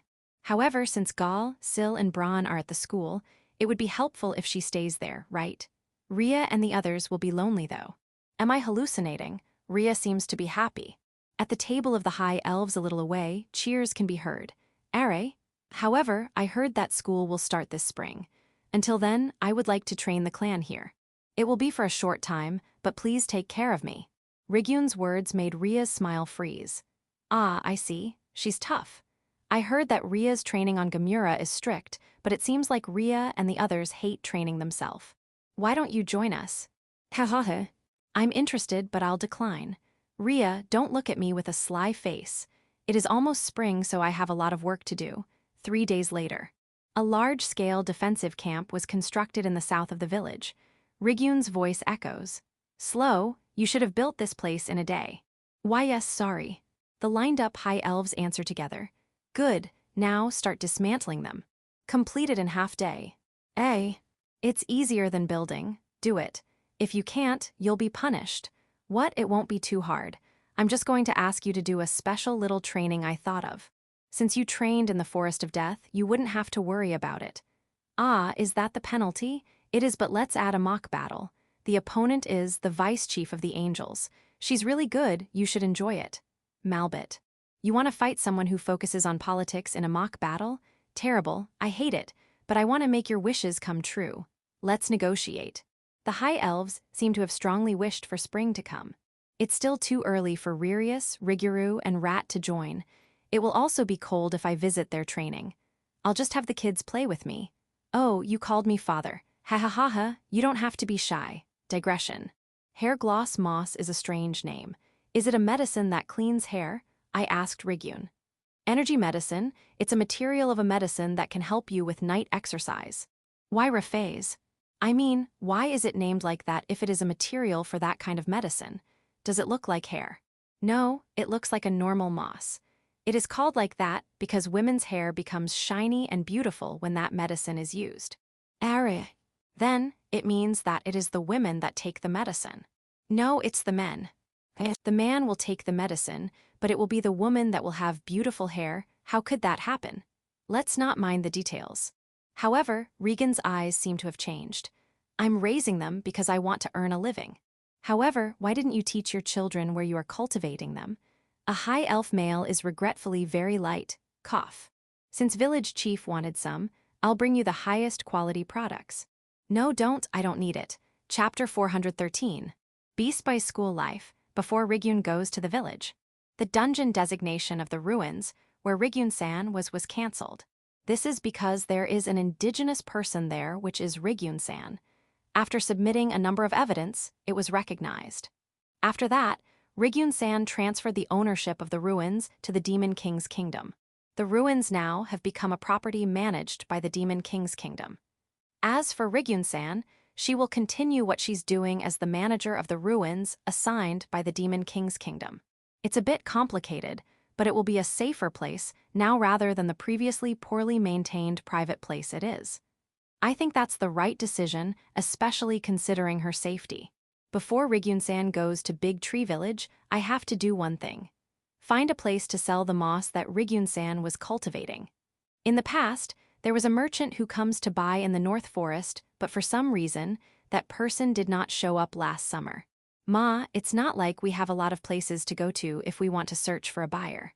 First of all, let's bring it to Goron Company.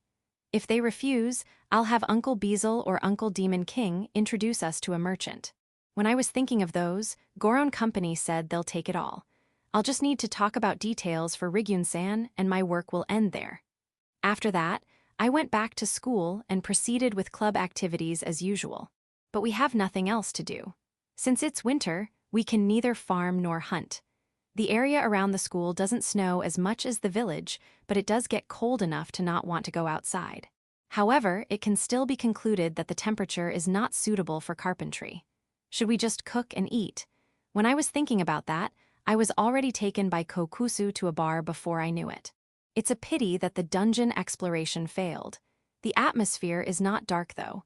That is because the country paid them a moderate amount of money, depending on their exploration results or not. They were paid depending on how many and how long have they registered.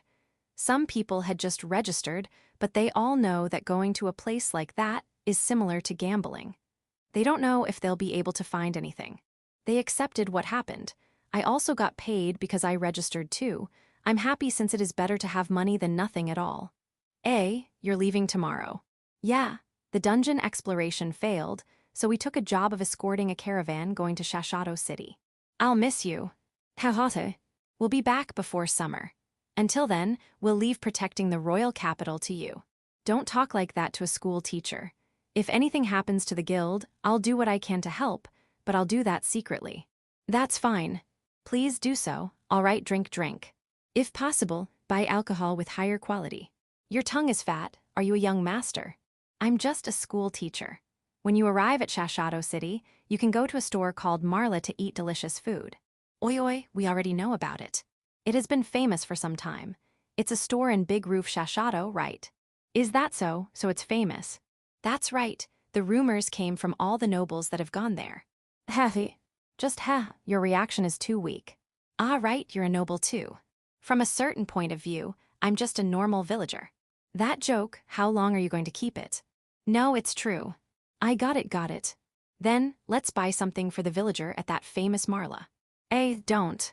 I'll make you pay for it. Of course. Then I'll write a letter so you can get a discount. Letter? Do you know someone there? Marla's manager. Which normal villager have that kind of connection?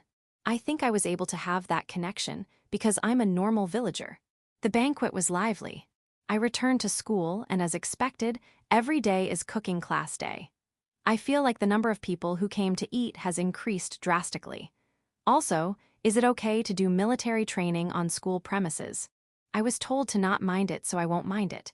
About 10 days later, Rygyun-san came to school. I heard that she will go to the village with Uncle Beazle after meeting me. I'll write a letter, so could you please? I'll deliver it. Also, the Goron company that you introduced me to. Is there a problem? The transaction value of moss is strange. Strange, did they buy it cheaply? It's the opposite. They gave me 100 times higher than the merchant before. 100 times higher. I wonder if you had threatened them or something. It doesn't look like it. I won't do that. Maybe the previous merchant did not buy from her at the right market value. Ma, I didn't expect to get this much money. I'll pay you an information fee and a nuisance fee. The information fee is for Ryowanechen and the village, but what about the nuisance fee? I caught and threatened you. I thought that was settled already.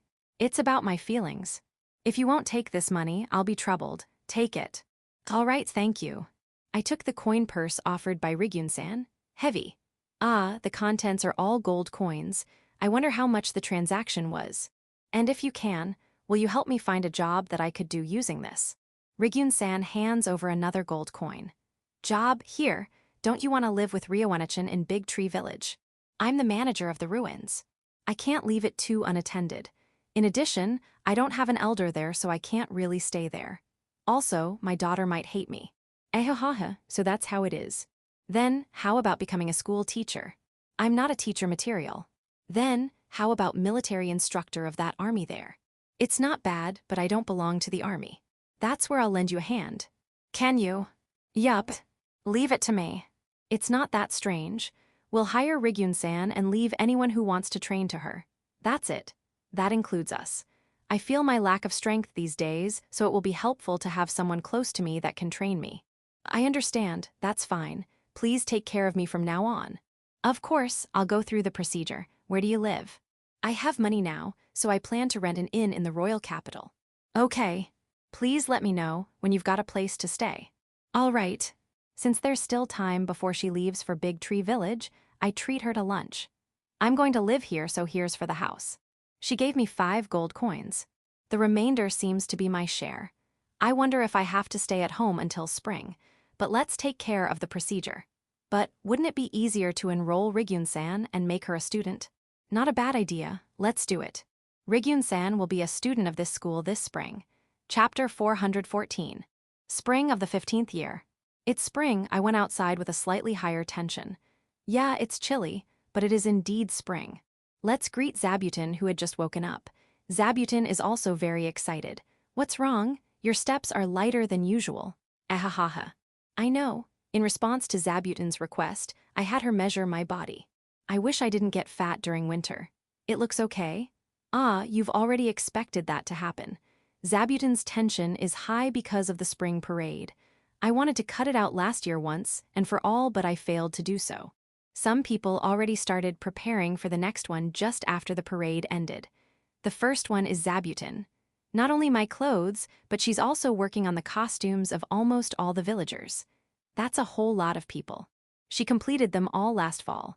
Now, she's working with the spiderlings for the final adjustments of the costume size. HNN? Try it on tonight? Okay.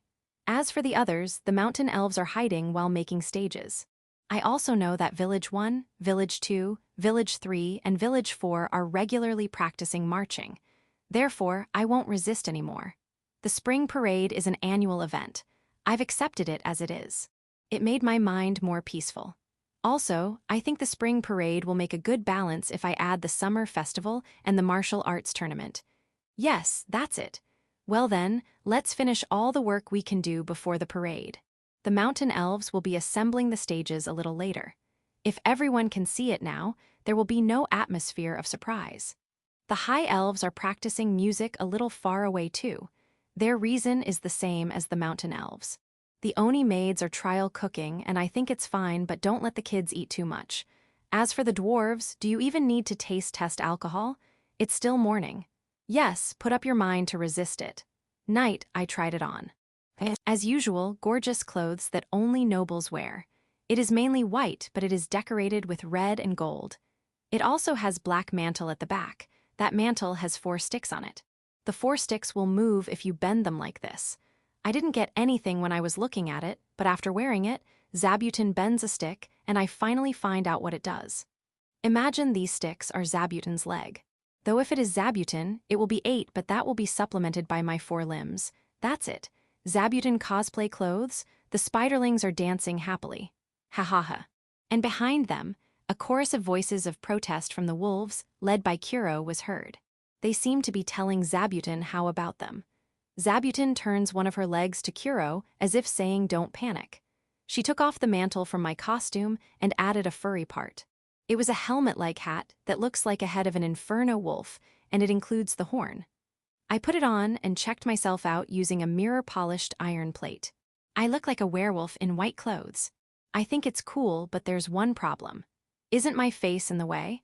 I think it is better to wear a mask or something instead of leaving this as a helmet. Is there any problem? The Kuros are wagging their tails with all their might. Okay. I'm still trying my costume now, so I'll pat you later. HNN? What's wrong, Zabuton? Do you want to change the pants too? Next is this. White cloths that are about 5 meters to the left and right. There is a stick on it which makes it look like wings. The famous singer from a singing program at the end of the year came to my mind. People talk about that singer's unusual costumes every time. I feel like that person. I transformed 7 times. It seems like Zabuton stopped holding back because I've accepted the parade. After a few days, the parade will finally be held the day after tomorrow. However, participants from each village have already gathered, and this place already has the eve of the festival atmosphere. Participants from the Lamias of the South Dungeon and the Titans of the North Dungeon have arrived a little earlier. Considering the distance, it seems like they started traveling when winter was about to end. I'm grateful for your enthusiasm, but don't overdo it. Let's put next year's parade a little later. This time, we're in a hurry because Malbit and the others are participating.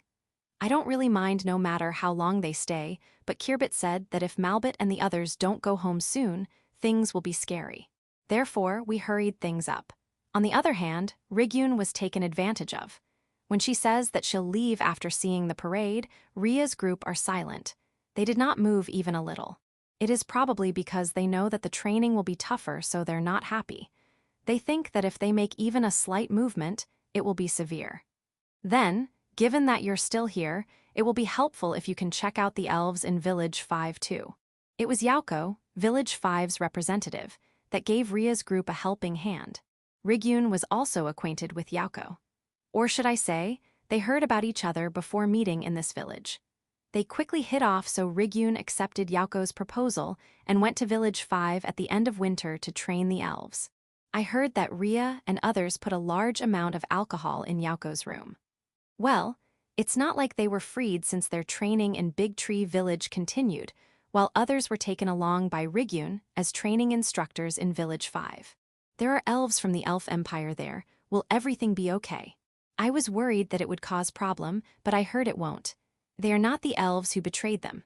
She's not that insidious to take revenge on the children and grandchildren of those traitors. I see. By the way, Gulf and Daga participated in Rigyun's training too, but she's not strict with them.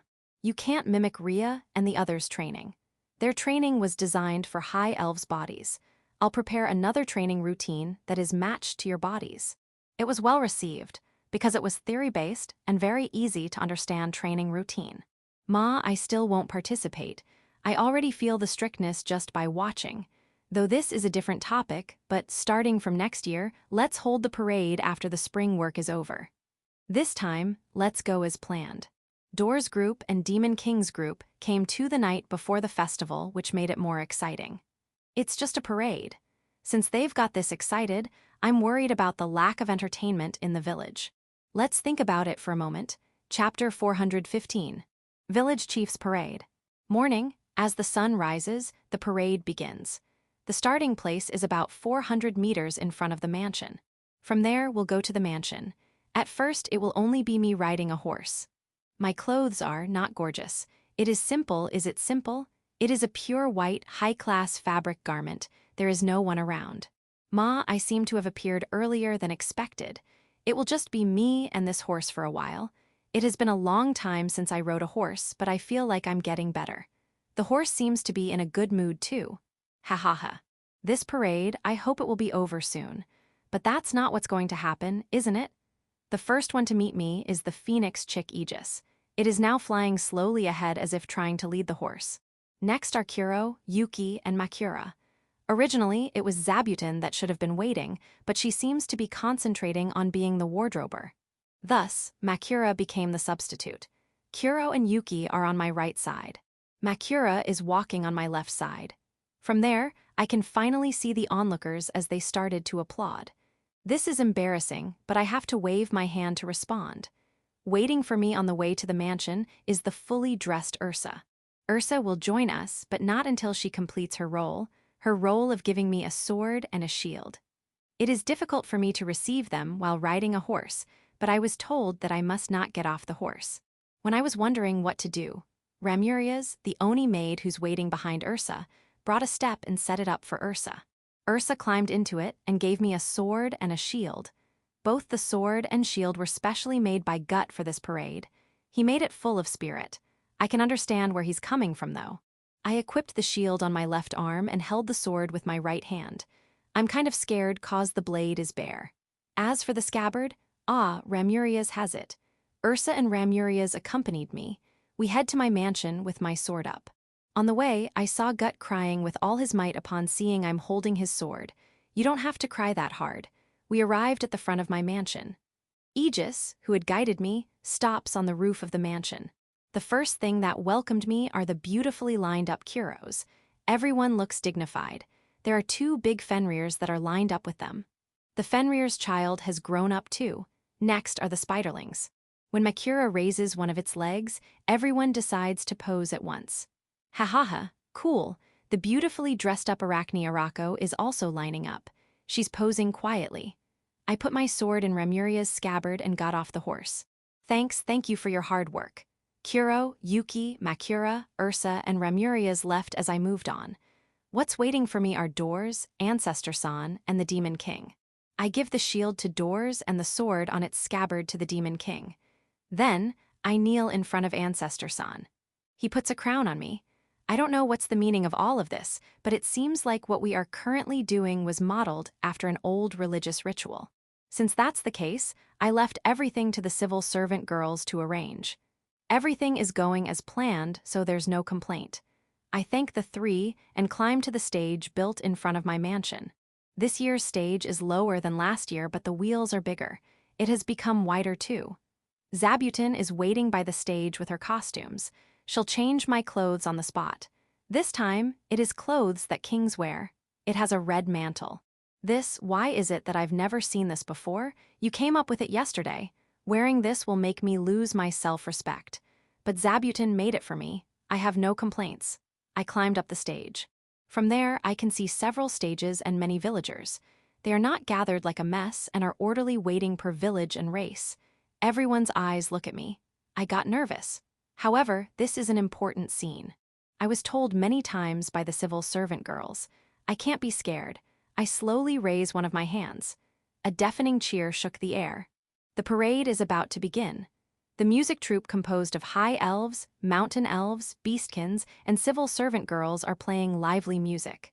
Aegis, who's on the roof, flies. Aegis is the leader of the parade. After passing through the stage where I am, it heads to the planned course. The first group that started to move are the Demon King's group. The center of that group is not a stage with wheels but a portable shrine. Shouldering it are the devils and dream demons of Village 4. When I was thinking about why the portable shrine is empty, the Demon King boarded it while holding the Demon King's army's flag. The Demon King's army was awarded the honor of being the vanguard. If we're late, those behind will be more late. Move. Beazle, Randon, and Glatz seem to be accompanying the portable shrine by walking. When I was thinking about what happened to who, it seems like she's been riding the portable shrine all along. While trying not to stand out, the portable shrine followed the speed the Demon King instructed. The second group is a group of Lamias. Leading them is their chief Junia. She's holding a flag that looks like a Lamia. The Lamias she's leading are full of excitement. They are uniformly moving the spears on their hand, and it looks wonderful. The third group are the Kuros. Kuro is leading them with Yuki closely following him. After her are Kuroichi, Kuroni, Kurasen, and Kurian. They formed a beautiful line. Ha ha ha, don't worry, I'm watching you. The fourth are the dragons. Doors, Hiakaru, Raymarin, Doreen, and Grafaloon are walking while in their dragon forms. I'm sorry. The road seems too narrow. Hiakaru is following Doors without looking away. The fifth group is from Village 1. They are also carrying a portable shrine and not a stage with wheels. Carrying it are the villagers of Village 1. However, since there are only a few of them, they are being helped by the lizard men. On the portable shrine are Jack, Village's one's representative, and the Nuniu Daphne Eeg. He nervously greeted me. Sixth are a group of titans. They are pulling a stage with wheels that is about 5 meters high. That stage was built by the mountain elves of Big Tree Village. It was built low so that even a titan can ride it. It is also made with sturdiness as the priority, but no one has ridden it. Instead, for some reason, grains from Big Tree Village were placed there. It was something we harvested last fall. This is to express their joy. It is because of the food from Big Tree Village that they were able to spend winter safely. The Oni maid, who brought me something to drink, said that. I get it, but did you come all the way here with the surplus grain? That would be a hassle. Next time, let's just put a statue there as a substitute. I'll carve it myself. The seventh group are the angels. The stage is being pulled by Tyr's golem. On the stage is Malbit. She looks delighted. Oh, she was beaten by Ruintia, who's next to her. Gran Maria, Kudal, Karon, Kirbbit, Suraryu, and Suwaruku are flying over the stage in a formation. They have a uniform weapon, a spear equipped with Kuro's horns. Are you going to boom someplace? If you would, think of your safety first. When the 6 break their formation, a group of harpies join. 6 new formations were formed. What an air force. The 8th are the group of dwarves. All of them are dressed as warriors equipped with axes and shields. It suits you. But why are they all carrying barrels on their back? No way, it shouldn't be alcohol, right? There's nothing inside, right? Now, it looks like a group of angels is being chased by a group of dwarves. Of course, that's not what's happening. The 9th group chasing the dwarves are the children's group. At the stage, there are Ursa, Alfred, Tysel, Ririus, Riguru, Rat, Taurine, Nut, and Gyuraru. It is the Minotaurs of Village 2 that are pulling the stage. Around them, as if they are guarding them, are the Centaurs of Village 3 with uniform weapons. Yeah, they all dressed up and it looks good on them. Ursa is wearing clothes different from the one she's wearing earlier. It looks like she has 2 sets of clothes, one for her task and one for the stage. Ursa is serious about this too. Well, she seems happy, so I guess there's no problem. On the children's stage, you can also see an Oni maid and the Fairy Queen. No matter what happens, they'll be fine. The 10th group are the groups of high elves, mountain elves, lizardmen, beastkins, and civil servant girls. Big Tree Village's villagers. Since the others are either part of the music troupe or helping other groups, they only have one stage. On the stage are Ancestor San, Fushu, Yauko, Hito, Holy Maiden Cells, Rigyun, and the 2 former 4 heavenly kings. It looks like this is not even prepared for the villagers. No, Yauko, Hito, and Holy Maiden Cells are all living in Big Tree Village. Finally, the 11th group are the Spiderlings group. Leading the parade is the Arachne Arako, while Makura is the one at the end. Spiderlings of various sizes are marching in the middle. They look good. Oh, one of the smaller ones got its leg tangled. Is it all right? It looks safe. Good. The stage I'm riding finally started moving. I'm not at the end, but between the 7th group, the angels, and the 8th group, the dwarves.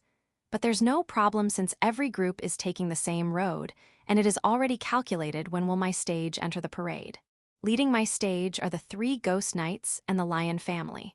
Behind them are the group of Mercuries centered on Belle and Gu of Village 4. Following them are the rest of the devils and dream demons of Village 4. Behind is the centaurs of Village 3, minotaurs from Village 2. And finally, my stage. Lu, Tyr, Rhea, Anne, Hakurin, Frau, Senna, and Rasudi are with me. All of them were dressed in white and had colorful flowers in their hands. It suits you, HNN. When did wine slime and cat climb? Ha ha ha, I don't mind though. On the way, there will also be a change of parade participants and spectators. I want all to participate, but it won't be exciting if there are no spectators. That's certainly true. Also, I have to keep in mind that there are people who want to participate, but can't, like those who just gave birth and are looking after babies, those who are cooking, and those who are guarding the village. I waved to the Oni maids holding Lupumarina and Aurora and thanked them. The parade has just begun. It seems like I would only be sitting on the stage, but I should also change clothes a number of times. I don't really care about that. Zabutin is here to change my clothes anyway. Let's do our best together. Oh, it's about time for a costume change. Affirmative. Chapter 416. Classics Loving Civil Servant Girl. I'm a demoness who's a member of a group called Civil Servant Girls. I'm currently impressed, intensely. It's because of this local ceremony being held before me. It is the story of the first king of the world that was led by a phoenix. The sword given by the fairies is a symbol of power to rule the world, while the shield symbolizes the power to protect the world. It is said that while holding them in his hands while not drowning in power, and even entrusting them to others, the god recognized him as a king. According to the popular story, he entrusted the sword to a human warrior, and the shield was given to a dragon shrine maiden. However, I would prefer if the demon king receives the sword instead. When I proposed that to village chief, he immediately agreed. As expected of village chief. He understands. But why does Demon King Sama look upset? Please receive the sword with pride. You've done well during the rehearsal. I want the shield to be given to the dragon shrine maiden, but I have no idea where I could find one. When I was thinking about what I should do, Dor Sama took the place. He's a dragon himself, so there's no problem. Yeah, there shouldn't be a problem, right? Thank you in advance. Finally, the role of crowning, yeah, I'll leave it to Ancestor-san. Yup, he knows what to do. He planned this ceremony with us so he won't say no. You're going to cleanse yourself before the ceremony. It doesn't matter, but you shouldn't be late. The real thing is tomorrow. Ara, what's wrong, Cat-chan? Why are you meowing before me? Incidentally, you have the same name as the god who passed the crown. However, it is impossible for a cat to even hold a crown. I'll scratch your head, so please forgive me. I closed my eyes and saw the hardships I encountered one after another. No, I shouldn't waste my time with that. I have to open my eyes and burn what's happening in me. While village chief climbs up the stage and changes his clothes, I prepare for the next one. Demon King Sama, you know the timing when to ride, right? What about the sword? Do you need to have it with you during the parade? It doesn't really matter, but please don't lose it. As for Dor Sama, he'll also partake in the parade, so he went to his designated place. What about the shield? Understood. I'll take it into custody. You want to keep this old shield too? Okay, what's with that shield? To be honest, it looks simple compared to the shield made by Gutsan. This is the shield used during the old ceremony. It has been passed down to generations of dragons. Have you performed the same ceremony somewhere before? 8,000 years ago. Wait, isn't that the real ceremony? The real one? Why, you're joking, right? Pillars of fire rose as Gran Maria's group dive bombing started. Yeah, it echoed in my body. Originally, there should only be 3 fires to symbolize the founding of a country, but we doubled it to 6. I don't think it is good that we'll only follow what was done a long time ago. Sometimes reforms are needed. No, it is certainly not because the angels are arguing who's going to throw them. Yeah, I'm telling the truth. Village Chief's costume has also changed smoothly to the Spider King, the Beast King, and the Bird King. Phew. It was worth consulting Zabutin-sama. Finally, as a demoness myself, I feel complicated about this person, but that person can't be removed. It is the one who defeated the Demon King several generations ago. Come to think of it, something happened some time ago. When Village Chief came back from the North Dungeon, Lu-sama and Tear-sama researched about King Urbraza. Why did they do that? It was the time when Ursa-chan first came to the village. Oops, no. It's about time to have the parade participants change. I have to tell them, especially Flora-sama and Yuri-sama, who agreed to participate in the second half. If I fail to do so, I'll be resented. Of course, I won't just concentrate on the 2 and make sure the others know what to do too. Yuri-sama is going to take Demon King-sama's place. Gal-kun, Sil-kun, and Brong-kun will also. When did they? When did you come back? You were brought back by force. You're going with Yuri-sama to carry the flag? Do your best then. Alfred Sama. Please talk to Galkun's group later. It is about to restart. Are. Lu-sama, Tyr-sama, Ria-sama, Ann-sama, Hakurin-sama, Frau-sama, Sena-sama, and Rasudi-sama. You'll stay on the stage. You're not going to change with Flora-sama and Yasama. It doesn't really matter, but will everything be okay? Understood. It doesn't matter who else is on the stage as long as village chief is there. No one can substitute village chief.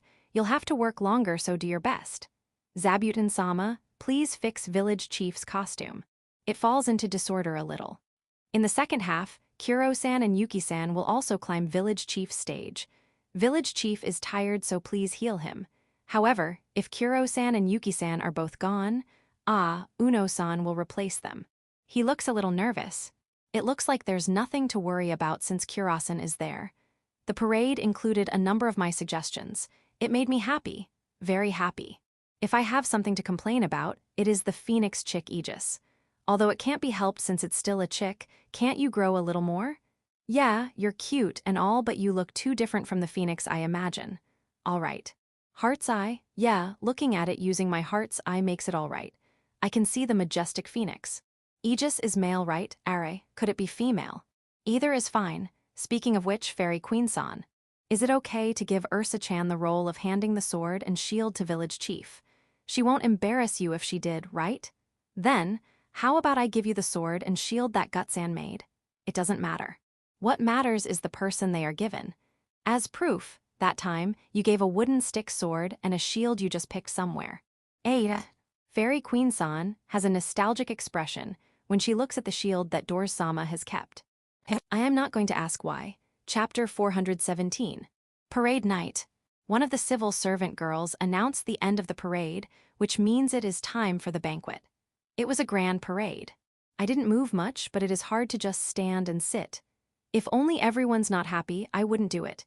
Especially Zabuton. I received a lot of help from Zabuton and I haven't helped her back yet. I know. Let's do our best next year. Ha ha ha. However, it would be helpful if you could reduce the number of times I have to change my clothes. Also, please emphasize on practicality a little more. No. It's not because I want to wear them every day. I just want you to make it easier for me to use the toilet. Yeah, those clothes made me struggle to lower my pants. It would be great if you make clothes with separate upper and lower parts. It is dangerous if it is a one-piece suit. Thanks for Kuro and Yuki's hard work too. You've been by my side for a long time. Angels flying there. Come here for a moment. During the second half, there's no bombing scheduled, right? No, that was certainly exciting. If the result was good, I would have forgiven you. However, the civil servant girl there was aggrieved since something went wrong. Apologize. Also, Koodle, you did it 10 times alone. I know you like dive bombing, but think of others. There's no point in flattering me. Ma, let's not do it today. Let's talk about it in detail tomorrow. Are the harpies okay? At the end, the formation was crumbling a little. Ha ha ha. I'm not saying they're undisciplined. There's no need to be too strict. Just learn from today's lesson. At the banquet, food and sake were lined up as usual. Since there are a lot of people, half of them are standing while eating, but there seems to be no problem. We prepared a VIP area for distinguished guests, but only Ruinsha and Rigyun are there. Doors, Demon King, and Ancestor-san are dancing in a circle with the villagers over there. Mayim, looks like it. Those who can play music began playing musical instruments. How nice. The Kuros and the Spiderlings are also beginning to participate. I want to participate too, but I can't leave Ruinsha and Rigyun alone. The conversation of these two, not happening. As for the children, there is a children's area and it coincides with the VIP area. Tysel, my apologies, but can you talk to Ruinsha? Gal, Sil, and Braun, take care of Rigyun. Can you do it? Okay, I'll leave it to you. Alfred and Ursa. Look after the other children so they don't wander off too far. You can eat the food on the table of the VIP area. Also, if Tyr brings Aurora, guide them to where Ruinsha is. It will be fine even if I'm not here. Tyr will definitely come. However, she wouldn't go near Ruinsha. That's why I asked them. Having said that, I also asked the Oni maid Remurias and the clay doll that's watching over the children. It's not that I don't trust the kids. This is only insurance. Yeah, insurance, Fairy Queen. Don't monopolize the sweets table. I know that donuts are delicious. I was the one who taught them how to make it. It is not that difficult to make, but it was difficult when we still don't know how to make the dough. At first, we separate special wheat for donuts and start a series of trial and error. Listen. Okay. You can eat as much as you like, but don't monopolize them. If you're honest, I'll give you your favorite pudding tomorrow. The mountain elves, there are quite a few of them. Did they go to the universal ship? In the final stages of the parade, the universal ship jumped out too. It's not a metaphor. Although they already heard of it, the residents of Village 1, Village 2, Village 3, who had few chances to see it, as well as the Lamias and Titans, were surprised. I suggested to have the ship send the Lamias and Titans back when they return. There is no point in keeping it as decoration, so I want it to be used effectively. Right now, it is only being used to transport goods in Village 4. It might not be a bad idea to have the universal ship go to the north and south dungeon regularly.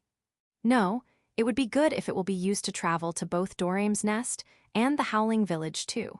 I wonder if it can be used that much. Let's propose that next meeting. Now, please reserve food and alcohol for the mountain elves that went out to maintain the universal ship. Sweets too. Malbit, what are you doing there? Why are you tied up rolling on the ground? Is it Ruintia? Okay, I'll let you go, but tell me what you did first. Ah, were you too excited during the parade? No, you also tried dive bombing like Gran Maria and the others, so you were stopped, beaten up, and tied up by Ruintia. How many times have you been beat? I mean, even though Malbit had that bad idea, isn't it too much to tie her up? Ah, you tried to take out a horn spear. Ruintia, thank you.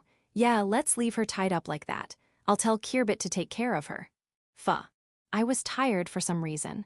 I'm glad that this year's parade is only for today. I went to each village last year. If you go every year, the value goes down. Let's have a parade in each village once every few years. At the meeting held before this parade, that was proposed by a civil servant girl. I was thankful for that proposal. The representatives of each village seem to be down, but they also acknowledge it. I'm sorry. When I go around to see the state of each village, let's have a small banquet as an apology. Well, I'm tired, but I can still hang in there.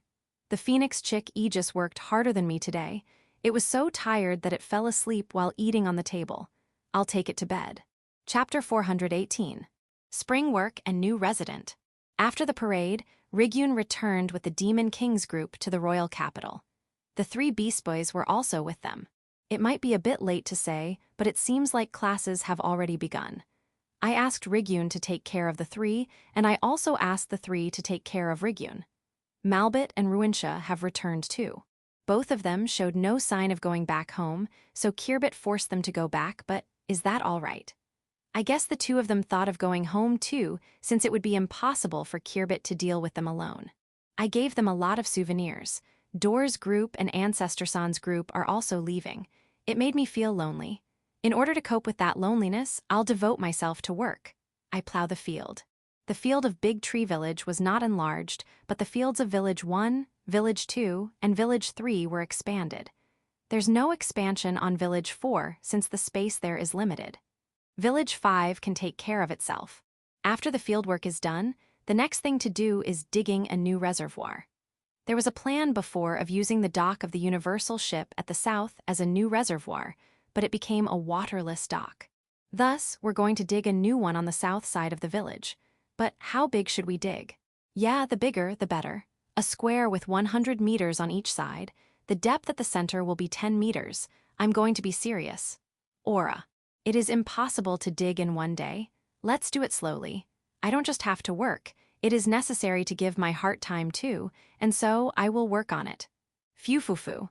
I'll make wooden plates and wooden bowls. The design is simple.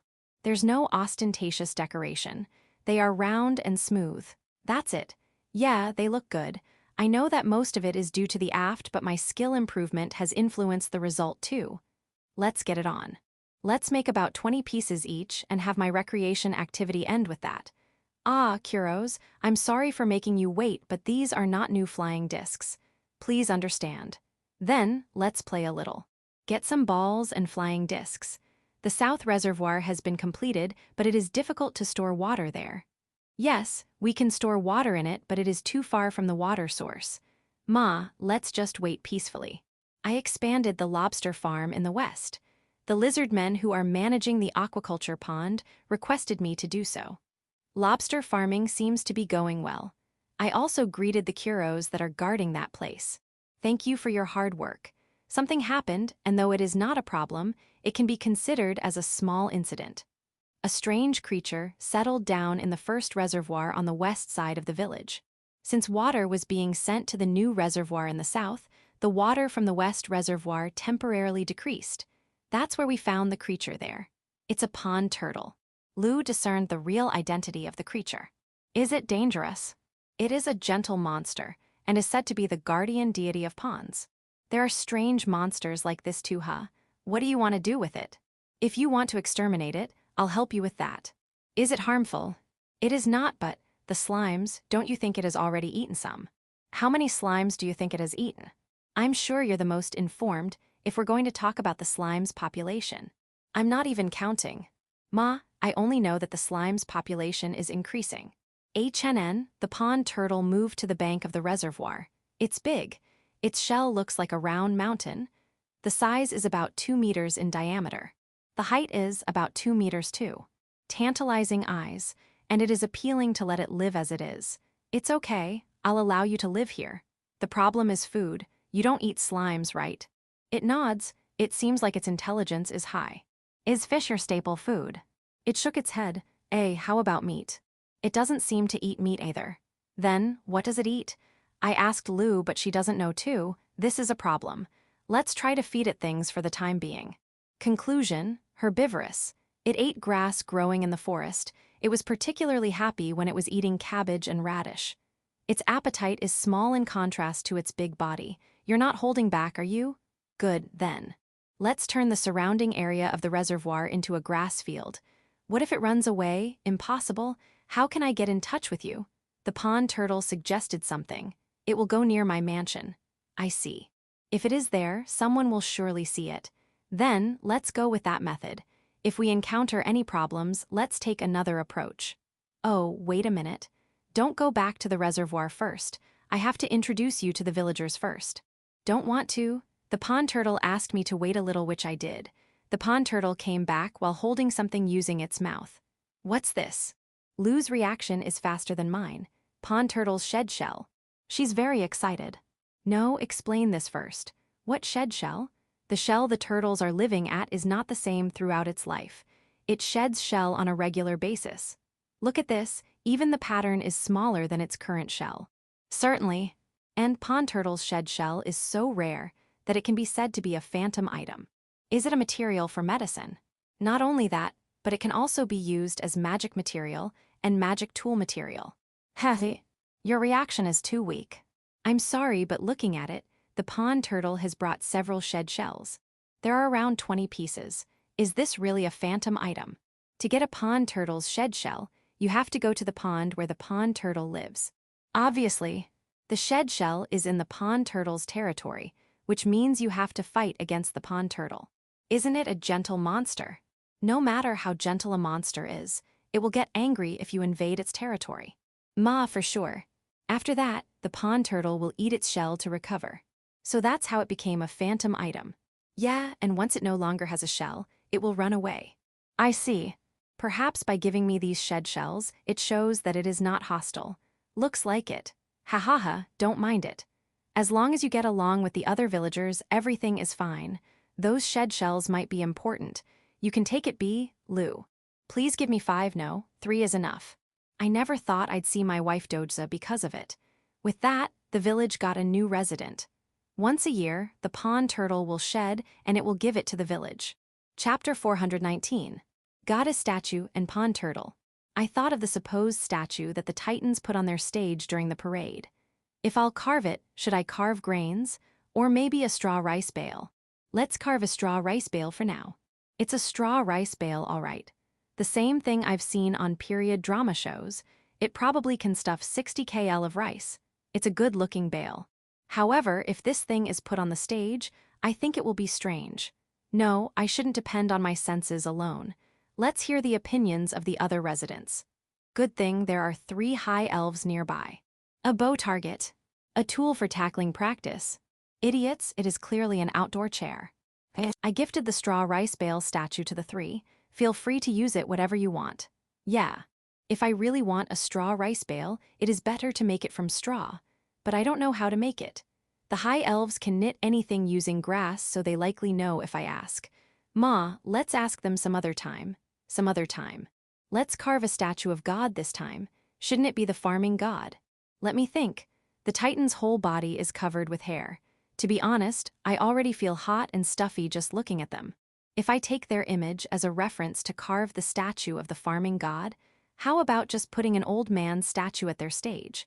But I want it to be a little more visually appealing. Then, how about carving a goddess? No, wait. If I carve a statue of a goddess, the female villagers will cause a commotion. A young handsome farming god then. Isn't that more dangerous? Yeah, I'm only showing it to them. Let's carve both for the time being. First, the statue of the goddess. I feel like I'm in a good shape. The statue of the goddess was carved smoothly. Isn't it too beautiful? Is this what she looks like? The farming god is the original owner of the aft. Did she guide me to carve this? No. Let's just carve the young Eichmann farming god. A matcha was carved. It doesn't look bad, but it looks 20% inferior to the previous goddess statue. Is the aft favoring the goddess statue? Perhaps if I carve without thinking anything, the result will be the goddess statue. However, now that I carved a goddess statue on my own initiative, the female villagers. Am I thinking too much? It's a statue of a goddess after all. It's supposed to be beautiful. All right, this will be the statue. I'll have the Titans pull the stage where it is placed. Until then, I'll leave you in the warehouse. Who is it? Why is someone suddenly put his hand on my shoulder? Ha. Ancestor-san, safe. Are you going to ask for its price? This is not for sale. Also, this is not the god of creation but the farming goddess. Ado, I'm not accepting gold ingots.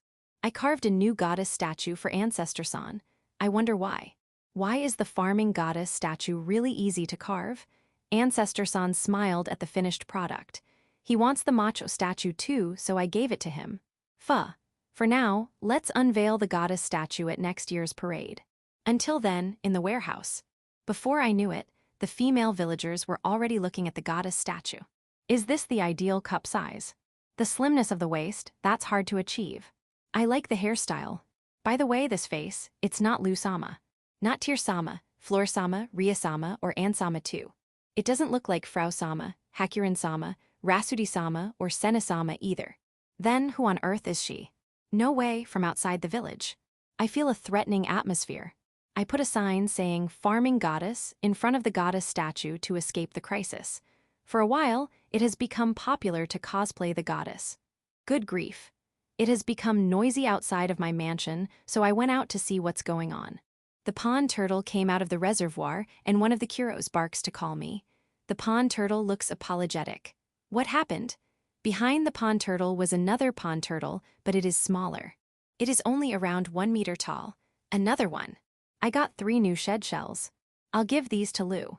But how did this new pond turtle get to the pond? It is impossible to pass through the waterways considering its size. But if it doesn't use the waterway, that's a pretty long walk on the ground. It looks like one of the Kuros knows. I asked it to guide me. This is the 20-meter square reservoir in the north of the ranch area. There is a drain on this reservoir that should go to the river in the east. But since there was a pond there, I just connected it to the pond. That's the pond with the big frog. Perhaps the pond had a pond turtle living in it and came all the way to the village using the waterway. According to the Kuro, that seems to be the case. However, the waterway is not connected to the reservoir in the west. From the reservoir in the north, it headed towards the river in the west, so it moved along the waterway. It made its way to the pond on the west after passing through the fruit area. I see. And the 3 new shed shells here are picked up from the fruit area when the pond turtle was traveling. The Kuro barked to confirm my deduction. Tell the first pond turtle that it doesn't need to shed shell a year if a new one comes. Chapter 420. It's spring, but spring is still far away. Soon, it will be spring harvest. This year's harvest is going to be good again, so I pray to the god of creation and farming god at the shrine. After that, I also apologized.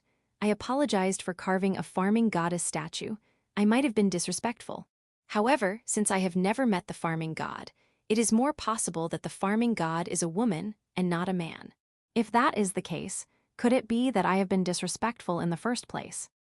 I can't help thinking about it. Yeah, what's important is to not forget gratitude. Displaying the farming goddess statue next to the farming god statue is definitely not me running away. Since the production of miso and soy sauce have started in Village 5, Flora often goes out. She seems to be doing her best as an instructor and as a researcher. The goal is to make the taste uniform even in mass production. I wonder if I should join them.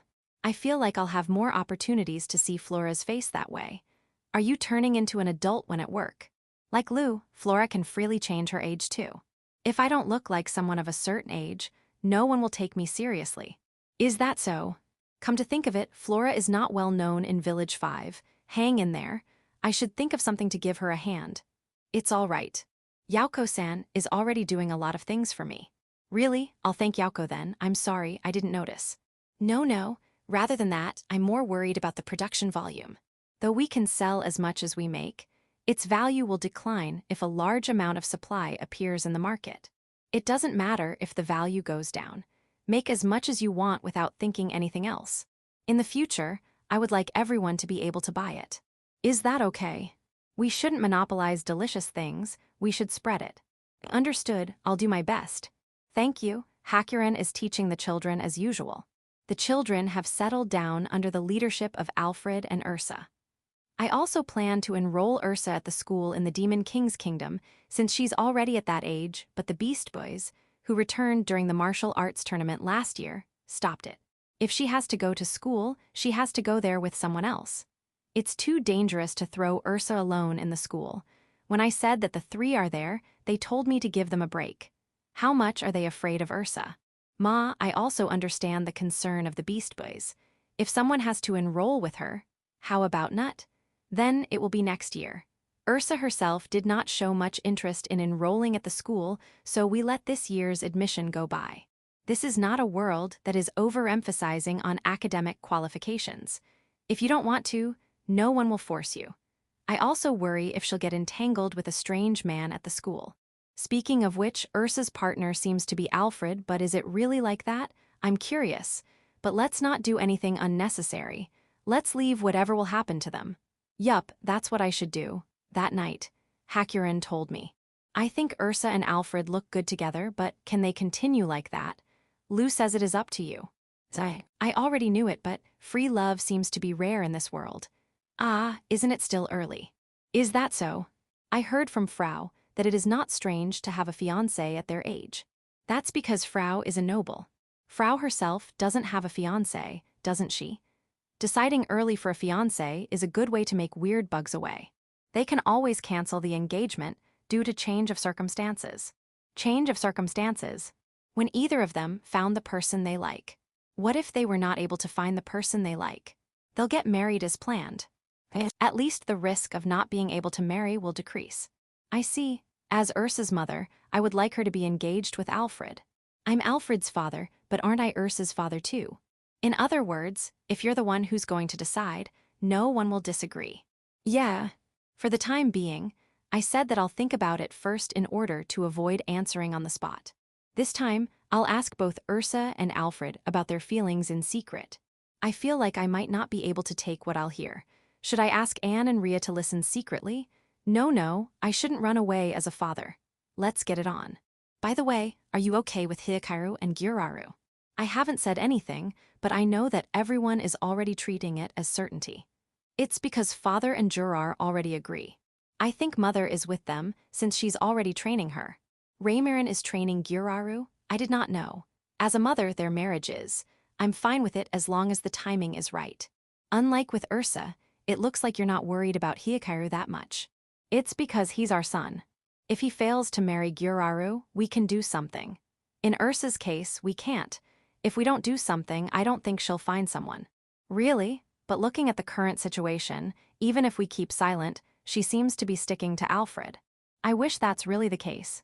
I don't think Ursa is the type who'll stay quietly in the village. With so much power, I feel like she'll go outside. In the future I can see, she'll only have friends around her and never a lover. I think she's too worried. However, I can see her future being like that too, at a later date. Ursa, do you like someone? Mother. What about father? Father too. Hahaha. It is too early to talk about marriage, but let's think about it seriously. Also, Ursa, you haven't mentioned someone yet from the list of the people you like. The clay doll. Look, he's sulking there. Chapter 421. Medicinal herb and festival preparation. A hospital was built in Village 5. This is because I proposed that the taxes the villagers in Village 5 paid should be used in Village 5. To be honest, considering the amount of tax revenue, treatment for the residents of Village 5 can be free. Since the hospital was built, I went to check it out before it opened. It was different from the hospital, I know. There are hospitals in this world too. However, it is not common. It's because there's healing magic. There are a lot of people in the church that can use healing magic. As a normal procedure, if someone is sick or injured, he only needs to rush to the church. So, what is the use of hospitals then? They grow medicinal herbs and sell them. Therefore, rather than a hospital, it seems to be better to be called a medicinal herb cultivation greenhouse. Thus, I am now before a big medicinal herb cultivation facility. There are 20 nervous herb cultivators hired in Village 5 that are lined up before me. I look forward to working with you from now on. That's all I can say. Yeah, I don't want this place to be wasted after all. By the way, there's no free treatment for Village 5 residents since there are already ultra-low-cost healing services at the church. It seems like it was the idea of Yauko and Holy Maiden cells. By the way, Lu, Tyr, and Flora are really pleased with the completion of the hospital. However, Lu went to Shashado City for research, and Flora went to the Misa and soy sauce making facilities in Village 5. I only have Tyr with me. Immediately after Ruintia, her mother left. She looked lonely. Now she's back to normal. 1 oversized room, 4 large rooms, and 12 small rooms. It is possible to adjust the room temperature of each room. Did Lusan set up magic tools for each room? That's right. I heard that she also mobilized Shashado's researchers for this. What is that jar with overflowing water? That's also a magic tool. It is likely responsible for water circulation. It's a pair of magic tools that moves water from low to high places. It seems to be indispensable for medicinal herb cultivation. That's convenient. What's the maximum distance that they can be used? It can't be used in far distances. If that is here, the other one is probably in the next room. Because of various restrictions, the pump used in our village is more convenient. Is that so? That's amazing. I never thought that it was running without magical power. Even the chief herself looked it up. She examined it. Please rest assured, my mother stopped her. And no, I don't mind even if she did. Thank you very much. But please, don't spoil her too much. Oh, of course. Pump is not a dangerous thing, so I think it is all right for it to spread. Ma, whatever. I followed Tyr's instruction and used the aft on each room of the medicinal herb greenhouse. Lu was researching in Shashado City. Her research topic is the teleportation gate. However, it seems that it did not work. After coming back to the village, she had to be spoiled by me. Ha ha ha. Okay. For the time being, let's continue after harvesting. Is that the reason why you came back? I really have to spoil you. I feel like I worked so hard that I didn't have time to get depressed. Thank you for your help with harvesting. Here's tea. Thank you. So, did your research fail? If you are frustrated, I'll listen to you. You don't have to, I'm okay. Can I go to Shashado City again? After the festival? Yeah. I understand what you want to do, but you have to convince both Alfred and Lupumarina yourself. Alfred will be fine, but Lupumarina, maybe she'll cry. Recently, I feel like she's more fond of Tyr rather than you. She's like Aurora's twin. Ugh, my position as mother, but the research. Ha ha ha. Well anyway, don't overdo things and don't accumulate too much stress. I'll do my best. Preparations have begun for the summer festival. I can rest assured since this year's festival will also be organized by the civil servant girls. Maybe you should listen.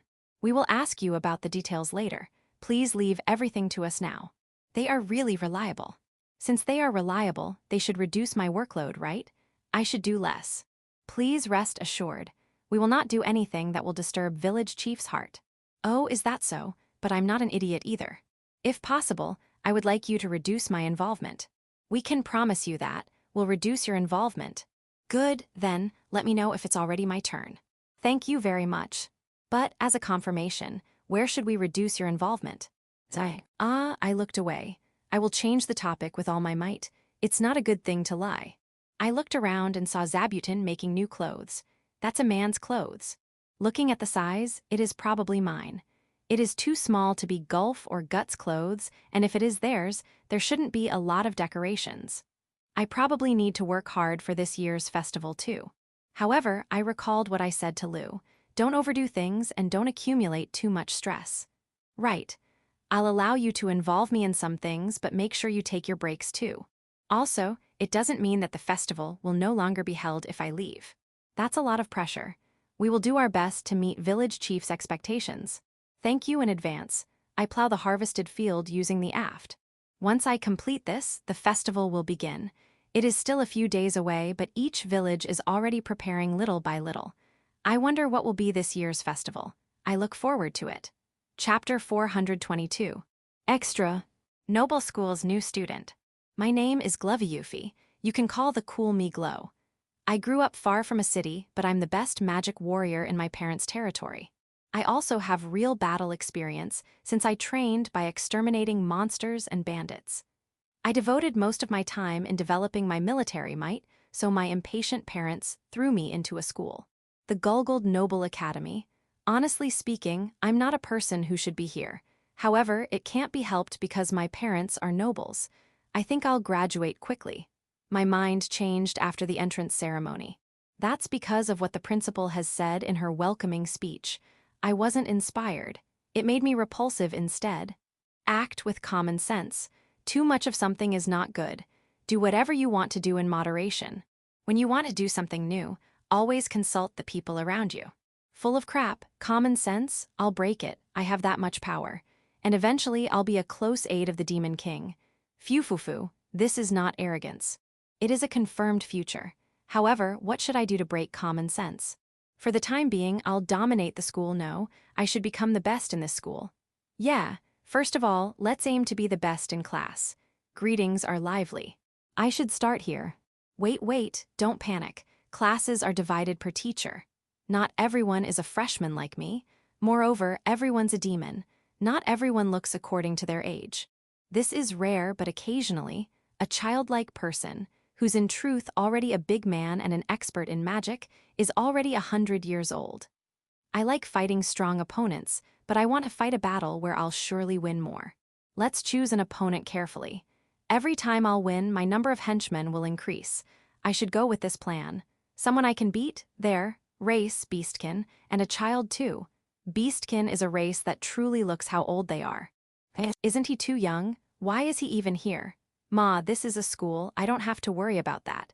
I am looking at a strange ceiling. Where am I? This is the school's infirmary. Aware already. You are. I'm not you. I'm the healing mage hired by the school. I'm a healer.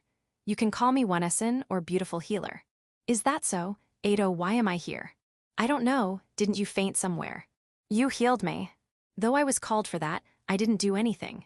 You just passed out after all. Ada. What happened to you? Who carried you? I don't really know how long you were out, but 2 hours have passed since you came here. Yeah, how many fingers is this? 3. Dizzy. Feel like vomiting. No.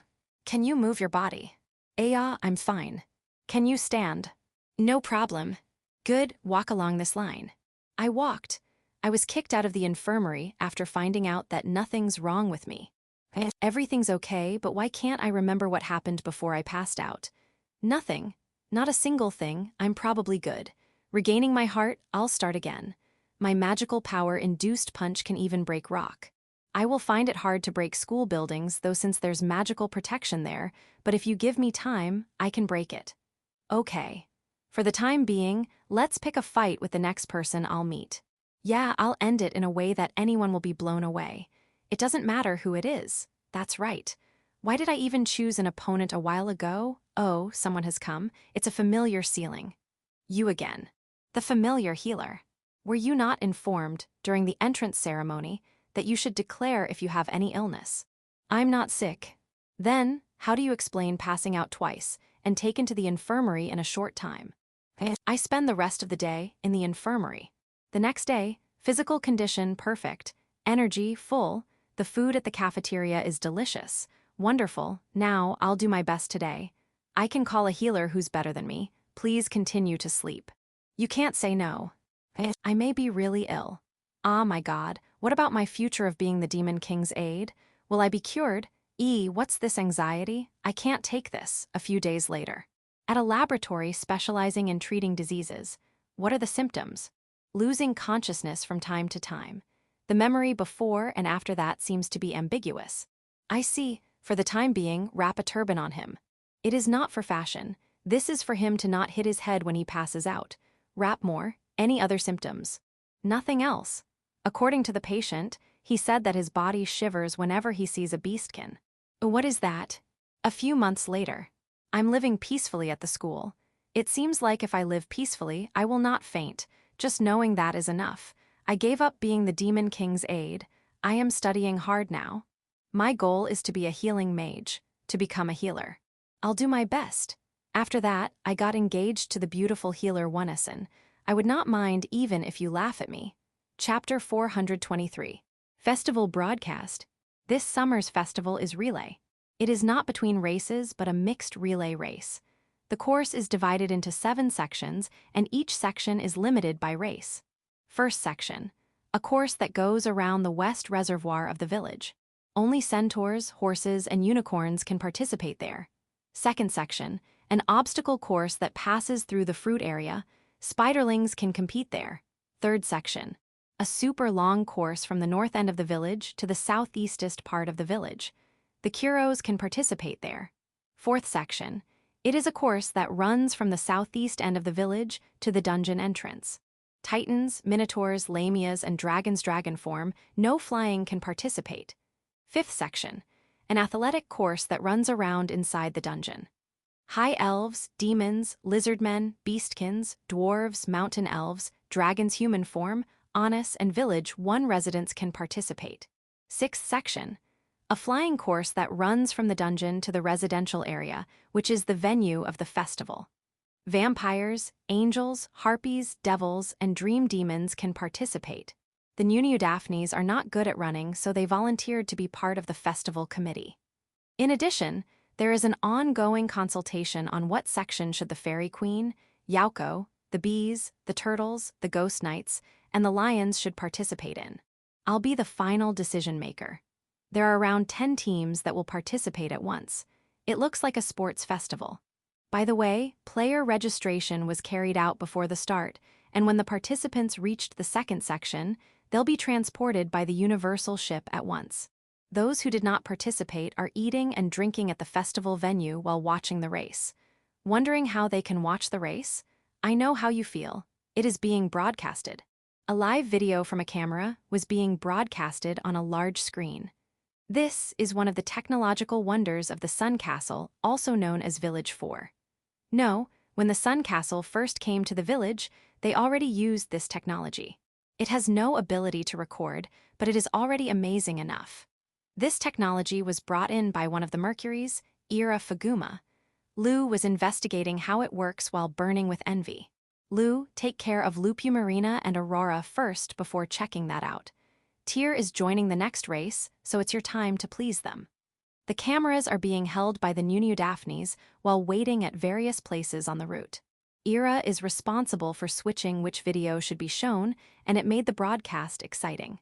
Him aside, the civil servant girls are giving live commentary. The broadcasting department is riding the universal ship. It has to be there to see the state of the race in real time. Belle and Goo are working hard for it too. Camera is indeed useful. Using this, it will be easier to communicate with each village.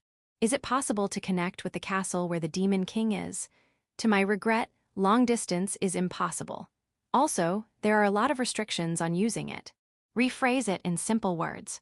If there's no Sun Castle or universal ship, it won't work. The limit distance between the camera and the device that shows the image is about 3 kilometers. Even if pushed to the limit, it will only be around 5 kilometers. Moreover, if there are obstacles between the two objects, the distance will be shorter. Because of that, these are not useful unless we use either the sun castle or the universal ship. No, these are useful for house security. However, we only have a moderate number of cameras and screens, and mass-producing them is also difficult. I did not even hear a good thing. By the way, when we went to the sun castle before, we were not able to find any camera, screen, or broadcasting equipment. It's because I hid them in my private room. Ira Fuguma, a slender man in his 30s. He's wearing a wide brim hat and his clothes are jet black. He looks like a mage. However, he's working as a broadcasting director. Is he an engineer? He looks competent and he knows which camera has the best image to show. Let's work together from now on. Village Chief, it is almost time for the next race. Understood. I went to the universal ship to encourage the participants. Let's get it on. Riding the ship is easy, but encouraging the participants is not. If I talk too much fire, they'll do it with too much power. In order to respond to Village Chief's expectations, we have to win. Everyone is saying that. No, only one team will win. Since there are 10 teams, 9 teams will cry. It is really difficult to give moderate encouragement. Majority of the Festival Executive Committee are also riding the universal ship. Camera 23, what are you doing? Why is there no image? We have to show it with spirit. We have to show the effort of the participants. A trouble occurred in the second section. It seems like the sheeps got too excited and are rampaging. This camera, the image it captured is really detailed. Why, makeup? Let me put some makeup first. Today's third race. I can already see the leading person near the start of the third section. The baton was passed to the third runner. Contact the fourth section. Let's go there immediately. Next race, the children want to join, so team formation is already being discussed. Jaila, the latest crepe this festival showed is already sold out at the venue. Now, a sold-out sign is being reflected on the camera. This festival might be the festival where the Festival Executive Committee worked hardest. I'll console you next time. It was hard, but the festival has ended safely without any major accidents. Section, Audiobook by Masquerade at Masquerade Audiobooks. Chapter 424. Broadcasting Department. My name is Ira Fuguma. I'm one of the Mercuries that manages the Sun Castle. I woke up 60 days ago. To be honest, I never thought that they'll wake me up again, but the feeling of being able to freely move my body is great. But it was not my expected scene of the Sun Castle that greeted my awakening. It's a field. Yeah, both inside and outside of the castle have turned into fields. What's going on? Bell and Goo, what is hap? Read the shared memory? No, that's too troublesome. It will be hard for me to read memories since it is not just 100 or 200 years that passed since I slept. I should just read the last few years, okay? I finally understood why there are a lot of fields. Sun Castle has changed its name to Village 4. However, are those all true? It's true, got it. For the time being, Bell. Can you educate me? I have to learn the current common sense and language. HNN? What's going on? That kind of instant education will never work. Teaching for 180 days is already terrible, and you want to shorten it to 40 days. Ah, yes, so our new lord asked you to hurry. I understand. When we meet, I'll properly work for him. I shouldn't address him as master. Then, lord? Village Chief Sama then. I understand, I'll remember. I don't need to add Sama. Is it really okay to address him that? A weirdo. Even if you say that, I don't even know what work I will do yet. My job is shooting. Use a camera and broadcast what the camera captured. To put it simply, my job is to make sure there's no blind spot in the humongous Sun Castle. I'm proud of this job. However, my treatment at Sun Castle is not that good. It is because there is a distant view magic that makes one able to see any place he wants to. Of course, the good thing about shooting is that it can even be used by those who can't use magic. However, most of the people that come to the Sun Castle can use magic. In addition, the Sun Castle itself is equipped with that magic. It can't be helped that shooting is treated like that. In addition, shooting is a one-way street. It can only send images and audio. On the other hand, distant view magic makes two places able to see and talk with each other. In terms of fuel economy, distant view magic is also better since the camera must be maintained regularly. I was asked to give some points where shooting is better than distant view magic. It takes a lot of time and effort, so you'll get attached to it. That's the best answer I can think of. You can consider my job as a full-time hobby. When the fuel problem of the Sun Castle arises, I was the first one to be sent to sleep. I'm not resenting the other guys. I also agree with them. You can shoot using this and it will be reflected here. Amazing. Is it possible to record what you shoot? Record means whatever you shoot using this can be seen again many times here. It can't. What a shame. But is it possible to make it stop like a painting? Yeah, a photo. That's enough. Let's use this to broadcast the festival. You can't do it alone. How many people do you need? Not just people, you need sunstones too. Sunstone is thermal insulation stone. I'll give you as much as you want. I found the Lord I'm truly willing to serve. Since that is the case, I have no choice but to go all out to shoot the festival. First of all, gather the staff. Inferno wolf and demon spider. Super scary. However, it seems like they can hold the camera. They can operate it too. These guys are not bad. I put a camera on an Inferno wolf's head. Though it shakes up and down, it gives off a sense of reality. I gave the demon spiders 3 cameras. They were able to shoot from great angles. Oh, wait a minute. Let me say this first. Never shoot women changing clothes or under their skirts. The same is true for men. Also, shooting in bedrooms, especially at night, is strictly prohibited. This is the will of the mage who invented the camera. If you don't understand anything, just ask me. Oh, the Inferno wolf nods while the 3 demon spiders raise their legs. It looks like they understand. Amazing, I discover talents. The Daphnes. It seems like they can stand in the same place for hours. Their weakness is their low movement speed, but their patience can make up for it. After practicing shooting, I left various parts of the festival to them. This is a communication device. This can only send audio. Use it to listen to instructions. Ado, Dragonson, cameras might be rare, but do you really have to be the photography subject? No, I'm thankful. Yeah, that angle looks cool. I'll remember it. You have a camera on your nest. It is covered with dust. Can you give it to me or no to me watashi? Thank you. You'll give it to me after the festival? Okay. So what and how should I shoot you? If it doesn't go against village chief's wishes, I can accept certain requests. Ha ha ha. I found another talent. From the group of demonesses called Civil Servant Girls, there was someone who's looking at the camera with the same eyes as me. That moment, I knew I found a comrade. I'll leave the commentary to you. We did a test, and she cleared it easily. To tell you the truth, she's way better than me, so I leave it to her. At the same time, I hired the Civil Servant Girls as staff. They are so good that I don't even have to train them. The headquarters of the shooting was planned to be set up in the Sun Castle, but there was a better place. It is an airship called Universal Ship. It is not rare if you ask me, but it seems like it is rare in this era. We were provided with a big room in the Universal Ship as our headquarters. Thank you, Village Chief. Trouble occurred during the shooting in the dungeon. There are many obstacles in the dungeon, so we can't pick up sounds and images that were sent by the camera clearly. However, I already know that will happen, so we use that. A wired transponder. If we put that inside the dungeon, the problem will be solved. No, the lady over there. Oh, she's a vampire and she's also Village Chief's wife. Please do not disassemble the camera. I'll tell her to Village Chief. And on the day of the festival, they finally understand. First, I took Village Chief's majestic picture and showed it to the villagers.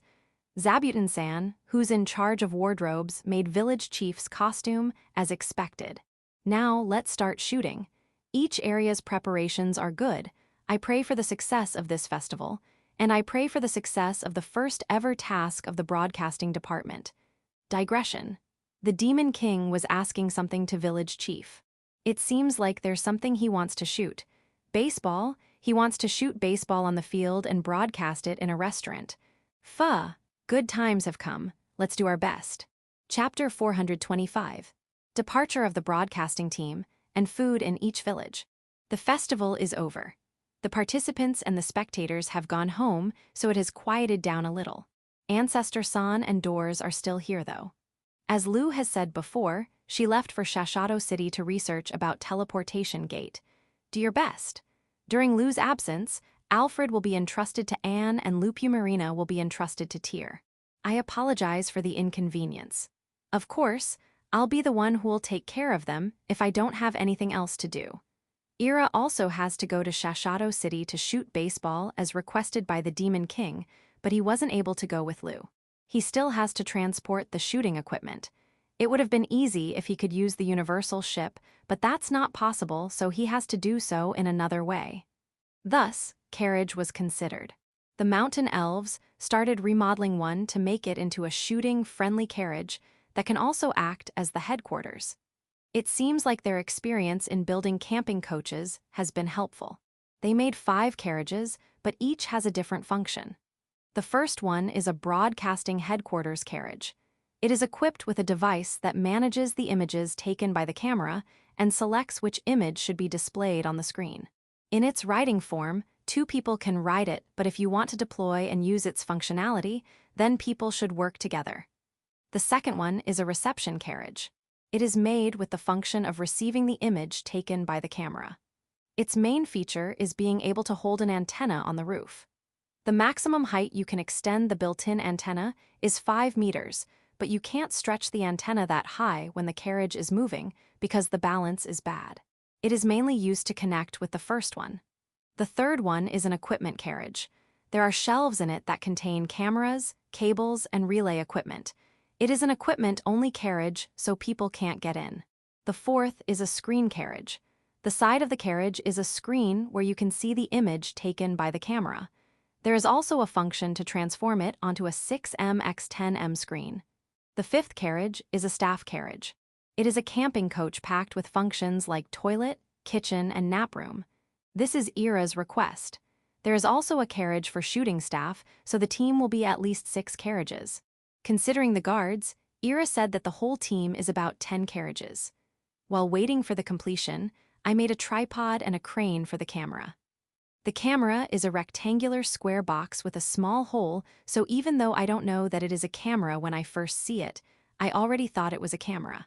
To operate it, you need to hold the box with both hands and push the switch at the side of the box. It may be enough if you install it somewhere and use it like that, but it is not easy if you have to move and hold it in your hands. Thus, I made tripod and crane. A tripod is a 3-legged device with adjustable height that you can mount your camera on. After making the height fixed, you can change the direction of the camera up and down, left and right. Its main purpose is to be able to do those while keeping the image stable.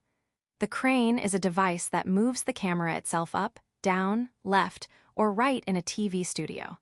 This will allow you to shoot in 3 dimensions. A tripod might have been enough, but having a crane is good too. Ira liked them, but please, I'll only make this crane. The structure is not so difficult, but reducing its weight is hard. The tripod will be mounted on the equipment carriage, and the crane will be mounted on the screen carriage. The broadcasting team is composed of Ira, 3 civil servant girls, 1 minotaur from Village 2, 5 devils from Village 4, and 2 dream demons from Village 4. One of the 3 civil servant girls was the demoness who played an active role in live commentary during the festival, while the other 2 also demonstrated a strange talent. Ira asked Frau to let them join his team. As for the Minotaur of Village 2 and devils and dream demons of Village 4, they got interested after seeing the broadcast. There's no problem because they were permitted by their own villages. Ira also wanted to take a Kuro and some spiderlings, but he was stopped by everyone. The Demon King even asked me to not let them go, so I can only ask him to give up with that idea. I don't want the Kuros or the spiderlings being hurt because everyone got scared of them for nothing. As for the rest of the staff, they will be hired in Shashado City. However, they don't have money. I'll just give them then. If that's not enough, just go ask for Michael-san from Goron Company. Aside from Lou, Shashado City also have Marcos and Paula from Village 1. They are working at Marla. Mio, who's also a Mercury like Ira, is there along with civil servant girls who were dispatched to help her. They won't be troubled to find help. But for the time being, let's write a letter to Michael-san and the governor of Shashado City. Lou's not here, so I'll ask Frau to check my letter for me later. The 5 carriages have already been completed, but Ira's group hasn't departed yet. It's because he is waiting for Raymarin. It seems like Raymarin promised Ira to give him her unused cameras. I see. So that's why Hiakaru's video often plays during the festival. It seems like Raymarin was late because of some trouble. Immediately after sending that message, Graphaloon brought it on her instead. This is the promised camera. The camera that Graphaloon brought was also box-shaped, but it was bigger. That will be hard to carry even with using both of your hands. Ah, the Minotaur seems to be okay. It seems like it also has various functions, so Ira is very excited. Ah, there's also this item. It's a large crystal about 1 meter in diameter and a height of 2 meters. Ira heard what she said too, but doesn't look interested as he's still checking the camera out, so I asked Grapholin myself. What's this? It is a crystal that can record images taken from the camera. Ira stopped moving after hearing her. I also stopped moving. There are various restrictions, but mother-in-law said that you can probably use it. Recording device. Ira and I were very excited. And a 6th carriage was built in a hurry. A record carriage was made. The broadcasting team departed. Using the teleportation gate, I had the centaurs pull the carriages to Village 5. After arriving in Village 5, they changed to regular horses. Together with the guards they hired in Village 5, they left for Shashado City. I pray for their safety.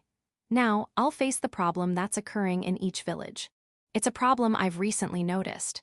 It's food, not really food. It's the diet problem of those who are not eating with me.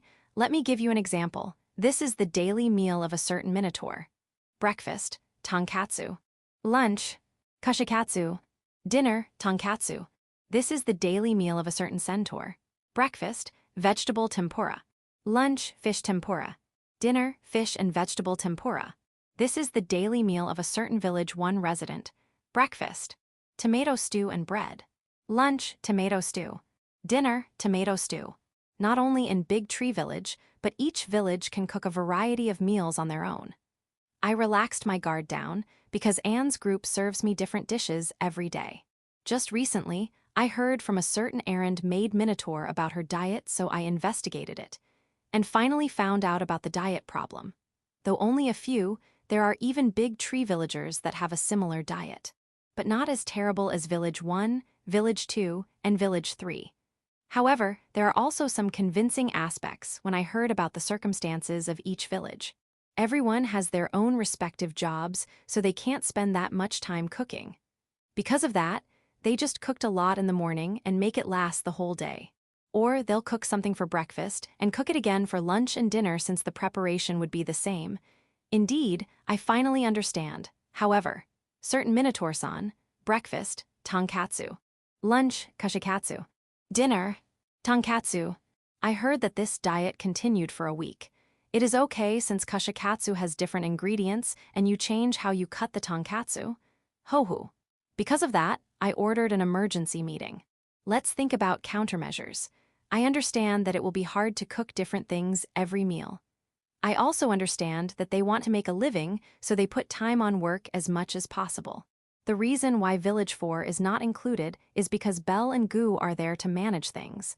If that is the case, should I have someone to manage each village? Village Chief, I have a suggestion. Rashashi, the caretaker of Village 3, raised her hand. I was thinking about what to do, and it should be simple. Each village will randomly select one family per day and have them report the content of their meal. They don't know which family will be chosen, so everyone will be careful. If we continue to do it for a month, I think that the idea of changing each meal will take root. I don't think it's a bad idea. But can it really be improved just by reporting? That's the dwarf Donovan's opinion. Now that he said that, he might be right. It's just a report after all. We won't punish them if they're not able to do it, won't we? That's what I want to talk about. Rashashi sticks out her chest. Each village has begun reporting on their meal. The caretaker of each village will randomly select a family, listen to that family's report, and record it. There are no penalties for reporting. However, there is an additional line at the end of the report. Village Chief will take a look at this meal report. I wondered if it would really work, but improvement can be seen from the report's content. This is the daily meal of a certain Minotaur. Breakfast, tonkatsu and cabbage. Lunch, kushikatsu. Dinner, katsudon and vegetable juice. Thinking about it, the residents of Village 1, Village 2, and Village 3 might not have the concept of a well-balanced diet. Reflect me, let's take our time and slowly teach them. For the time being, let's warn them not to eat too oily food as much as possible. I decided to continue with the report until the martial arts tournament in fall. Chapter 426. Menu. It may be unfair that I'm only paying attention to Village 1, Village 2, and Village 3's diet. If it is something related to food, resentment can be easily bought. I should treat everyone equally and pay attention to Big Tree Village, Village 4, and Village 5's diet too. A certain high elf's meal. Breakfast. Freshly baked bread, fried egg, soup with plenty of vegetables. Lunch, fruits. Dinner. Morning baked bread, grilled killer rabbit meat, wild vegetables foraged during the day, fruits. This would be a day where she went hunting. For lunch, she eats fruits from the fruit area since it is ready to eat. The only problem is there are only a few kinds of fruits to choose from depending on the season. A certain dwarf's meal. Breakfast. Freshly baked bread, salad, egg soup, fruits. Lunch, meat and vegetable sandwich. Dinner. Morning baked bread, grilled fish, a small amount of alcohol. Breakfast seems to be well balanced, but I heard that it's always the same. Lunch is prepared by Oni maids and beast girls, so every day won't be the same. I heard that they don't care about whatever the dinner is as long as there's alcohol. A certain lizardman's meal. Breakfast. Freshly baked bread, fruits. Lunch, vegetable, fruits. Dinner. Morning baked bread, yakitori, fruits, a small amount of alcohol. It seems like the lizardmen bake bread in the morning and distribute it among them. At lunch, they eat any edible vegetables or fruits they can find around. Their main meal is dinner, so they eat a lot during that time before going to sleep. A certain Oni maid's meal. Breakfast. Freshly baked bread, fried eggs, village vegetables salad, soup with a small amount of meat. Lunch. Pasta with tomato sauce, village vegetables salad, soup with a small amount of meat. Dinner. Grilled meat, village vegetables salad, soup with a small amount of meat, a small amount of alcohol. It was grilled meat that day. Yeah, that was delicious. They are basically eating the same food as mine. The only difference is salad and soup, but what's with those? Food prepared for the Oni maids so that they can eat anytime. When they are truly busy, it will be worse. I have to think about improving it. A certain Kuro's meal. Breakfast, tomato. Lunch, tomato. Dinner, tomato. Problem detected. I don't really mind if you like vegetables but eat meat too. You eat meat when you go hunting. You're on guard duty that day, so only tomatoes? I see. But why tomatoes? Don't you like green leafy vegetables? How about cabbage? Ha ha ha. Its tail is down. Don't worry, I won't force you. A certain phoenix chick's meal. Breakfast, grilled fish, village vegetable salad, Oni made special omelet, fruits grapes. Lunch, pasta with tomato sauce and pork, edible wild herb salad, fruit juice. Dinner, cold bean soup, river fish, steamed meat bun, sautéed beef fillet, rice unthreshed, black tea. I'm not complaining, but isn't this too luxurious? Unthreshed rice, is it eating as it is? Cooked rice is not bad, but it prefers raw. Okay, a certain fairy queen's meal. Breakfast, sweet bread, fried eggs with sugar mixed juice. Lunch, fruit pancakes with a lot of whipped cream, ginger and honey juice. Dinner, oyakodon, sautéed beef fillet snatched from Aegis, vegetable juice, pudding a la mode. The fairy queen, isn't she too spoiled? Well, it seems like the fairy queen doesn't eat them all but distribute them to other fairies, okay. However, Aegis is angry, so stop robbing it. If you want to complain, pudding you understand, right? A certain spiderling's meal. Breakfast. Lunch, bean sprout, asparagus, fruit apple. Dinner, killer rabbit, French fries, baked potato with butter. They won't give up mashed potato, but baked potato with butter is their number one. I see. Ma, overall, it seems to be a balanced diet. There is no problem. By the way, who's the one who cooked the French fries and baked potato with butter? You get the ingredients and cook them yourself. Be careful not to get burned. Big Tree Village is like this. Everyone's been educated, so there will be no major problem. There's also no problem with Village 4 since Belle and Goo prepare breakfast and dinner while teaching everyone. As for Village 5, most of them eat in Big Tree Village, so there's no problem. The group cooking that Village 4 is implementing might be a good idea. Let's propose something similar to Village 1, Village 2, and Village 3. HNN, they are doing that already. They are eating lunch in a group. I see. Wait a minute, what about that one? A certain Minotaur's meal. Breakfast, tonkatsu with cabbage. Lunch, kushikatsu. Dinner, katsudon and vegetable juice. Are you telling me that they cooked kushikatsu for group lunch? Cooking kushikatsu is rather easy since the more ingredients it has, the more delicious it is. Is that the reason why they are cooking kushikatsu in a group? Could it be that the whole village too is addicted to tonkatsu sauce? If you want to eat tonkatsu or kushikatsu, you have to make a rich sauce with ketchup, soy sauce, fried sesame seeds, etc. This kind of sauce is loved enthusiastically by some people. Even in Big Tree Village, the problem of several high elves putting tonkatsu sauce on anything occurs. Come to think of it, I heard that Village 1 is making sauce for deep-fried food for Big Roof Shashado, and there's also news that Village 2 wants to cooperate too. Maybe I'm just overthinking things, but I'll pay attention to it. And I plan on building a cafeteria in Big Tree Village. It has been proposed by the civil servant girls for a long time. Let's put it in action. If the cafeteria in Big Tree Village goes well, we can plan on building cafeterias in other villages as well. That way, there will be no bias against lunch. Yeah, I think that's not a bad idea. Chapter 427. Big Tree Village's Cafeteria and Good News. The civilian servant girls have been telling this for ages. The civil servant girls are living in 3 large houses. They basically live in groups. They take turns cooking food, but when they are very busy, the food they eat is a bit miserable.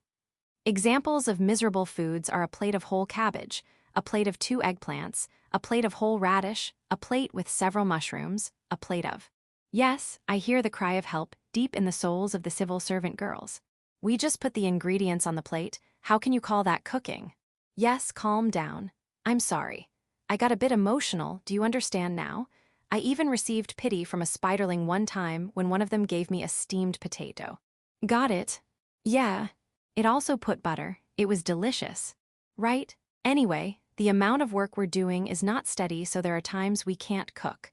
We also lack in cooking skills. I know, I understand. That's why you want a place where you can be served with cooked food. Yes, though there's a dining room at the inn and a dining room at Village Chief's mansion. The dining room at the inn will not operate unless there are guests, and even if there are, the guests will be prioritized. As for Village Chief's mansion, the encounter rate with great people is quite high, so it will be hard to go there just to eat. You don't need to hesitate though. We are already used to Demon King Sama and Count Chrome, but Dor Sama, Raymarin Sama, and Yauko Sama. That's a bit. They are not that scary, but I understand that you want to eat in peace. Thank you. Therefore, we would like you to open a cafeteria dedicated to the residents.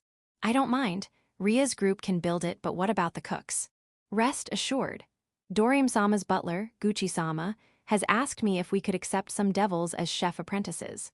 That means the villager-exclusive cafeteria will be the training place of those devil chef apprentices. Yes, of course, that will only happen if Village Chief permits the acceptance of those devil chef apprentices. I'm not going to refuse that, but can't you just bring someone from your house? Hi. No. You civil servant girls are parts of houses in the Demon King's kingdom, right? Yeah. In your house, don't you have servants? We can't count on them. So, you can't bring a servant to cook for you. Village Chief. A servant is not a slave. What are you talking about? Even I know that much. Really, a servant is a person who gets paid for working. That's right. If the job is too much compared to the wage, they can resign. Of course, there should be a negotiation before that person quits. Of course. In other words, a servant has the right to choose the job. Lamu. Ado, in other words, is it hard to find someone to work in this village? We will be turned down the moment they hear where they'll work. Or rather, they'll refuse. Is that so? Yes. It would be a different story if we could tell them a little more about the details, but we were told by Demon King Sama to not spread anything related to this village. A loyal vassal may voluntarily come, but if it is a loyal vassal, our parents will not let them go. A loyal vassal? Someone like Holy Sama, the housekeeping matron of Count Chrome's family. Did she voluntarily came as a loyal vassal? She only came here because she wants to take care of Frau Sama's daughter, Fratiabel, but she herself is not that motivated to go here in Big Tree Village. Lamu. The name Forest of Death is infamous after all. Not only that, Ma, please remember that no sane person will come here on their own. Is that so? HNN, wait. Some came here voluntarily. Those people who overcame difficulties have come here for a purpose alcohol. Please don't treat them as ordinary people. After that, we had a few more meetings, and finally decided to build a cafeteria for the village. I wondered how it would be managed, but it seems like it will be decided after consulting the devils who will come here as chef apprentices. No matter how much we think about it, it is indeed better to hear the opinion of those who will actually run it. By the way, can you tell me one thing? I asked the civil servant girl who's protecting the documents about the village cafeteria construction decision. What is it? You also had a cooking duty, right? Did you also do that a plate of series? I may have. What did you put? Wheat. They were really angry. I guess so. Let's do our best to open the village cafeteria as early as possible. Since Lu went to Shashado City, Lupu Marina was being taken care of by Tyr. It is not good to push everything to Tyr, so I also actively go to Tyr's room where Lupu Marina is. It was Gran Maria who's holding Lupu Marina in Tyr's room. Excuse me, am I bothering you? No. Where's Tyr? She's sleeping with Aurora-sama in the next room. I see. I have to be quiet then. Yeah. I spread my arms and invited Lupu Marina to come to me, but Lupu Marina did not leave Gran Maria. There's a saying that women are liked easily. It's because I haven't taken care of her enough. But what will I do with my spread arms?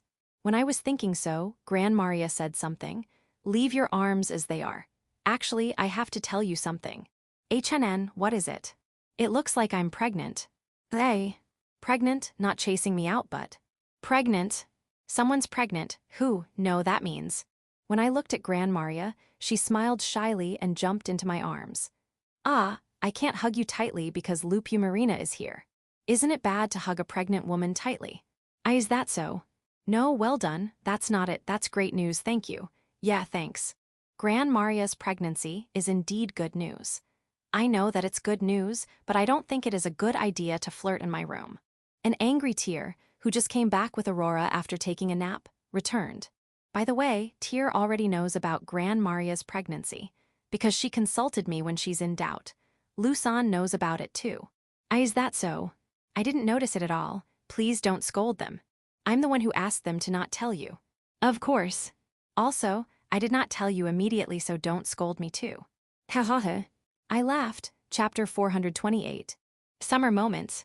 The construction of the village cafeteria started with me cutting trees using the aft, processing them using the aft, and have the high elves assemble them.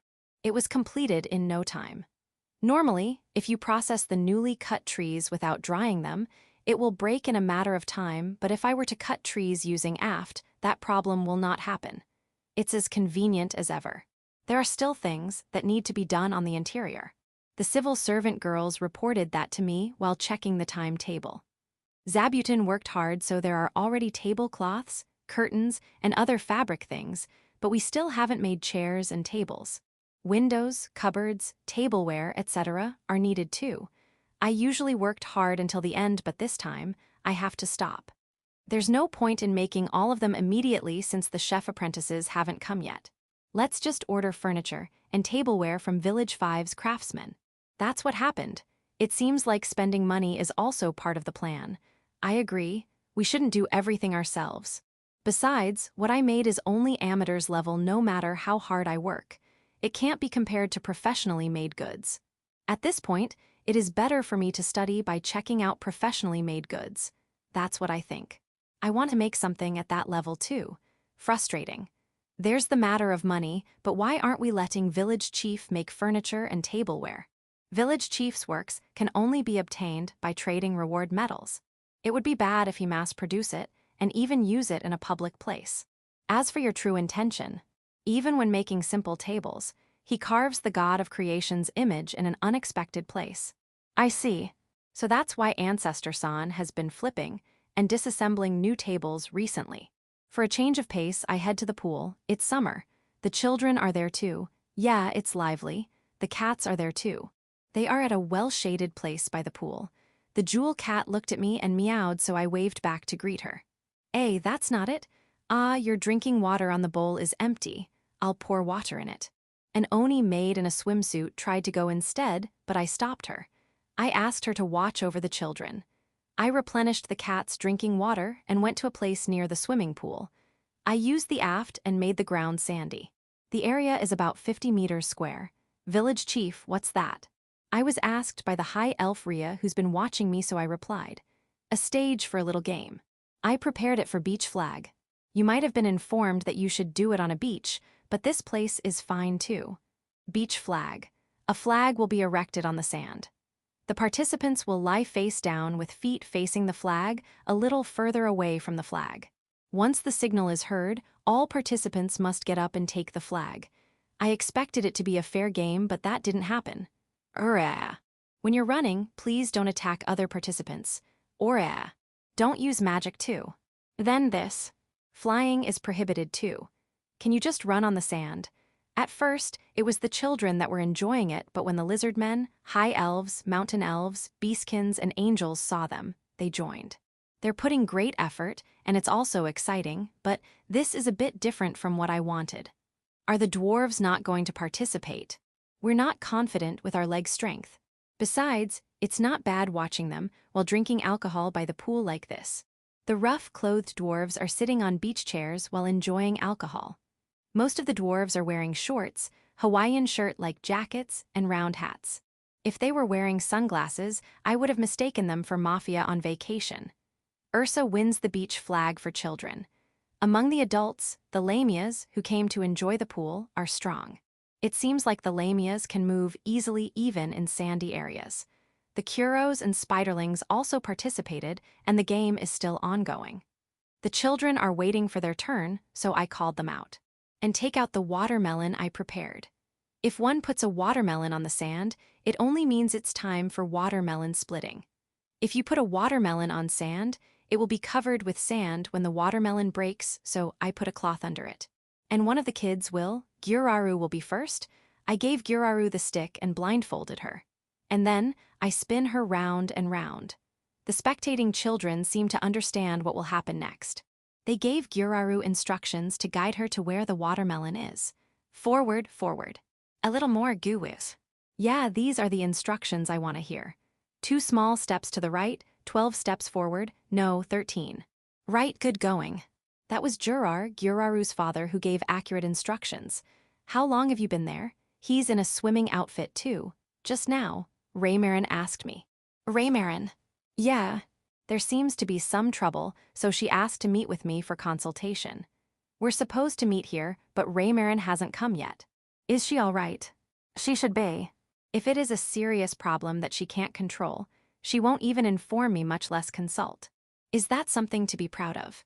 Gyuraru didn't seem to care at all and went to eat the watermelon that Gyuraru broke. This is unusual for village chief.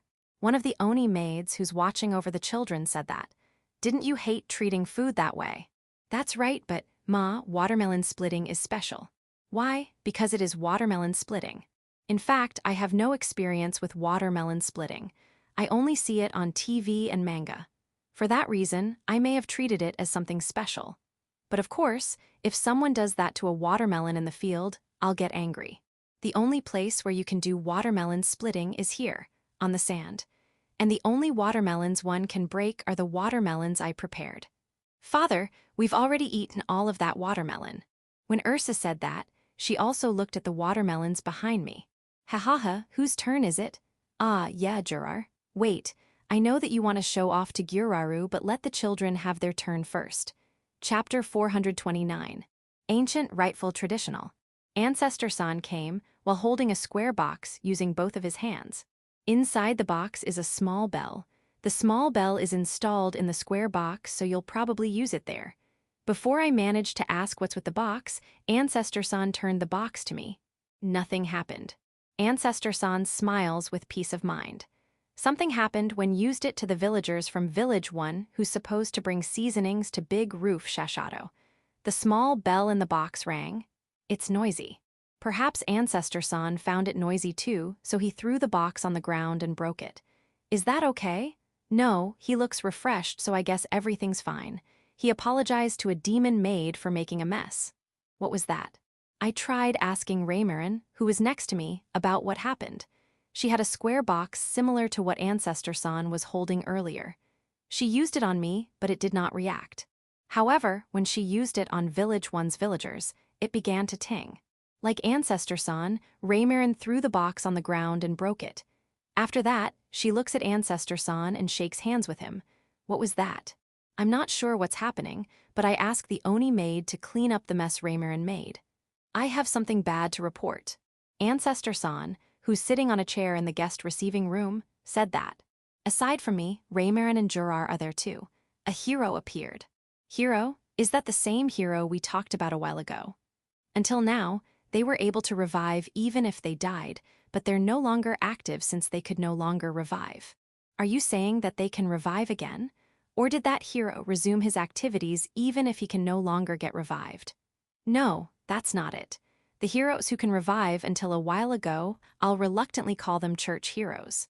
Those church heroes are in a completely weakened state and have not resumed activity. So what about that hero? It's a completely new hero. No, it is a different kind of hero. The hero that showed up is the ancient rightful traditional hero. To follow up to Ancestor-san's words, Jurar said that with a sigh. Do you mean that a real hero has come out? That's right. The ancient rightful traditional hero recorded in the old records. Presently, we officially confirmed 2 of such existence. Before I tilted my head, Ancestor-san continued his explanation. The ancient rightful traditional hero, to put it simply, can only use only one magic. Only one. Yeah, for some reason, he can only learn that magic and won't be able to use any other magic of different form. Jurar follows up Ancestor-san's explanation again. That ancient rightful, that's troublesome to say. That hero is the real hero, and the church heroes are fake heroes. As for the magic that can be used by the old hero, it seems like one was able to manipulate weather, a magic to create a castle, and there's also the magic that can divide the sea. Reimarin followed up too. The most famous one is resurrection magic. Resurrection. Yeah, if a person dies, they'll be able to live again. Resurrection magic gives life to the dead. Amazing, though there seem to be various conditions. Reimarin turned her face to Ancestor-san and urged him to continue. Those magic are miracles, and the heroes were supposed to play an active role as human guardians. However, 6,000 years ago, heroes stopped appearing. On the other hand, church heroes come out. Fake heroes. Jurar corrected. Okay, when I thought that fake heroes were finally gone, I was relieved, but wouldn't that mean that the ancient rightful, real hero from the old documents came out again? I understand what Ancestor-san is trying to say. However, there is one thing I don't understand. When that real hero comes out, will it be a problem? Rather than the hero, the only one magic is the trouble. If someone who did not learn magic properly was suddenly able to use powerful magic, would that person use it with caution? It is indeed disturbing if someone uses powerful magic excessively. I think that's what he's trying to say. For example, a child suddenly learned a powerful explosion magic. The probability of that child causing an accident is high. Certainly, if the weather manipulation magic is used excessively, it would be a huge problem. With that, though the existence of hero is valuable, it is troublesome too. And then, Ancestor-san talks about the myth of the birth of the hero. No, it's more of a story than a myth. Once upon a time, when this world was full of magical power, there were those who were able to adapt and those who were not able to adapt. Those who were able to adapt were called demi-humans. To put it simply, they are no longer humans. Then, what happened to the humans that were not able to adapt? The humans that were not able to adapt had harder lives compared to demi-humans because they can't use magic. The farming god, who was watching the situation, pitied and gave the hero to the humans. Pity? No, so a hero was a gift from the farming god. That's right, a hero will be born as a human child. About 1 in a million people. And that made the life of the humans easier. It was so at first, but the characters of people born as heroes don't necessarily mean that they'll be pure and rightful. Alright, among them, there are also those who invade demi-human territories to expand the human realm for survival. In the end, it was recognized that heroes are people that defeat demi-humans. Then, this time, there's a high possibility that the hero that appeared will also do something like that. The Demon King, he was so happy when the heroes are gone, he'll be disappointed. That's right, but Ma, that's the fate of the Demon King. Fate? It's because the demon god, who saw that the lives of the demi-humans are being threatened by the hero. The Demon King was born among demons as an anti-hero measure. Is that so? Yes. Therefore, it can be said that the hero and the Demon King are destined to fight. Ancestor-san said so. However, that's just bad. There are many heroes but one Demon King.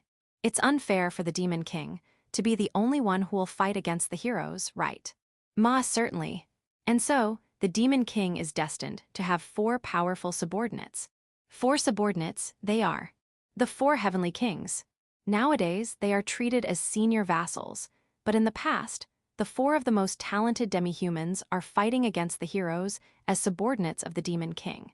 Since heroes appeared, it is not strange for the 4 heavenly kings to appear too. Happy. The story is the opposite of what I know. Usually, the Demon King will appear first and then the hero will appear next. Ma, what about the details? By the way, what was the square box you had when you came here? Adahata. Ancestor-san and Raymarin diverted their gaze. Suddenly, the Demon King barged in with a square box. This box. This is a hero detector handed down to generations of Demon Kings. Well, this junk has never reacted to anyone. We found it when the castle was being cleaned. I showed it to village chief's wife in Shashado City, and she asked me to leave it here. I see. It was one of the Village 1 residents, who are already traveling to Village 5 to deliver seasonings. Ancestor-san, Jurar, and Raymarin looked at each other and nodded. No, please don't go to the crushing plan. Let's just keep it in a secret place before the Village 1 villagers return. I also hate troublesome things. However, it will be troublesome if he suddenly releases a strange magic. Let's teach him properly and let him decide what to do after that. This will also keep the outside world from finding it out. There shouldn't be a sudden awakening of the mentality of killing demi-humans once he woke up as the hero, right? Good, let's talk about how to tell the person who had a reaction. Think about a little more. By the way, who's the hero? A, it reacted to 8 people. Ha ha ha. No way, didn't you say 1 in a million? Are you sure it's 8? You mean there will be 8 weird magics? Are you kidding me? Please tell me it's a joke. No, you're not joking. Really. I apologize for stopping you earlier. So, how do we crush this box? I think it was me who awoke evil thoughts. Chapter 430. House Visit. Village 1's villager, August. He sometimes goes to Marla in Shashado City to replace Marcos and Paula. His specialty is yakitori. His technique of slowly roasting over charcoal fire and making 2 kinds of improved sauce is really popular.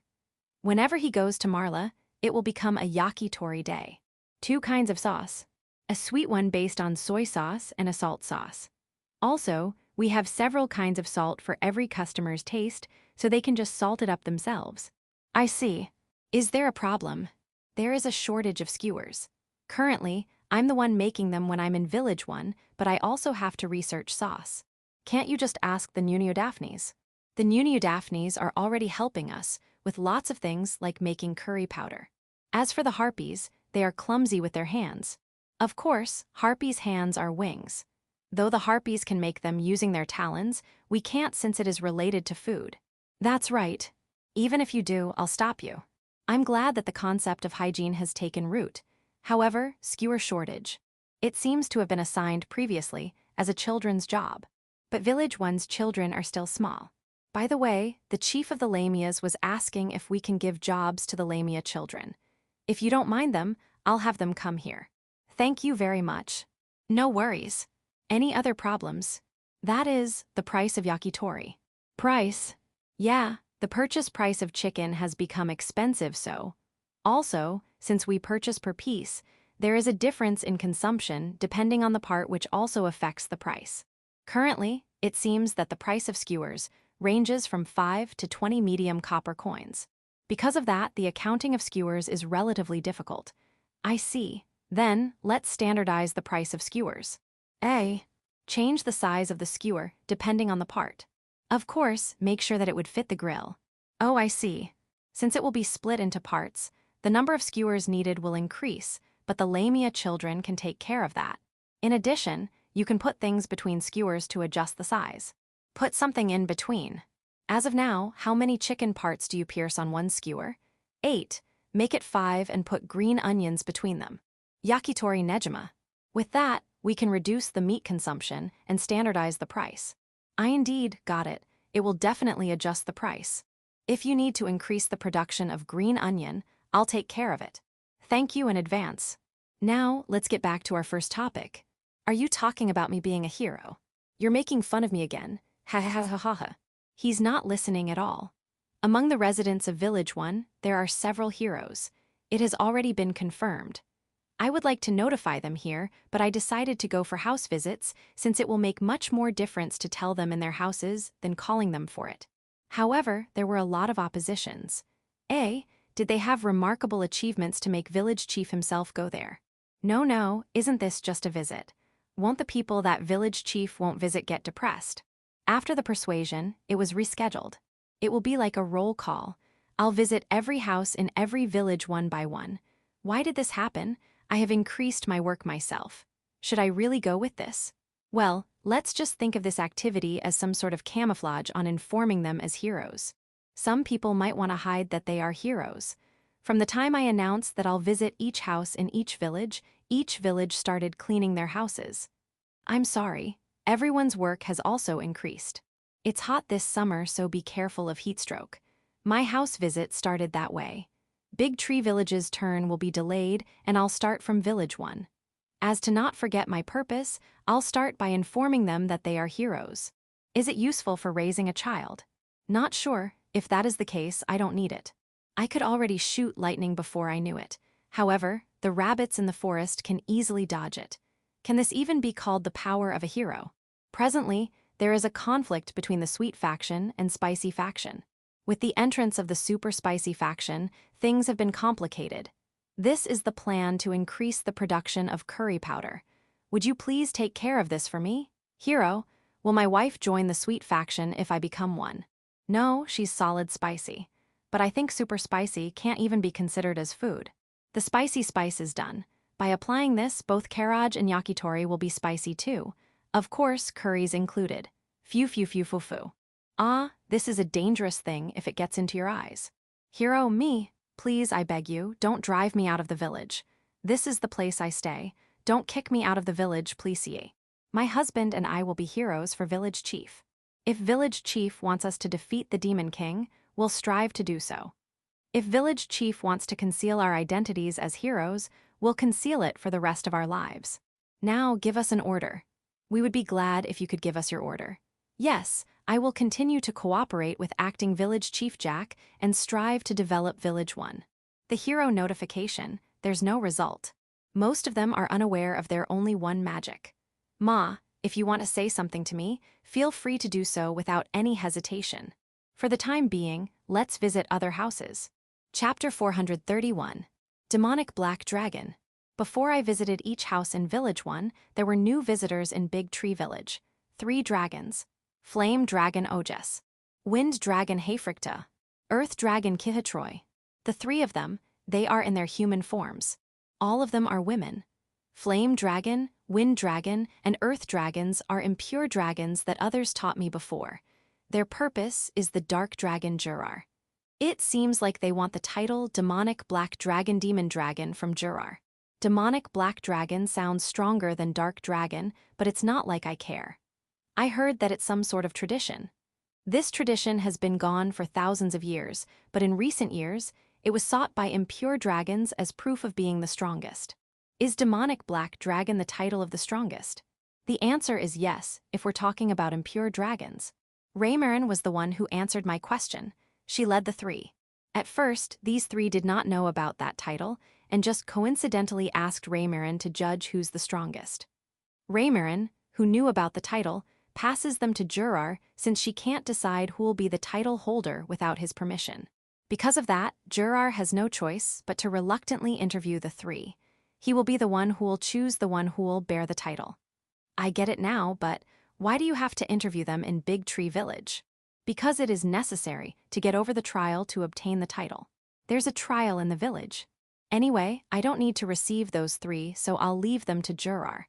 I still have to visit each house in Village 1.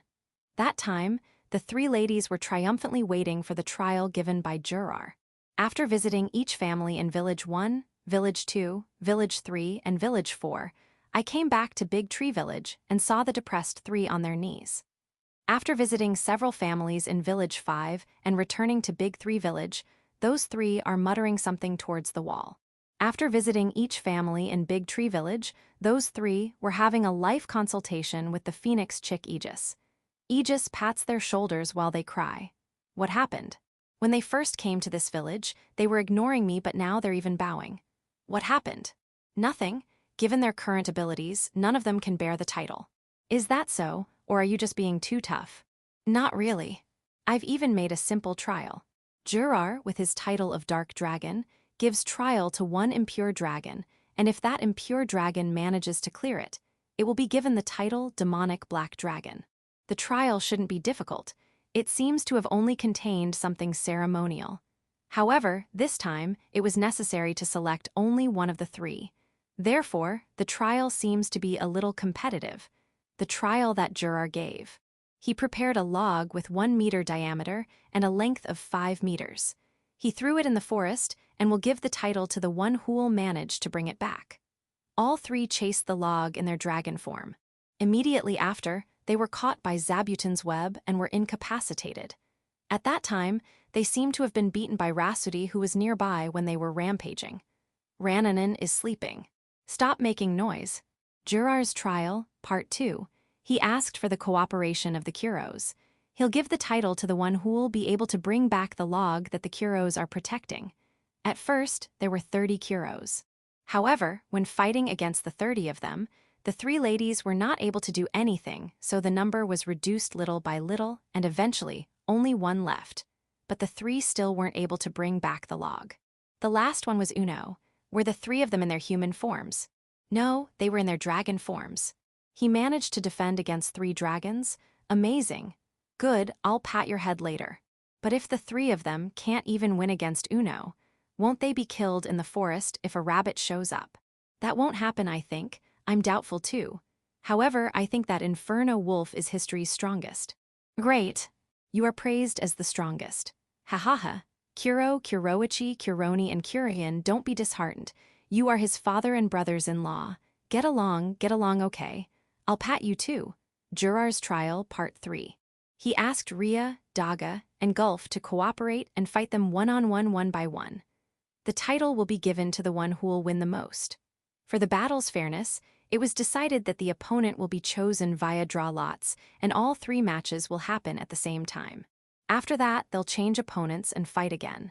When changing opponents, they will be healed by healing magic. All 3 lost. The martial arts tournament is close, so we are all battle ready.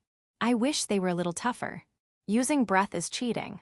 The tip of my tail got burned a little. Rhea, Daga, and Gulf continue their training while mutually giving reflection points to each other. It seems like the heart of those 3 was broken seeing them like that. Since there is already a doubt that they can kill a rabbit, isn't having them fight those who can participate in night section an overkill? You're right. Let's lower the level of their opponent to common section participants. If their heart is broken, there's no way they can win. In the end, we asked the villagers of Village 1, but they were instantly taken down by lightning magic.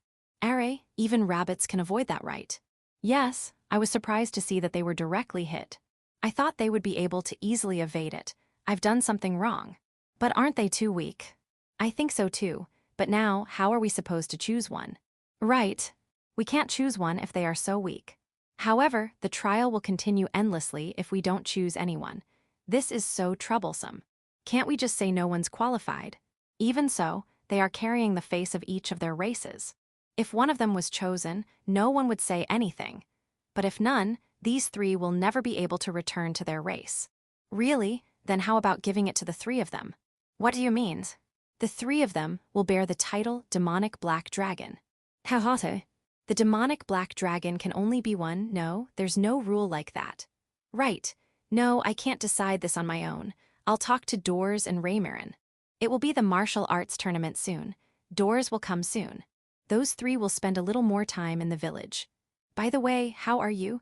It's been a long time since the last one. How about a drink? I'd love to, but I still have some houses to visit. Didn't you already visit all the houses in the residential area?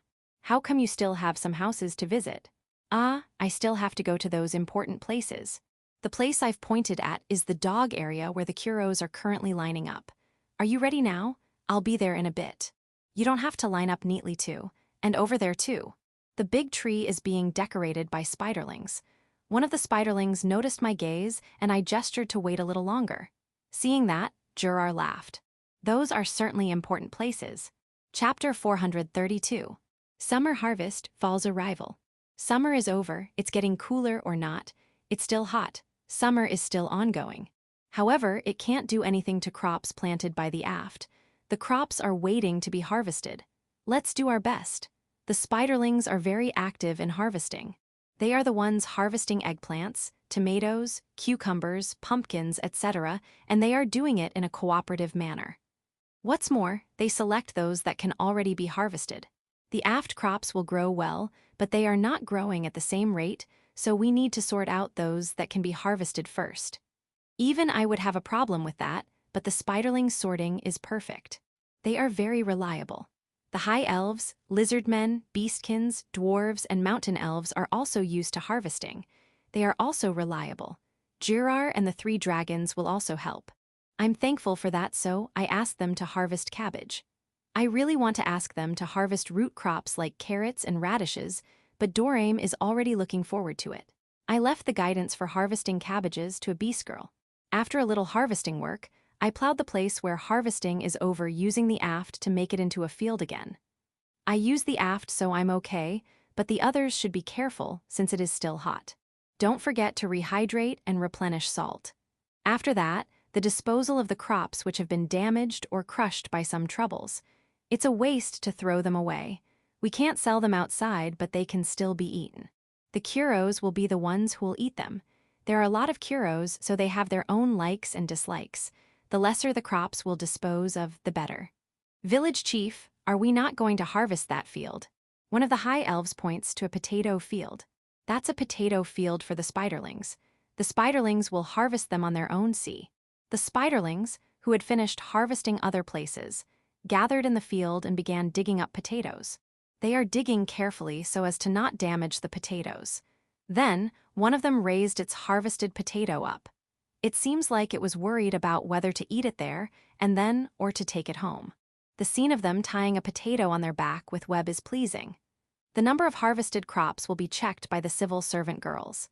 After securing the amount needed for each village, Dorame, Doors, Demon King, Ancestor San, and Big Roof Shashado's share will be secured too. The remaining crops will be transported to Village 5 and sold to Goron Company. Unlike in the past, trading now has become easier thanks to the teleportation gate. They will not pay with cash but with marine products. There are a lot of fishes that I've never seen before. The children's eyes shine upon seeing the fish brought from Village 5. My eyes shine too. There are 80 cm fishes there. Are they Pacific sauries? There are also 50 cm fishes that look like salmon.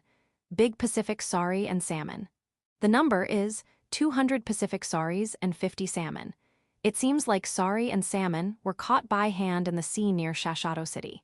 Not by net. How did they manage to catch this many? Thanks anyway. Pacific saury salmon, they are seasonal, but it means it is already fall. But this is not Japan. Yes, I know. Let's put some radish for the time being. I am sure some sudachi trees have already grown. Its fruit should make it in time. I probably need to harvest some. I also have soy sauce available thanks to Flora. Let's not forget to cook rice too. Now let's practice grilling Pacific saury. It's so big so it will be hard to grill, but this is still the best. Pacific saury. It turns out that it is impossible to grill as it is given how big it is. I cut it in half and grill it. It was delicious, but it was a bit frustrating. Salmon, I have no complaints about salmon. It's delicious. This might be too selfish to say, but I want this and rice to be my meal for a while. They are popular with the villagers too. However, the children seem to prefer salmon over saury. It's too bony. That's the opinion of Nut, the children's representative. I already took the bones when I cut it in half, but some will definitely remain. Well, there are Ursa and Gyuraru, who can eat it without worrying about bones. If possible, I want you to at least take out the big bones. Aegis, the phoenix chick, leaves the bones of the saury clean. I really don't care, but do you really have to arrange the bones like that? Does Phoenix have this kind of habit? No, you just feel like it? Okay. Roasted salmon is popular with the village's adults, especially the dwarves. I know you like it, but drink alcohol moderately. Fish don't last long, so it is better to eat them early.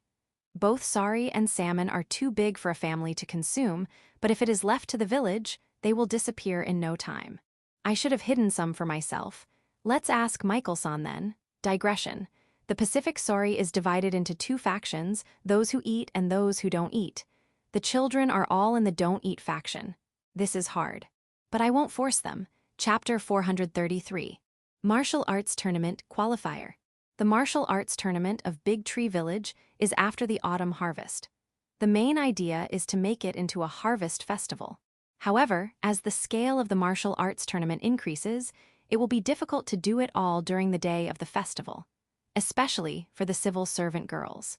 It is very hard to run a martial arts tournament during a busy post-harvest period. Frau said, "It will be impossible to hold the event like in the previous years." Right, given what happened last year, we decided to hold the martial arts tournament before this year's autumn harvest.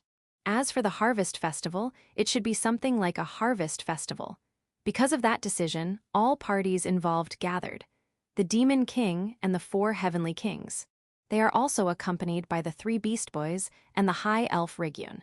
The Demon King is delighted to see his daughter Yuri again. Aren't you overacting? You frequently see each other since you often come to Big Tree Village for the cats. The 4 Heavenly Kings are all assembled. Randon, Beazle, Glatz, and Who are here. Are, I feel like one of the Beast Boys is strangely close to Who, but what happened? Must be my imagination. It seems like it has been a long time since I last saw the Beast Boys. They've grown up a lot and looked more adult-like now. It should be a sign of being stronger. Ah, they rolled out after being hit by Ursa. What happened? I'm sure they have the ability to catch that before. Were you caught off guard? No, Ursa's bigger and more powerful now. Is that so? Ursa has grown too, is she? I did not notice anything because she's with me all the time, but she's growing too. I feel complicated. Ancestor-san and Fushu, they have a new companion with them. It is a knight in full armor, and his equipment is even making a clang-clang sound. Fushu introduced him to me. This man is called Schneider Ifka, a holy knight of the church. He strongly requested to participate in the martial arts tournament, so I brought him here. I can guarantee his identity, so please allow him to enter the village and participate in the martial arts tournament. She requested politely, while standing in front of the village's entrance, so I'll allow it. After that, I asked Ancestor-san, what's wrong with him? Since Ancestor-san suddenly let a stranger accompany him, I guess there is a reason. Nothing. However, this person is the type who constantly looks for someone stronger. If this person stays like this one's going to jump out of the church and start rampaging, so I let this one accompany me. I should have taken your permission first, so I apologize. Since he's apologizing politely, what else can I say? Ma, there's nothing to complain about in the first place. There's no problem even if a few new faces show up. There's also the possibility of Ancestor-san being too busy to get permission. Also, it's not him but her. Although it's hard to notice because she's wearing armor, she's a woman. I was rude, but a woman named Schneider. Her real name is Chelsea. She has a complex with her being a woman, so it will be good if you don't point it out. Affirmative. Let's have the others know that too. Also, she's one of the heroes that the church has confirmed. A real one, not a fake. The Demon King is here, is it okay? For the time being, she only thinks of herself as a holy knight of the church, so she hasn't thought about anything related to defeating the Demon King. Ma, in the event that she'll try to slay the Demon King, I will stop and teleport her back. What I'm trying to ask is if there would be no problem. Schneider, she screamed and fainted when she saw the Kuros and Spiderlings. Yup, there's no problem. Dors, Raymarin, Jurar, and Dorame. Jurar, Raymarin, and Dorame have been in the village for some time, and they even helped with harvesting. The 3 impure dragons are prostrating before Dors in their dragon forms. They're not even moving a bit. Dors said something to the 3. Can you beat Dandaji? The 3 trembled. I asked the nearby Hakurin. Who is Dandaji? A dragon that reigns as the strongest among the impure dragons. I think it's an ice dragon. Strongest, eh? Aren't those 3 competing to be the strongest? They are the strongest impure dragons that want the title of demonic black dragon. I see. Looking at those three, I almost misjudged the power of the whole impure dragon race. How strong is that Dandaji? Dandaji, huh? He probably can take a shot from Dorame. I'm not sure since he'll probably run away from Dorame. Excuse me, but how strong is Dorame? Ehate. From Village Chief's point of view, Dorame is probably no different from Dandaji and those three. No, I think Dorame is stronger than those three. The two former 4 Heavenly Kings arrived from Village 5. From the Hot Spring area, the Ghost Knight. The Lamias from the South Dungeon and the Titans from the North Dungeon came too. Yeah, they are regular members. People from Village 1, Village 2, Village 3, and Village 4 came too.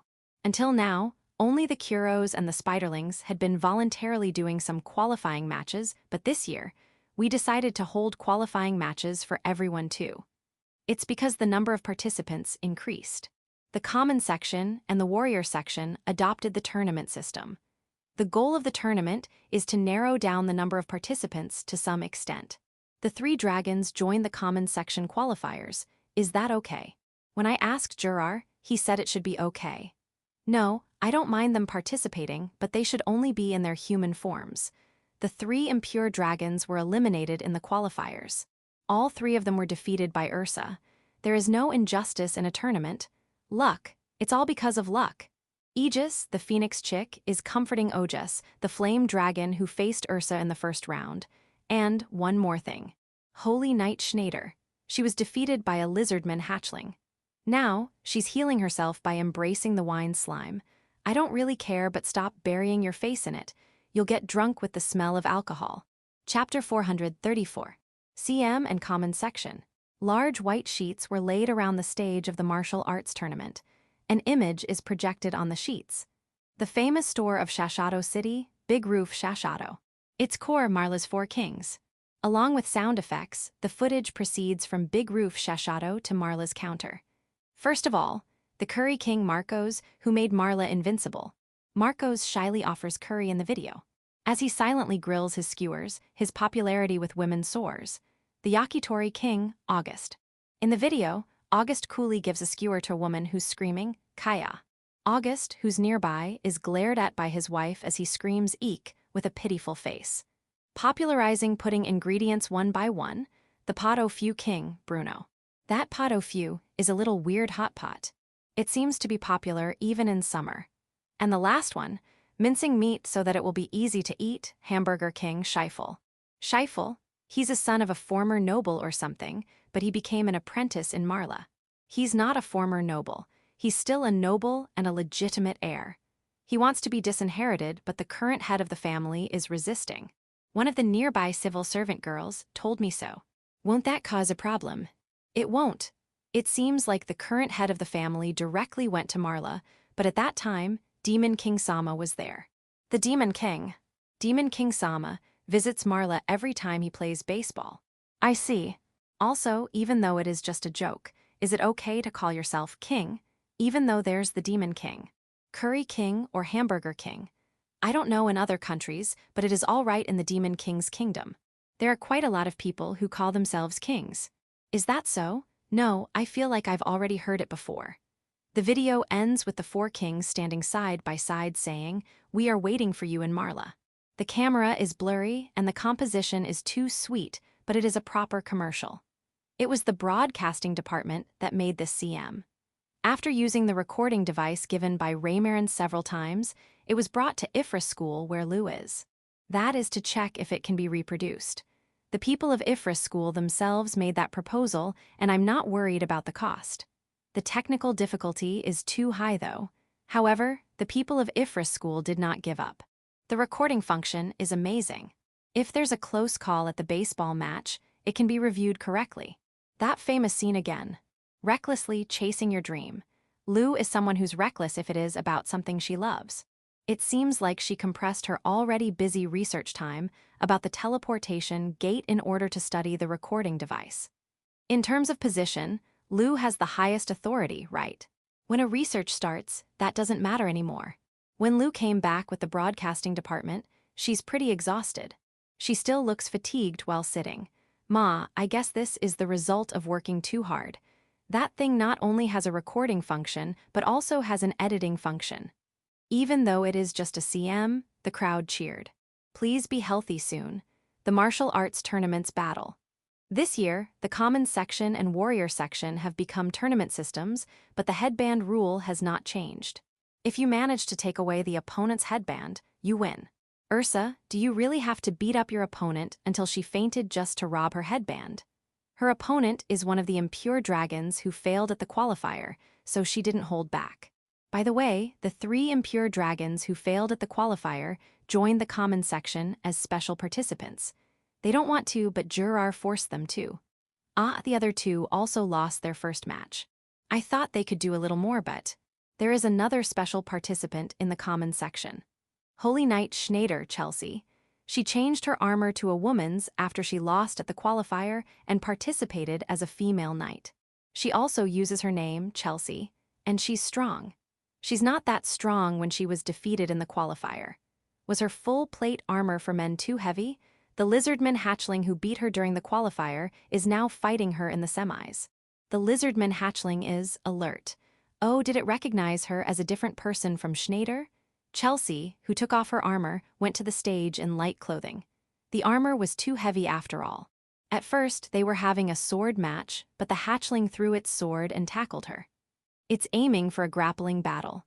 It looks like Chelsea guessed its intention and threw her sword too and grappled with it. After rolling around on the stage together, the hatchling strangled Chelsea's arm, and the battle ended. On Chelsea's other hand was the hatchling's headband. Winner, Chelsea. When the crowd heard referee Hakaru's voice, they cheered. That was a good match, the finals, Ursa versus Chelsea. Ursa, is she addicted to beating her opponent to unconsciousness and robbing her headband? The crowd did not cheer, but they were saying lots of things like, "Yuwa." Some kids, including Alfred, are happy and clap their hands. No, I'm wrong, let me rephrase. Common section, congratulations on being the champion, well done. Ursa raises both of her hands to the crowd. A big cheer blew up. Fushu how's Chelsea? Alive, good. Chapter 435. Flame Dragon Ojas. The great me is Ojas. Flame Dragon Ojas. Even though I talk like this, I'm a female. Excuse me. Marla, located in Shashado City, has counters and tables for large demi-human races like centaurs and minotaurs. It's because the amount of food they need to eat is different.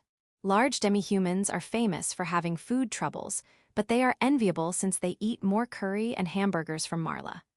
I can eat a lot too if I transform into a dragon, but I won't be able to enjoy the taste as much when I'm in my human form. It's a problem. Yeah, the great me likes sweet curry more than spicy curry. I prefer apple juice over alcohol. Delicious. Why is my face on the floor? What's happening? Right, I got hit and knocked out. Martial arts tournament, common section. I was disappointed when I lost at the qualifier, but watching other matches, I realized my lack of power. I have to train again, and I will challenge this martial arts tournament again. I decided so in my heart. Even though I've already decided that, Juror-sama pushed me into the main tournament. Thank you for this unwanted favor. Unreasonable, unreasonable, unreasonable, unreasonable. I am already fully aware of my lack of power. I apologize for being arrogant. Therefore, someone, save me. The Wind Dragon Heifrigta and the Earth Dragon Kihatroy are targeting the title of demonic black dragon like me. Until we met with Reincarnation, we were fighting against each other, but now we're best of friends. Let's do our best. We're not going to die. Everyone will survive. We talked with each other and participated in the main matches unwillingly. First round, the little girl opponent of mine knocked me out instantly. I'm all right. I can still remember everything clearly. I remember my name too, this morning's breakfast. I remember it was delicious. I thought it would be bad to eat anything for lunch before the match started, so I did not eat any. The tents built around the venue have good-smelling food, so I want to eat. I checked the place out while eating fried pasta on an iron plate. At first, I was alone, but my best friends, Heifrigta and Kihatroy, lined up with me. Yeah, we worked hard. Want some fried pasta? It's delicious. HNN. What is that sweet-looking thing? From what tent? Crepe from the red tent? Okay, let's go later. The common section, the little girl who defeated me became the champion. That girl must be another creature in a little girl's form. The village chief praised the little girl, but that village chief is not normal either. He is Hakuren-sama and Rasudi-sama's husband. Until now, I have never heard of a human becoming a husband of an ancient dragon. I've never heard of it, but it actually happened. To be honest, I couldn't believe that he defeated Hakuren-sama and made her his wife. Even if the village chief himself said so, I didn't believe it. However, it won't be a lie because Dor-sama, Reimarin-sama, and Dorim-sama said the same. According to what I heard, the village chief has defeated the wyvern of the Iron Forest. That wyvern is so strong that calling it a wyvern is a scam. The only impure dragon that can beat it is Dandaji-sama. No, even if it is Dandaji-sama, he'll have a hard time against that wyvern. And the village chief defeated it. If it was a joke, how good was it? But now, I believe it from the bottom of my heart. After all, the village chief made Jurar-sama work on the field. If I did not hang in there, I would have lost my mind. The martial arts tournament went smoothly with the warrior section. Every battle is wonderful, and everyone is stronger than me. I think that I'm glad that I'm in the common section. The winner was a mountain elf. She's amazing. Although they lost, the high elves and the dwarves are amazing too.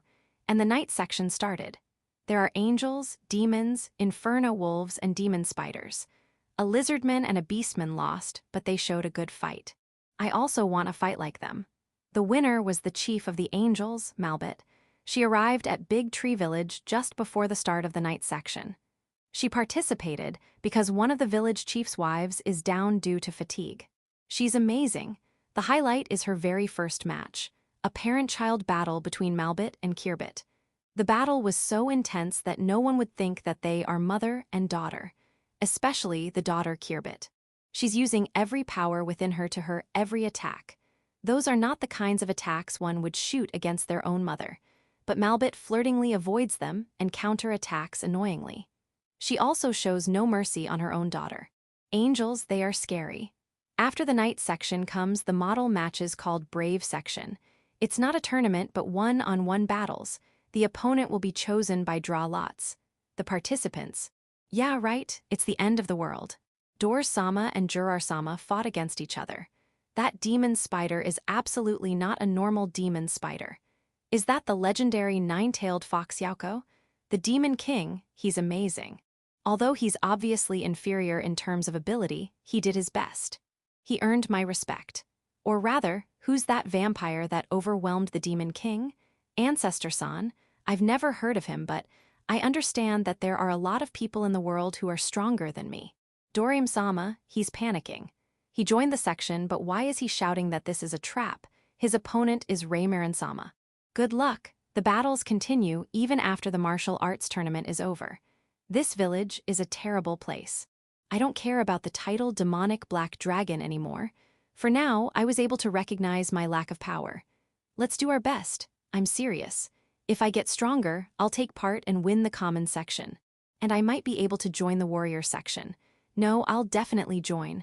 Until then, I'll forget about the title Demonic Black Dragon. Let's inform Jurar-sama tomorrow. Yeah, that's good. Oi, Ojes, Hayfricta, and Kihatroy. It's your turn. Jurar-sama calls us. It's our turn? I don't understand what he's saying. And why is Hakuren-sama warming up next to Jurar-sama? I don't want to understand. I don't want to, but I did. Ah, the dragon's intelligence level. I should inform him now and not tomorrow. I look at Hayfricta and Kihatroy beside me. They nod. Please forgive us. We don't want the title Demonic Black Dragon, so please spare us. Jurar-sama should have heard our apology, but the match against Hakuren-sama still took place. It's a blessing to stay alive. Chapter 436. Martial Arts Tournament ends. The martial arts tournament ended successfully. In the free battle time of the night of the martial arts tournament, Hakuren fights against the 3 impure dragons. She did not do it to bully them, but to teach Ursa how to hold back. No, rather than teaching her how to hold back, it looks like she's teaching her how to make the battle spectacular. After receiving the full power attack of the opponents, she repeatedly beat them. Of course, when she's hitting them, she's doing her best to hold back. Rather than beating, I think it is more appropriate to call it patting. By the way, Hakuren, though Ursa looks like she's enjoying your teaching, your 3 opponents are seriously crying. Yeah, that will be bad for education, so end it there. When I said that and stopped the match, the 3 expressed their gratitude full of emotions. No, I apologize for both Hakurin and Ursa. Your injuries will be cured in the tent over there. Those three, for the time being, will not go for the title demonic black dragon and train first. I thought that they would settle in Big Tree Village, but they will work in the Demon King's place since they wish it themselves. Because we think it is for the best. We won't trouble you. Please take care of us from now on. I can't say anything because Juror allowed it, and the Demon King accepted them. Chelsea, also known as Holy Knight Schneider, took off her armor and completely acted like a woman. According to Ancestor-san, it seems like her complex has been resolved. She is smiling, so I guess it's okay. After that, she decided to work in Village 5 with the recommendation of both Daga and Gulf. She'll be under the Village 5's church, and she will practice swordsmanship under Pirika. I can't say anything since Ancestor-san permitted her, and the person wished for it herself. She was immediately introduced to the Holy Maiden Cells, the representative of the church. I'm Cells. Please take care of me from now on. I am Korin Religion's Holy Knight Holy Knight Chelsea. Please take care of me from now on too. Please get along. On the stage, Dorame and Raymarin are fighting. Dorame's eyes are teary. That, Hakurin threw a wooden tag with his name written on it on the draw lots box. She said I might know how strong Dorame is using this method. I'm sorry. Let's comfort him when the battle is over. In a place near the stage, Malbit is drinking alcohol. She participated in the night section in Lu's stead and even won the tournament. She's usually happy-go-lucky, but she's really something. Watching Malbit's battles, Rigyun regretted not being able to participate. She didn't have to hold back earlier, though. Rigyun also wanted to move her body, so she also participated in the free matches. Her opponent is Ruinsha, who came with Malbit. Ria's mother, Rigyun, and Tyr's mother, Ruinsha. I can't predict who will win. I can't predict, but Ria. Why are you and all the other high elves cheering Ruinsha? If she sees you, Rigyun will be sad. What do you mean you want to see her lose? If you give in to a sudden burst of emotion, you might be sorry later. Look, Rigyun is smiling fearlessly when she sees all of you are cheering for Ruinsha. Rigyun, you can't just accidentally fire at the audience. The battle between Dorame and Raymarin ended with Raymarin's jumping knee kick. I thought she was going to let Dorame show good times, but in the middle of their match, Hiakaru cheered for her. When I was young, I've cried a lot of times because of that knee. Me too. In your case, it is because you joined the Dragon King me to go on a rampage. In your case, it is every time you sweetly look at another woman. How did you know? That's a conversation between Juror and Doors. They've been hitting each other until a while ago, but they are good friends. Ah, excuse me, but can you strengthen the barrier for the audience? Rigyun is using her bow. I want to reduce unfortunate accidents. Around the venue, many tents are built to serve food and alcohol as usual. The Oni maids are busy. Among them, Gut's tent is popular with children. But there's no food there, only weapons. Cool. Beautiful. Easy to hold. The kids love them because they are holding kitty-size weapons. I only made them as prototypes. Hold on, thank you. Don't take them yet. They are only for exhibits. After tomorrow, I'll give them to you once I receive permission from Village Chief and Hakurin-san. Ha, I'm not a meanie. I'll forge you weapons just for you, but if you get hurt, I'll get angry. The children boo to Gut. Weapons for children. It's still too early. Be patient and use the wooden swords and wooden spears I made. And Gal, Sil, and Bron, leave your sword. I'll have them sharpened tomorrow. Ah, you guys have permission, so you can take these with you. Thank you, Uncle Gut. Then this and this and this. You want a lot, huh? Also, given their size, it shouldn't be usable for you. Their sizes are fine. How much reward medals are they? Is one enough? HNN, no need, just take them. I can't do that. Could it be? Ahata. I understand. I will not give you a discount. After the Beast Boys left, I asked Gut. What does that mean? When a man buys something that isn't for him, he only has one purpose. I see. A gift for a woman, I see, that's youth for you. Wait a minute. Both Gal and Bran took one each. As for Sil, 3. I wonder if his other half is a weapon maniac. I hope so, at a later date. I got a letter from the 3 who went with the Demon King, but Juror came to ask me. Those 3, they said they were entrusted with the 3rd, 4th, and 5th, but what does it mean? I was a little worried about how to explain it. Digression, at Village 5. A.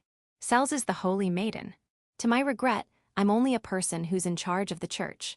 A. Pirika is the sword saint. To my regret, I'm only a person in charge of security in Village 5. End of Volume 9.